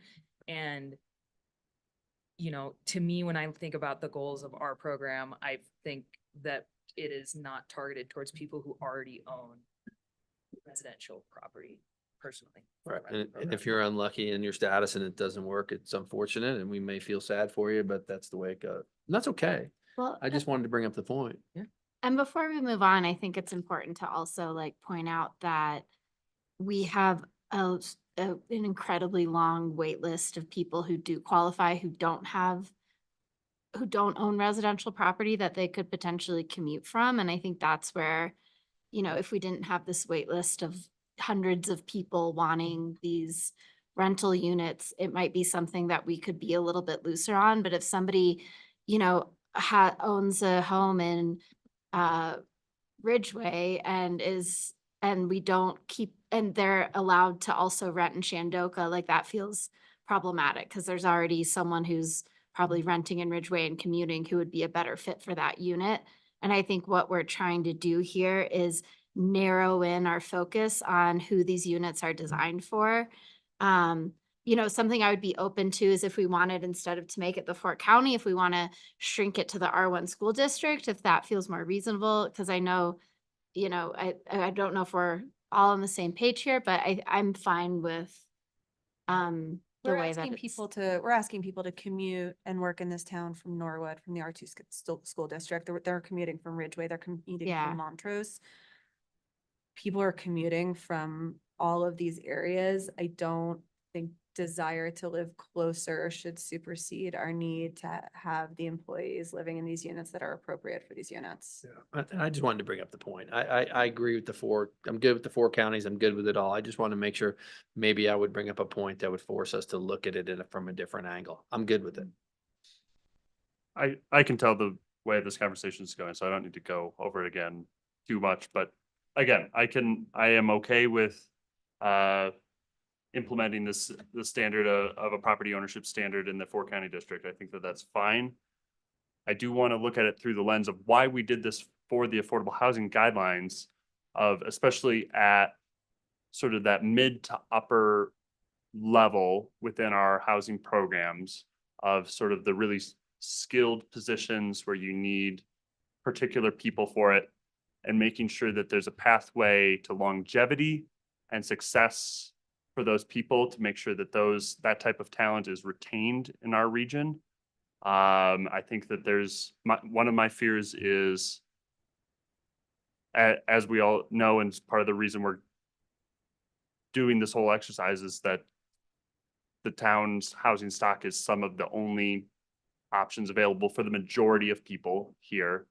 But we have to find creative ways to allow people within that system to, yes, get into more appropriate units, and we have to keep building to make sure that that happens as we continue to expand our housing inventory. And I certainly share that value and that goal, but we also have to acknowledge that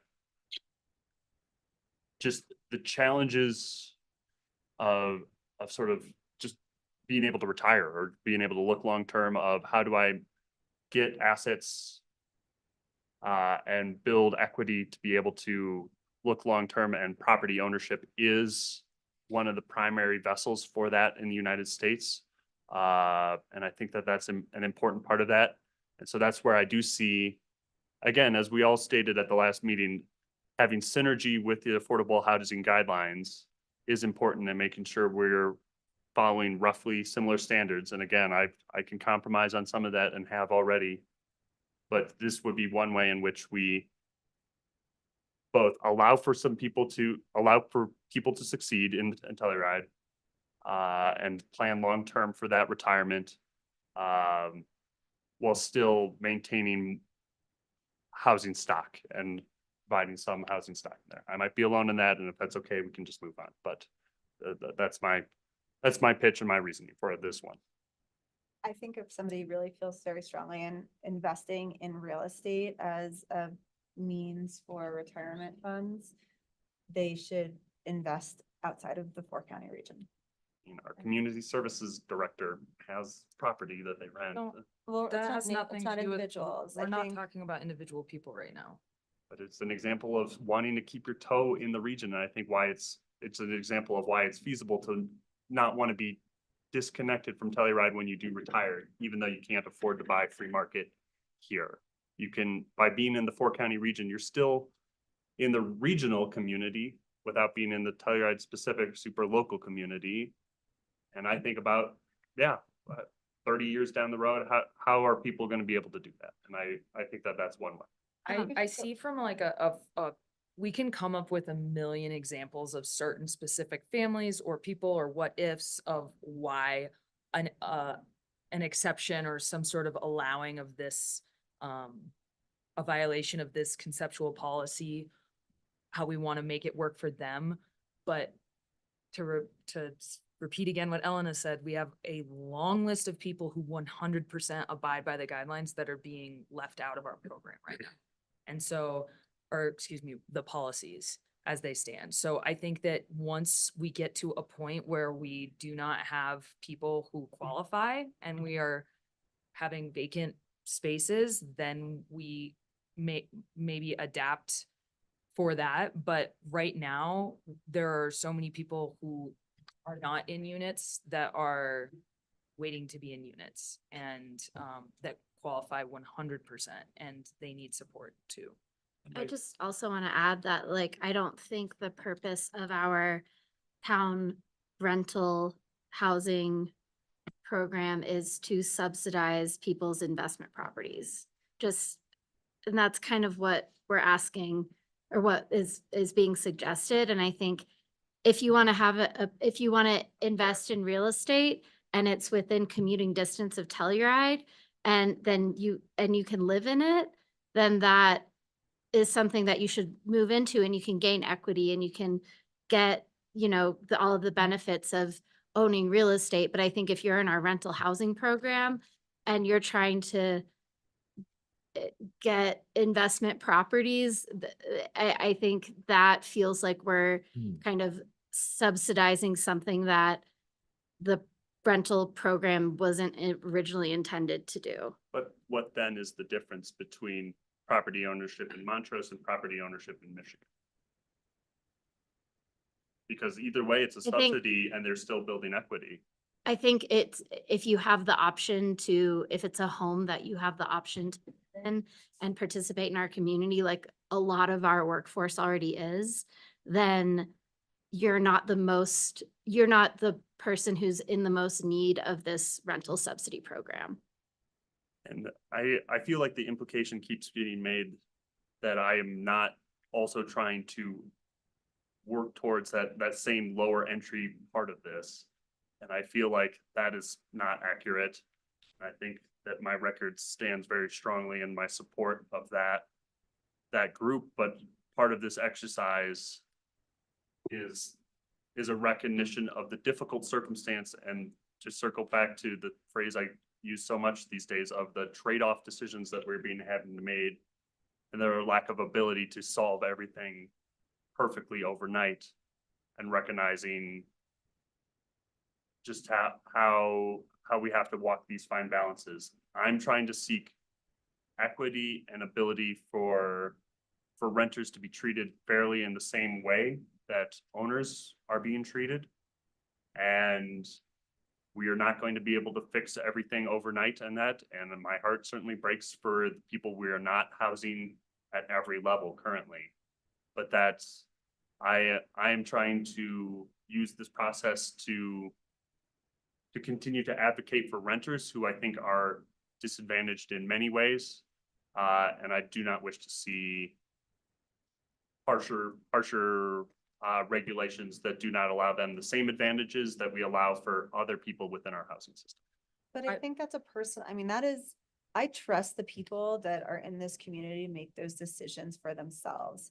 They choose if they would like to live closer and be, live within the boundaries of the town of Telluride, or if they would like to live further outside within commuting distance and build equity. I think anybody in a deed restricted unit, ownership unit, has made that decision. And probably waffles on it quite a bit, but they've made that decision for themselves. And I think for us to, that's not our decision to make. It's their choice as to whether or not, the benefit of not earning equity and living closer outweighs the equity that they would be building if they had to commute from a little bit further away. I also think if someone is able to purchase a residential property in the area, that's a success of the program. Like, that's ultimately the goal. We don't want people living in Shandoka forever. We want them to be able to buy a home and move into it. And if they have that option but are still occupying something in Shandoka, then that's our system kind of failing everyone who's still on that waiting list. And that's where I kind of have the problem. And, I think, there was another point I was going to make and I lost it. But I do think, we can't be the people benefiting from this like, you can't have it both ways. You can't own a home and also, like, in my opinion, you can't have it both ways. If you're able to purchase a residential property in our greater community, then I think it's unfair and unequitable to the people who don't own property that you also take up a rental unit that's subsidized by the town. It's unfair just to give anybody a fairness. Well, we talk about equity a lot. So is it more equitable to allow someone who owns a property, I'm going to use Ridgeway as the example, who owns a residential property in Ridgeway to still rent a unit in Shandoka when there's someone on the waiting list who doesn't own any property in the region and is still looking for housing? Because I don't think that's what equity is. I think equity is helping people more who have less. But in my proposal, again, I'm not saying no property ownership standard. I'm saying in my proposal, similar, exact same as what we use for the affordable housing guidelines, the opportunity to then rent that at an affordable rate. And I believe we use AMI and a percentage based off of that. I have to look at that, but it still nets the same amount of housing. Yes, it advantages one person, but any decision, any subsidy at all is advantaging whoever receives that. And I think we've reached the point here where we all have expressed our opinion about this topic and we're not going to convince the other person. Let's go to Ashley and then let's move to the next question. I think we've all anticipated that we're not all going to agree on all of these things, but this is the time to hash it out. But in the interest of moving on, let's hear from Ashley.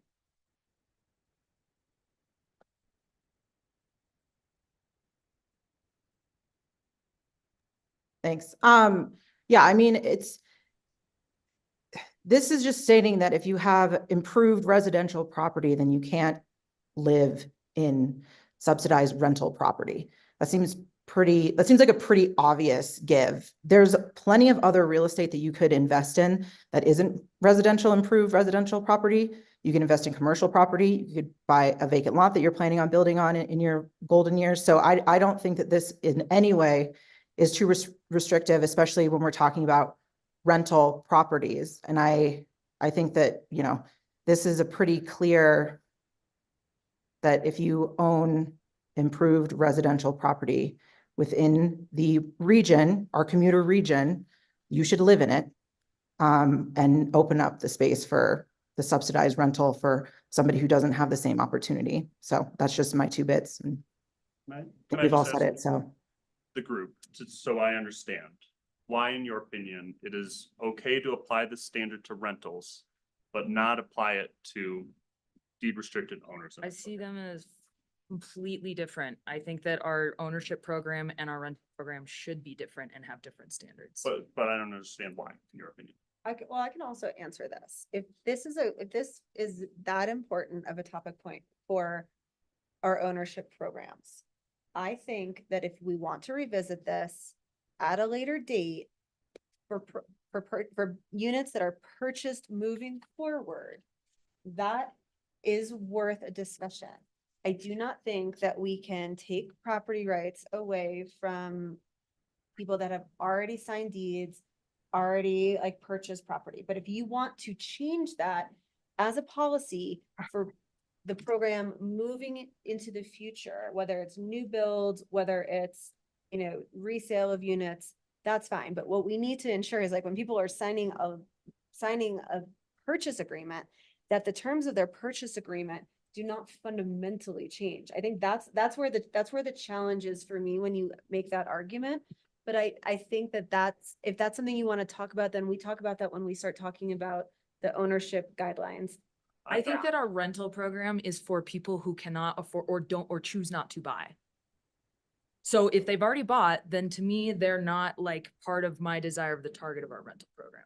I think the many people within our rental programs would choose to buy if there was opportunity. And I think we will see evidence of that with high number of applicants for the upcoming housing lottery for purchase on that. And I think that. And when they buy those units, if they get lucky enough to buy those units, I expect them to move into them. Yes. Not to absolutely. hold on to them as an asset for their retirement and then continue to rent their current spot. Well, that's what is allowed. And But I'm hoping to make that not allowed by for, adding this into our rental policies. no, I'm talking for affordable, for the guidelines, for the purchase. But we're not talking, Contradiction in the philosophy of the 2 different approaches we're taking for very similar constituencies, and how we are treating those 2 groups differently. And how I am not suggesting that we change that at all for the housing guidelines. I think it's a fine policy. I am pointing out that it is different and we are treating renters differently than owners. And that there should be a reason for that in my mind, and we should be able to defend that reason in my mind. I think that the reason is if somebody can afford to buy a house, they should live in it.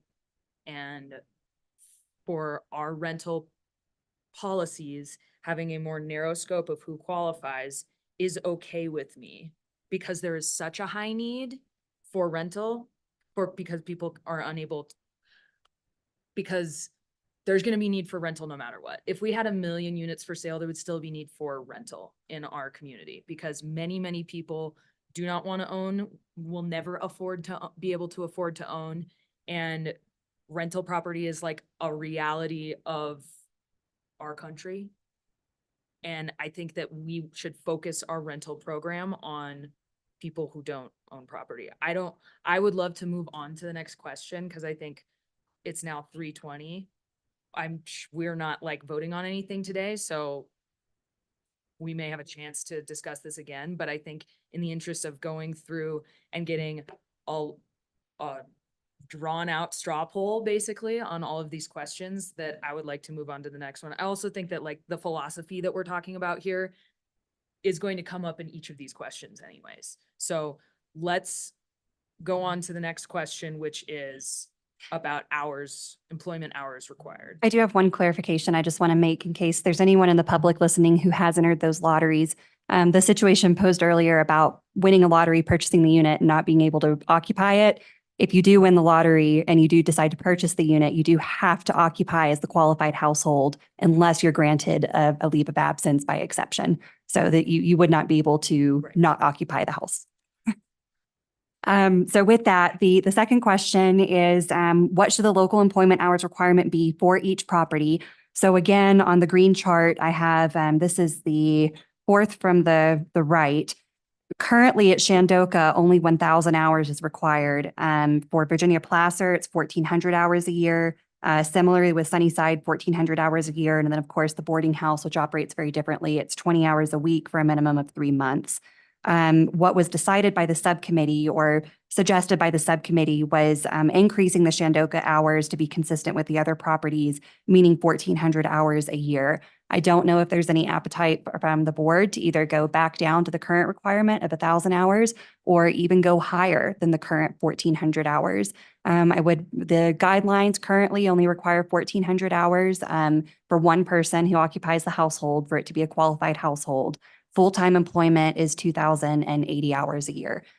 So in our lottery procedures, they get additional lottery entries if they can show that one person is a full-time employee. But right now there's nothing like that for, of course, the rental housing. So I didn't know if you were comfortable with 1,400 or if you'd like to maybe throw out some other numbers. I'm comfortable. I'm good. 1,400? I think 1,400 is good. Okay. And then keeping the 20 hours a week for the boarding house for 3 months. Is that? I feel like I kind of have some questions for Delaney about that and sort of how long people stay there. Okay. To sort of address that. That could be pretty easily revisited. Yeah, when I present the first draft of the guidelines, we'll of course go through these policies that you've given direction on. And if there's any other questions, a number could easily be changed. So we could definitely revisit that when she's here. So the third question, should there be an earned income standard? So the earned income standard under the guidelines is where your income comes from. So under the current guidelines, only 25% of a household's income is allowed to be from a source outside of the R1 school district, meaning you can have a partner who works remotely, but only 25% of the household income would be allowed to be earned by that partner that works remotely. 75% of the household income would need to be from within the R1 school district. So essentially the primary earner plus some. It's not a 51%. It's a 75% primary earner must be in the area. So it could be part-time work online. It could be part-time sales online. And then maybe that partner also works, another part-time job in town to get them to that 75%. None of our properties currently have that for rental. So that's how the deed restriction program works. That is not how our rental program works. Okay. How do we feel about that one? I think 75 is my baseline, so. Yeah, I feel good about that. With it. I would again advocate for consistency and the same applicabilities where you can go down to 65% in the TAHG. I do agree with Teddy's earlier statement, or maybe he wasn't advocating for it, just playing devil's advocate, about there being some need for some exception process during part of this. This would be one area in which I would seek for more alignment and start at 75%, but allow for an exception down to 65 again in connection with the TAHG. Ashley, how do you feel?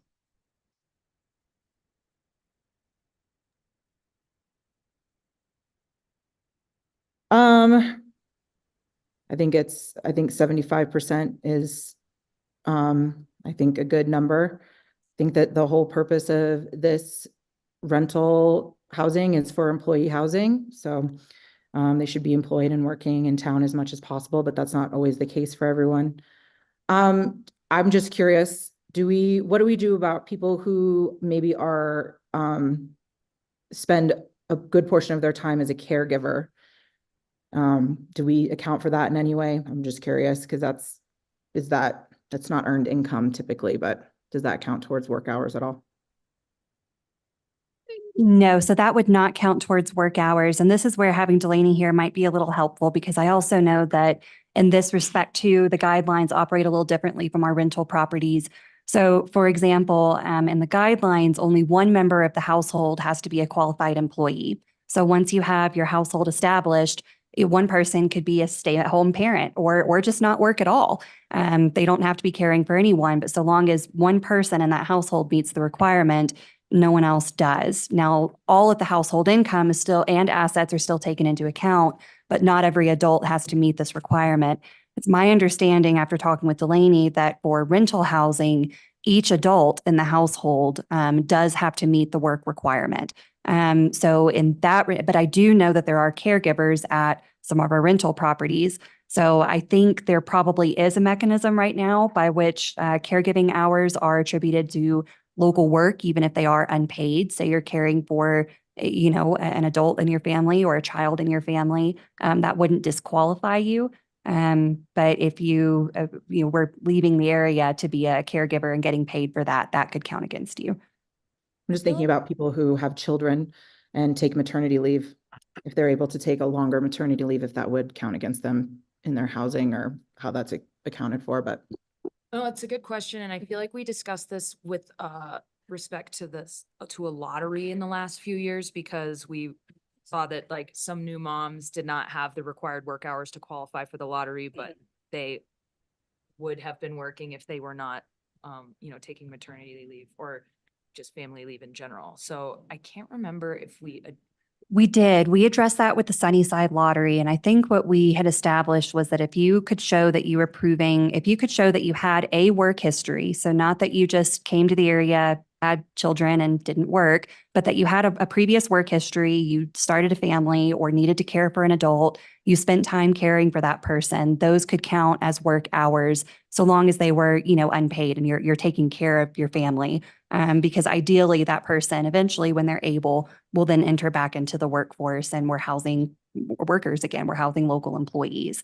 So if that's something, we can definitely craft language around that. You don't have to give all decisions today, but if you just give us an impression of what you would like to see accommodated, I can definitely build that into these policies. So if that's something that you would like to see accommodated, I can definitely do that. Does everybody have a thumbs up about exploring ways to make that a reality for qualification for caregiving, whether it's for children or another older family member, discussing that further? I think discussing it further makes sense. Yeah, and I think in the language, I would like to use parental leave instead of gendering it. Yeah, definitely. So I guess this brings me to a question though, because if that speaks more to not meeting an hours requirement rather than a source of income. So just to pose a situation to you, let's say there are two partners, one works remotely, one works locally. The one that works locally now takes off to care for children. Now all of their income is coming from outside of the area because this person's taking off. So how in that situation, is that still a household that should be accommodated under these rental policies? You have a former local employee. Now they're not working. They still have an income, but that income's not coming from this area. How should that situation be addressed? To what extent should this allowance be allowed? I think it's a job attachment requirement. I think this is why it does need to be sort of discussed further at another point. But I Okay. do think as a temporary situation, it's acceptable. I think if it's, if you make the decision that what feels right to you is to stay home with your children until they go to kindergarten and your spouse is making their income from a tech company in Denver, you no longer would qualify, regardless of whether or not you did at one point. Yeah, I think maybe a time limitation on how long that parental leave lasts with, if there's income coming in from outside of our one school district. Ashley, sorry, I didn't mean to cut you off, Ellen. Oh, you're fine. Oh, I was, I think that if it's the reality is that if you have a 2-parent household and one parent was working and then after the child was born, stopped working and the other parent is now the only provider, I think that if they had previously qualified for the housing, that would be very difficult. That situation seems very unsustainable for a long period of time. I'm wondering if there is a because I think there's like a leave of absence, like a 2-year window or something like that we could allow for a temporary situation. But again, it's like if that, I agree with me, and if that parent is, the one parent is a sole breadwinner, is making the majority of the family's money now from an outside source, it's not from the town of Telluride, and that is enough to sustain them, then that probably is going to shift, you know, their qualifyingness for the property, if that is going to be indefinite. That would be my only thing. And maybe you could be a caregiver and work a reduced number of hours, like more of like a minimal part-time job locally or something to help mitigate that. I don't know. I don't have anything like super concrete on that. I think it's just important to remember that this is subsidized housing for our workforce. And so we have to continue to align the decisions we make with the fact that that is the goal of the program, regardless of people's circumstances. I think allowances can be made, but a 2-year period feels really long to me, to have people living in a unit where there are other individuals that would be more appropriately aligned with the goals and the vision of the program that could be living in that unit. So I don't know what the answer is. I very much believe that there should be some allowance made in the rules for this, but I think we just really need to like look at. So let me ask you this question then, because when that allowance was made for the Sunnyside Lottery, it was again under that expectation that every adult in the household had to qualify. Every adult had to work or be qualified retired or qualified disabled. If instead we go more towards the direction of the guidelines household where only one adult in the household has to qualify, that allows for a second adult to be a caregiver in some capacity or not work or be a stay-at-home parent or whatever have you. Would you like then to move to the more guidelines requirement that only one adult has to qualify instead of every adult who lives in rental housing? I don't. I don't either. So if it's a family, let's just take a typical family, or not typical, I don't want to use that word. Let's just say there's 2 adults and there's 2 children. Both adults worked and then they had their children, and now one adult doesn't want to work. That would be allowed under the guidelines program. That would not be allowed under the rental program. I think that we also have to take into account some of the challenges that we do have, you know, in the community in general. So if there is not an infant caregiver, if there is not a space in daycare, if they can prove that they have no other option but to stay home with their children, which I think is a very real possibility for a lot of parents, then like we need to work, that needs to be something that's addressed, because it is something that we know will consistently come up and is also one of the goals of the town as well, is to adjust that program and fix that need in our region. So I think more feedback. we just need more Their information. first, Yeah. and I'm really glad you brought it up, Ashley. And I think that like, these are all first impressions, but I think we should. Yeah, we need data. Like ask other people what they think too. Yeah. Okay, so what I'm hearing right now is that every adult still has to qualify, which is not what we do under the guidelines, which is what we are going to do under the policies. Every adult has to qualify, but we are going to have a caregiver exception. We just need to kind of hammer out what that caregiver exception will be. Okay. And maybe it's a way to attribute caregiving hours as locally hours worked, even though it doesn't create income. That was a thought, But it's it's valued work. Yeah. It's just gonna have to do with that earned income standard in versus out of. I think, let's discuss it further. Okay. Okay, next question is, should there be a net asset limitation for rental housing residents? Yeah. I feel like yes. I agree. He's thinking. Yep. Ashley's thinking. Dan? I mean, yes, again, this is in line with the TAHG. I think this is an area, as we have just covered that the rental policies are more strict than the TAHG, that this might be a place where we have some allowance for people to gain assets, to allow for some success and to allow to build equity and plan long-term to be long-term members of our. But yes, I think implementing a net asset limitation is reasonable. The devil's in the detail. Okay. Ashley, how do you feel about asset limitations? I think they're fine. I think we should have net asset limitations. Okay, great. Okay, so the all right, new way, questions. yeah, the way, this might be another topic. I like that you're giving direction here, but I think the details might need to be determined after we discuss tiers. You'll see in the chart, the way that staff proposed a possibility of doing these net asset limitations, that it's based off of AMI. That means that the net asset allowance will grow year over year as AMI grows.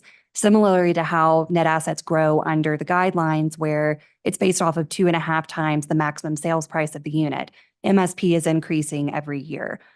So whether it's going to be, 5 times AMI, 10 times AMI, 3 times AMI, whatever that might be, I think we can discuss those details after we discuss what tiers might look like if we're heading that direction. But I'll go ahead and I'll put a placeholder in for this. But what I'm hearing is that we do want some kind of net asset limitation. Can I just ask, because I think I kind of understand, but I want to hear the reasoning, why the net asset limitation decreases so drastically as the tiers go up?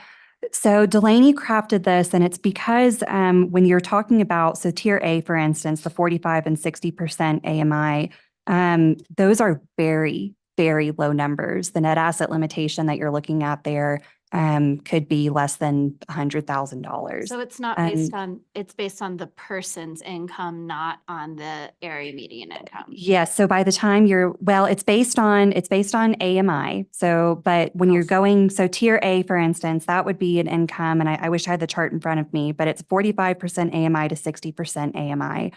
Even at 10 times that AMI amount, so 10 times 45% of AMI is still going to be not a whole lot of assets. So I think maybe it's the way that it's written is confusing, because the way that I read that is that AMI is a set number every year, like it's that 76,000. So the way that it's written, I think, is a little confusing, because I look at tier 1, 10 times 76,000, so $760,000 as the net asset limit. So I think as we're drafting this, I think it should be really clear that it's 10 times the tiered the Okay. household income. I understand what you're saying now. Yeah, Mhm. because I was like, that seems weird that we would allow that. Yeah. Okay. But thank you for clarifying that, and I'm glad I asked.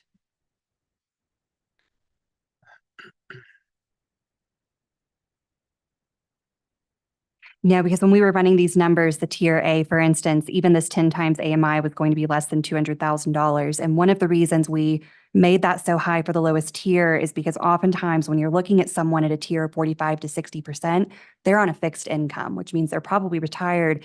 They might actually have not substantial assets, but enough that they're retired.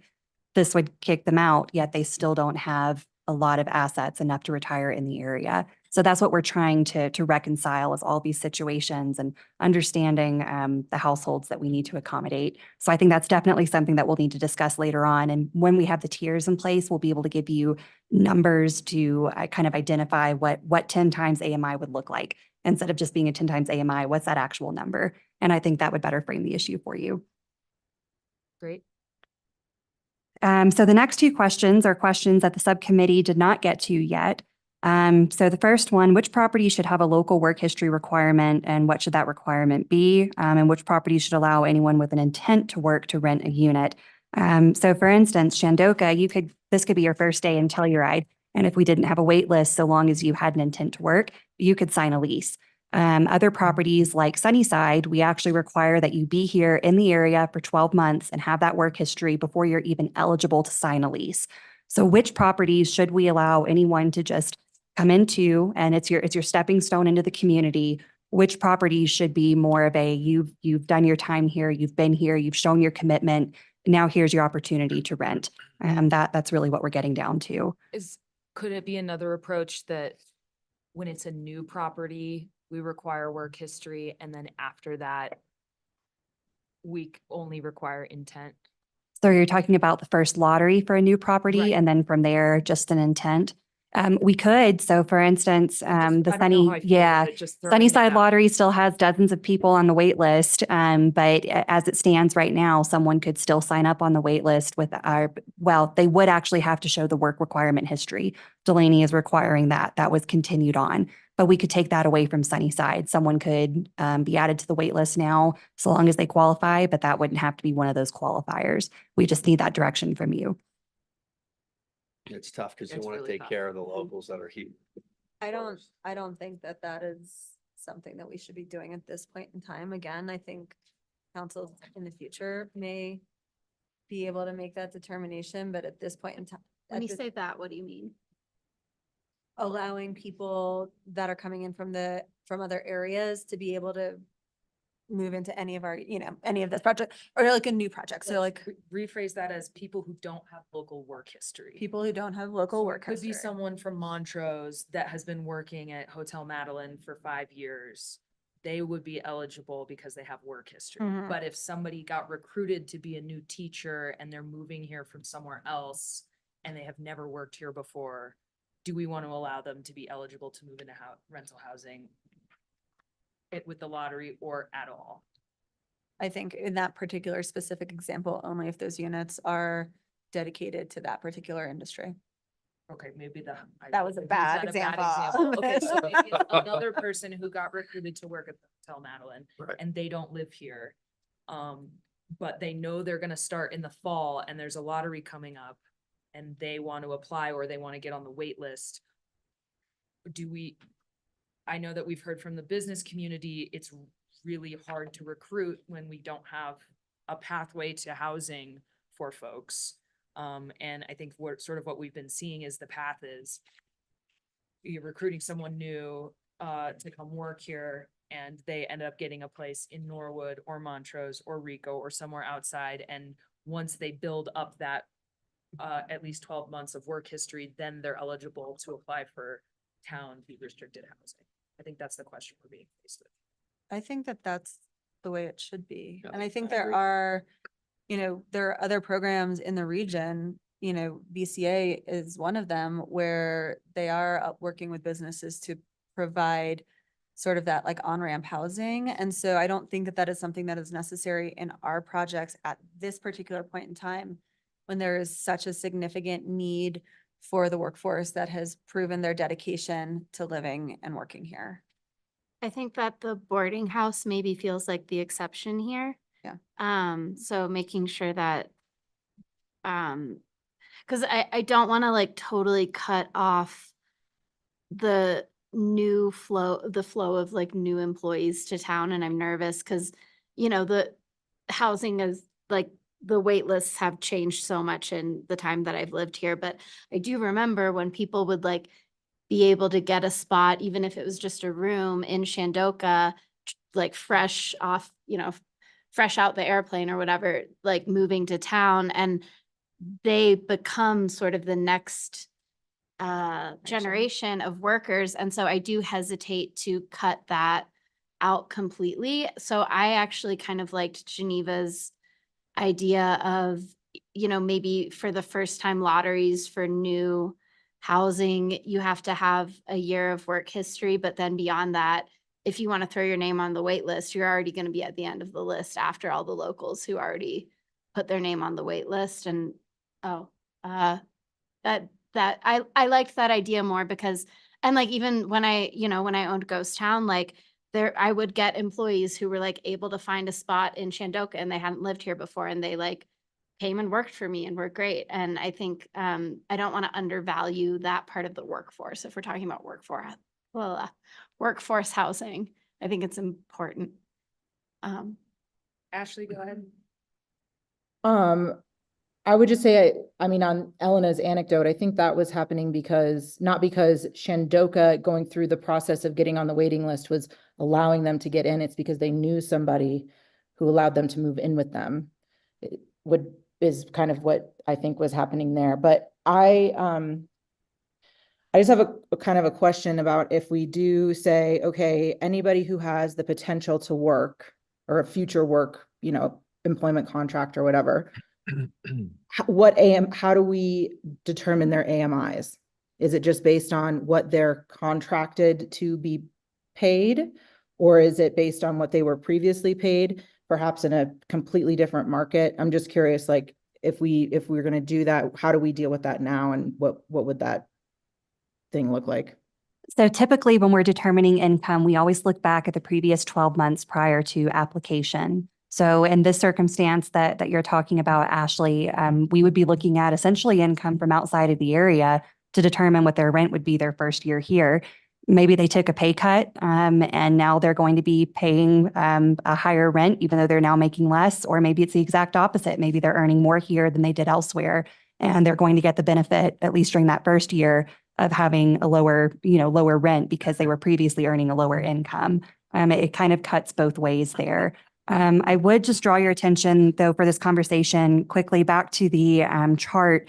The way staff had proposed this is that I'm going to call them the stepping stone properties. It's the properties that you would first live at here in Telluride, would be Shandoka, except for buildings F, G, and H, which are going to be remodeled.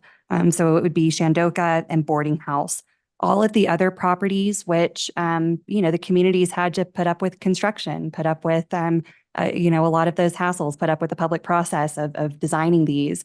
Those are the units that if you've already been here, if you've shown a commitment to the community, a work history, then you're eligible to move into those properties. Not necessarily at a higher rent, just in these properties that are maybe further east in town, newer units. So that's kind of the reward there, is that you're able to move into those properties. That leaves Shandoka open, though, for someone who has been recruited. And then just to also preview another topic that we are going to discuss, because I know you brought it up, Geneva, with the school, we do want to also discuss a business relationship policy, and how we reserve units for, say, the school or for certain businesses in town, because I know we've done that in the past and we do it with some entities currently. So that is also forthcoming eventually. I like what you've proposed. I don't like the inconsistency of it as a policy, but I think in practice it makes a lot of sense. Just my type A brain would like it to be a little bit more like same across the board, but I think I see the merit for both types of employees, and I like I said, I don't want to totally cut off the new stream of employees while the wait list is really long. We're trying to create a policy that is evergreen, that for the most part that we don't, if things change, it feels applicable 15 years from now. So I think keeping that pathway open to new people coming to town still has a place. But not for a lottery. I'm also, the boarding house feels very different, but I like the way it was proposed here. I think they sort of get the same goal in different ways. Do you mean like if you're okay if you go to the boarding house and you're okay, A, B, C, D, E, Shandoka, and everything else remains, you have to have the history of being here? Yeah, is that what you're? Is that? I think I'm open to that option and the lottery option. I think both of those seem like good policies, and I don't feel like strongly that one or the other is better. I think they kind of get to the same end goal that I would like to see. The lottery to me just doesn't seem it's enough for the existing locals. That's we do have a lot of it coming up right now, but in the long haul, I don't think that's enough for the people who've really put the time in. And so I'd like to limit it more. I'm happy to let go of that. I think I'm not going to fight for, I don't think boarding house is enough. So maybe adding some of that Shandoka for the newbies. Well, But what about instead of just intent to work, it's job attached, or they've been hired? Well, Like that is what it is. Like, but intent that's to work, you have to prove it with a letter from your employer. Okay. And I think that letter could also include, and what are you going to be paid roughly? I think Mhm. that's a little trickier with some hospitality tip jobs perhaps, but And like everybody has a and- good idea and of what that's gonna be. specific hours. I think Yeah, that's I've- there have I've been filled those there's out been for a lot people. of those I Mm-hmm. am going to be working here, and there's no, they've got like potentially a shift, you know, and so I would just want to make sure that that intent to work is very much in the hours that we are requiring. And I think we could make a really strong, detailed, employer fill out form for new employees. Right now, it's like just an email or some, maybe there is a form. I can't think it's like remember. a one-page form. It's very simple. But like I utilized that when I first came to town. I got hired at the ski resort. I rolled up, there was no wait list at Shandoka. I showed my form that was signed by my new manager who I'd never met before, and I moved into the unit and then showed some paychecks over the next, period of time. Could- So Could you also do, let's just, humor me and say, we said, okay, perfect. If you're the boarding house or Shandoka A through E, you just need the intent. But if there's availability at any other project, that's fine too. That's like you rolling into Shandoka. I think we pencil this, and I would love to talk about it with Delaney too. I worry about the complications of having different allowances for different units. Yeah, I don't In want to that sort of crush that. in that arbitrary way. I mean, I think it's written really well in this proposed column. We already do it with Sunnyside. I don't want to speak for Delaney, but I also know that we put this charts together. So I know that she thinks that it would be administratively possible, and it's not, you said by unit. If it was by unit, that would be very complicated. This would be by property, building, which makes it a lot easier to know, if someone's interested in Sunnyside, we can tell them, that's great. How long have you been here? How long have you been working here? And if they're interested, if they're new to the area, we can tell them, great, you qualify for Sunnyside or for Shandoka. Would you like to join the wait list? Or if we've got a unit available right now. And then also, again, we don't know what housing is going to do in the future. We could find ourselves in the situation of having vacant units again at some point. And if we did find ourselves in the situation of, let's go with Sunnyside, because we already know that it's a 12-month work requirement history. We did have a vacant unit. There's no one interested in it who would qualify with the 12 months. We would leave in administrative discretion here to rent that out to someone who is new to the area, so long as they have that intent to work. So the qualification criteria can be flexible to meet those conditions when there's no one who does qualify who's waiting on it. Similar, I know we haven't done it in a very long time, but similar to what we do in the guidelines also, people can actually qualify for those units with exceptions, so long as there's no one who would qualify without an exception. And would this kind of, our answer to this question, would that would kind of affect, I know we're going to talk about waitlist later, but the scenario that Delaney outlined of somebody's been on the wait list for years, they actually moved away, but then they get the call because they're at the top of the wait list. They have intent to work, so they come back to move into their unit. This would limit how many of those units would be eligible for that. Yes. Because they would need the 12 months history, and it could help us shorten the wait Yeah, list. versus those who really stick it out and stay in the community and are willing to wait for one of these units to come available at one of the other properties. So Shandoka would always be available for those who want to come back, subject to any, wait list that might exist, but always be available to those who want to come back and want to work. So that was the idea behind structuring it this way, was that, again, Shandoka would, as it is now, remain more or less the stepping stone property, but then these newer properties that are coming online in different locations that are being renovated, those are really being more or less saved for those that have been in the community longest and who have really shown a commitment to being here and working here. It works for me. I'm sure we'll discuss it again. Dan? Yeah, I'm not too far off on this one. I do just want to pose a hypothetical that makes it complicated for me because it's tough of just, I'm thinking of a circumstance of like Tri-County Health was recently trying to hire an executive director and a great position that requires a lot of specialized skills, but it's nonprofit work. It doesn't pay that great. That person is probably going to have to find something in the affordable housing network in one of our towns. I see a very real circumstance where that person would be hired from out of the community, doesn't have any sort of work history. That's just one top of the mind example I can think of, or, other therapists or other medical professionals trying to bring in those specialized, highly skilled professions into our community. And if I was the executive director of Tri-County Health Network, I certainly want to be sharing a room with somebody in the boarding house necessarily, and that would cause me to not accept that position if I were in that circumstance. So it's just, I can think of at least a number of situations that would be exceptions to this that we would want to consider.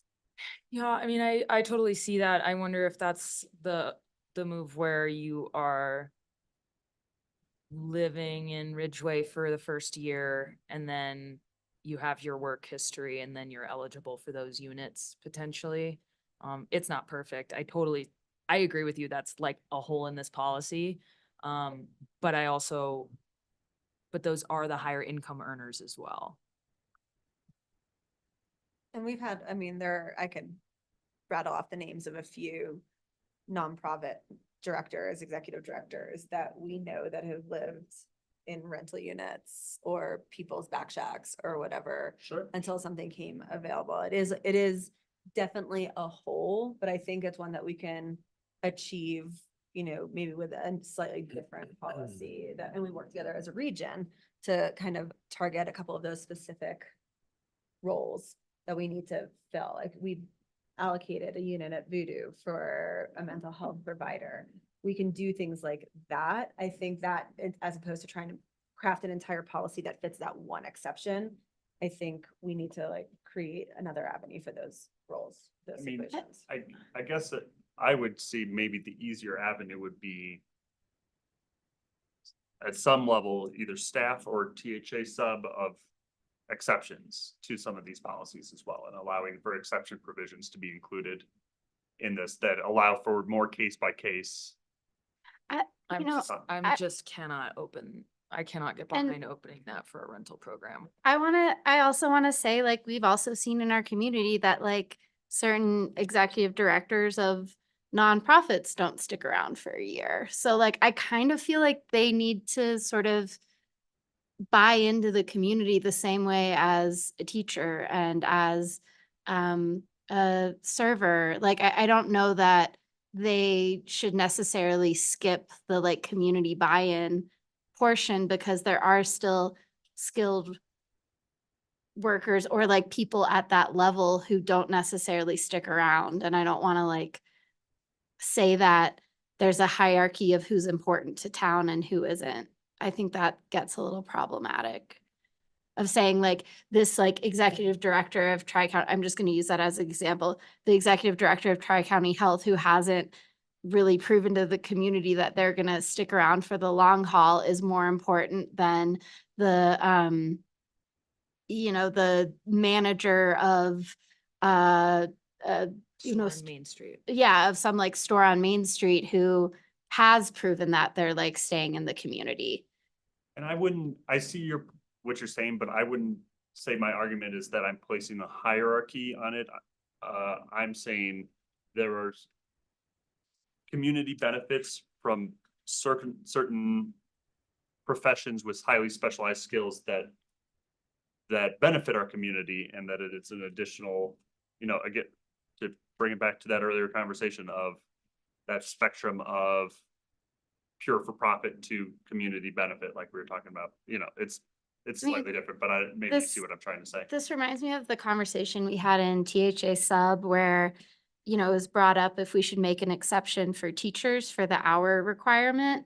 And I think a really good point was made that like there's such a broad group of people in our town who like are essential in different ways. And I think we're opening up a can of worms to like cherry pick people who get exceptions and people who don't. Well, and also our hours requirement does fit Right. teachers. But it like brought up a good Like, conversation of like, we can't wiggle our policies too much to fit a really specific person who, we're deciding is more important than someone else. I just think that gets a little subjective and complicated. And I think having these policies be straightforward and applicable to everyone is a better way to go about it.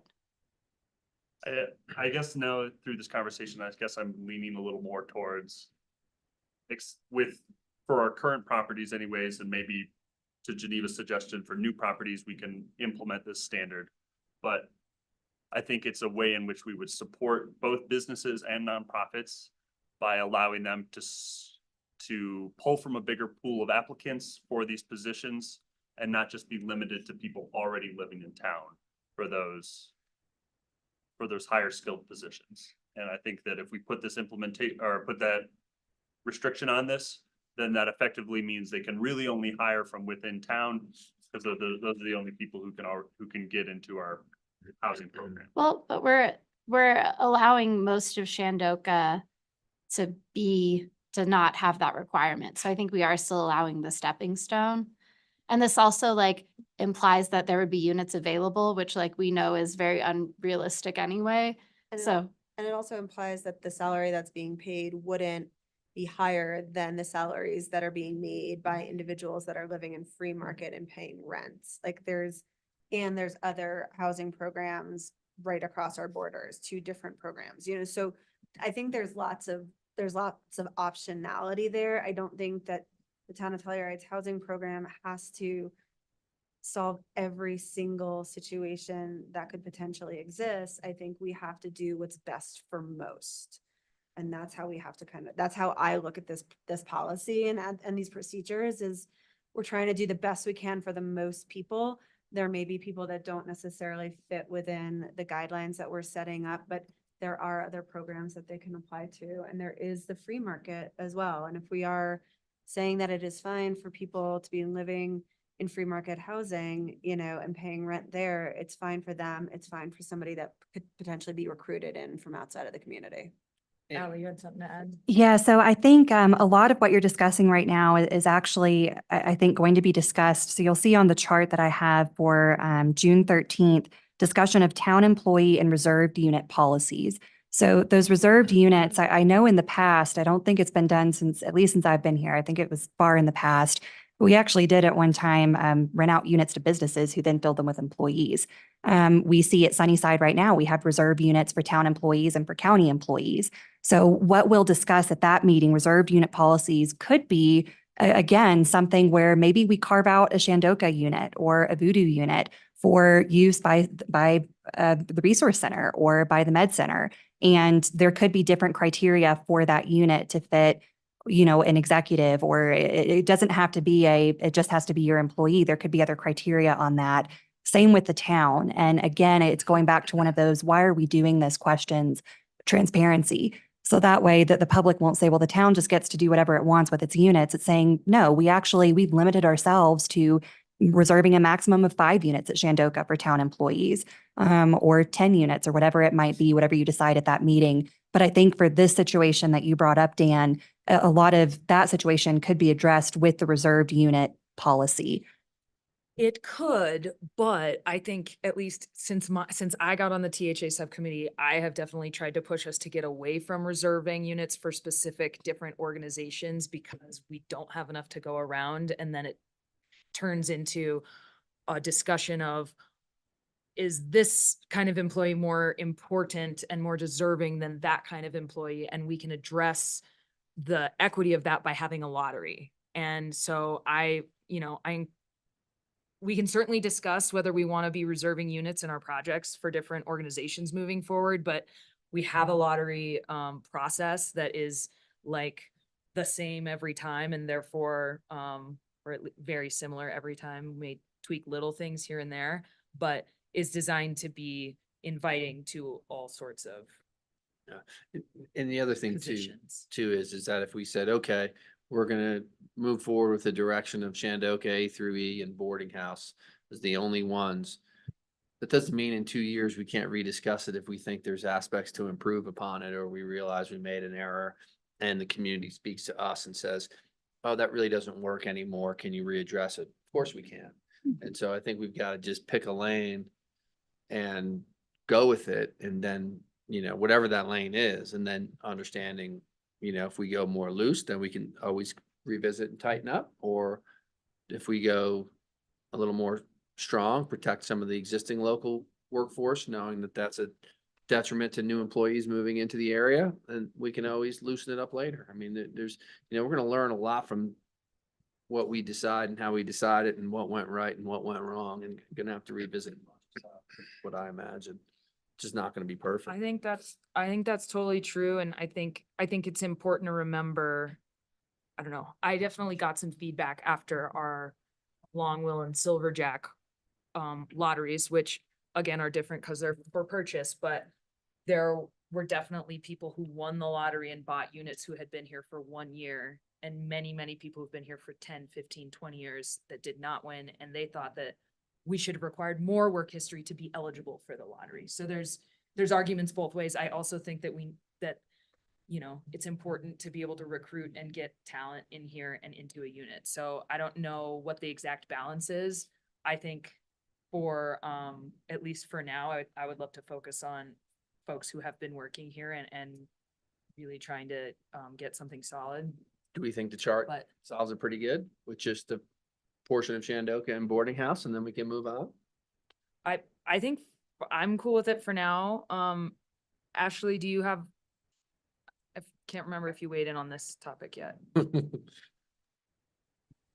I think that the way it's written is fine with the intent to work on the lower levels, the boarding house and the Shandoka A, B, C, D, E, and then the rest of the properties have a 12-month work history.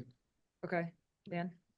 I mean, I'm close to being able to live with it, but I want to talk, and it's been a question I haven't raised, but why are Shandoka buildings, G and H in particular, grouped out differently? F, I know we're renovating, so that, okay, sure, I can understand from that, but I don't understand why G and H are lumped into their own category. It's, The F building. it's my understanding from Delaney that those will also be renovated here in the future. So I think those will also they'll be nicer than the other buildings at Shandoka here in the coming years. That to me feels like the cart before the horse a little bit, especially before we continue to get data from our housing needs assessment, data from Courtney for the SMRHA compliance update. So would you Yeah. like them to be included in the intent to work or not included in the intent to work? I would say not included in the intent to work. I would lump them with A through E right now. Included in intent to work. Or sorry, misspoke. Yes, just an intent to work with A through E. And if they get remodeled, we can address it at that time if we want to pull I it can out. live with that. Yeah, I can live with that too. Let's talk about it with Delaney when she gets back too, but that can be a starting point of Okay. discussion. That, again, that's something that's real easy to, now that I know the direction you're heading, if we decided to flip flop other properties or move that over, it'd be real easy, now that we have the framework in place. So I think that's for all of the questions that I want to discuss today, other than, you've seen the chart several times. Some items have come up today that I know we're going to need to discuss later on. Is there anything else that, other than tiers, that you don't see on the chart that hasn't come up yet that I should be aware of, that you know you're going to want to talk in more depth, that I'm just trying to plan for time moving forward? Have we discussed, actually, never mind. I'm gonna bring that up. at the Is, next one. Sorry, I feel like, how will households be defined is on the list. Mhm. So, yeah, that was the big one that was in my mind. Can I have kind of a strange question, comment?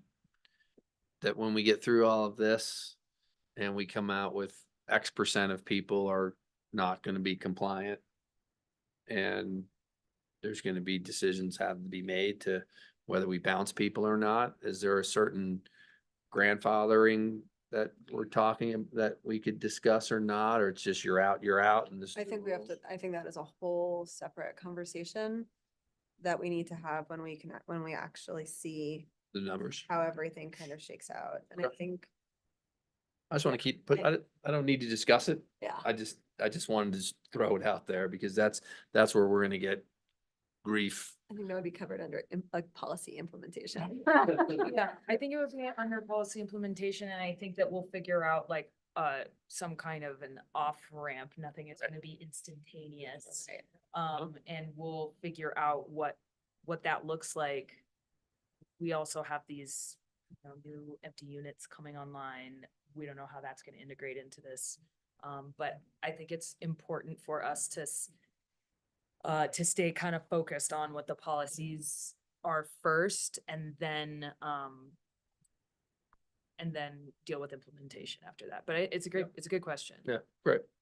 And I think the only thing I just want to put out there just for future conversations is I do want, now that we've received the new AMI levels from HUD, and we can get further information from them in regards to what the percentages of the totality of our community is as far as income levels. I think that that's really important when we're looking at our rental policy to ensure that the policy is being made and crafted to serve the community as a whole, not just the individuals that are currently in the building itself. Because there are obviously members of our community that would love to be a part of that, who would potentially sway the numbers a little bit because they are at a lower income level potentially. And so I just want to make sure that we're utilizing that data and making these decisions so that we're considering everybody. So we have this list of questions. Sorry, I just Oh, have go one ahead, more. Dan. I just wanted to pencil in for the next Sorry. discussion would be pet policy and reviewing and talking more about that in depth. Okay. I don't know if that'll be at the next meeting, but I'll Or- add it to, yeah, probably the 16th, the one Sure. after that. Yeah, But that's a good one to add. So for those who are listening and want to tune into our next meeting, just as a sort of brief summary of some of the upcoming questions, we're going to talk about how do we define a household, issues of how our wait list works. There's a lot of very specific and granular questions about how the wait list works, but it's complicated and we're going to be discussing that. Also parking permits, and how many we issue for units in that part of town. We also have some members of the public that are here, and I would love to hear any public comment either on Zoom or in the room if there are any.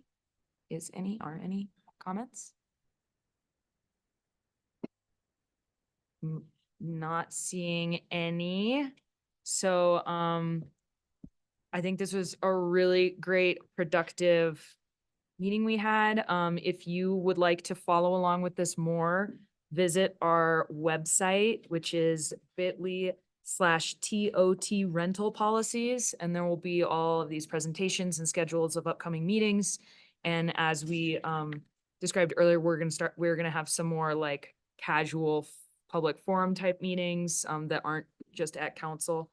And if you have any comments, please send them in to us or grab us for a coffee because this is important stuff. So thank you so much. We will, by unanimous consent, close our Telluride Housing Authority portion of the meeting. Back to you, Teddy. Thank you, Geneva. Item number 11 is next, and that's executive session. Tiffany, remind me, do we motion to go into executive session and correct? I just want to make sure. It's been a long day. I move to go into executive session now. Second. We have a motion from Geneva and a second from Elena. Geneva, yes. Elena, yes. Dan, yes. Ashley, yes. Teddy, yes. We will go into executive session. If everyone keeps their legs, I'm gonna use the rest of the Guys,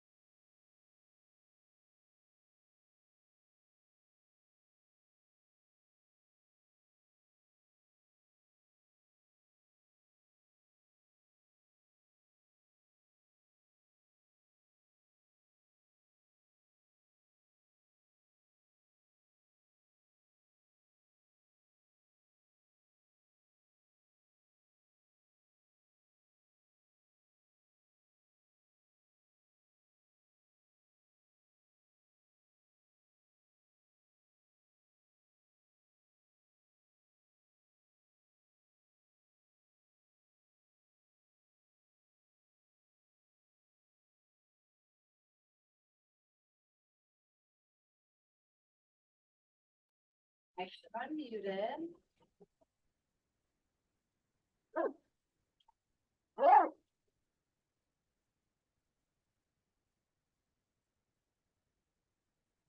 Right, you ready?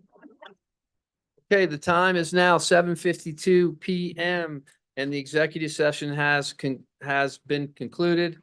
The participants in the executive sessions were for items 11A, Kaylee Ranta, Julia Price, Teddy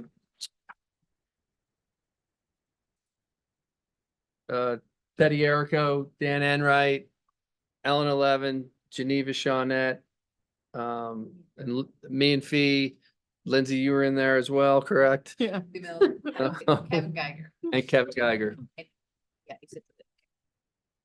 For item 11B, the participants, Kaylee Ranta and Julia Price were not present for 11B nor C. Zoe Lindsay. and and Lindsay and Zoe Denal did attend 11B. For 11C, Kevin Geiger recused himself, as well as me and Fee. In addition, James Van Hauser, Ali Slayton, and Lance McDonald and Kaylee Ranta were in 11C. For the record, if any person who participated in the executive session believes that any substantial discussion of any matters not included in the motion to go into the executive session occurred during the executive session, or that any improper action occurred during the executive session in violation F of the open meetings law, I would ask that you state your concerns for the record. Seeing none, the next item on the agenda is late last week, the town had received a notice of resignation from town manager Scott Robson with his last effective date in that position of June 25th, 2024. Pursuant to this notice, we move to address this vacancy in a special meeting Wednesday, May 22nd at 9 a.m. at Rebecca Hall of the town of Telluride, Colorado. Seeing that is the last item on our agenda, I will adjourn this meeting by mutual consent. Right. Right. Thanks, everyone. Thank you. Thank you. Bye.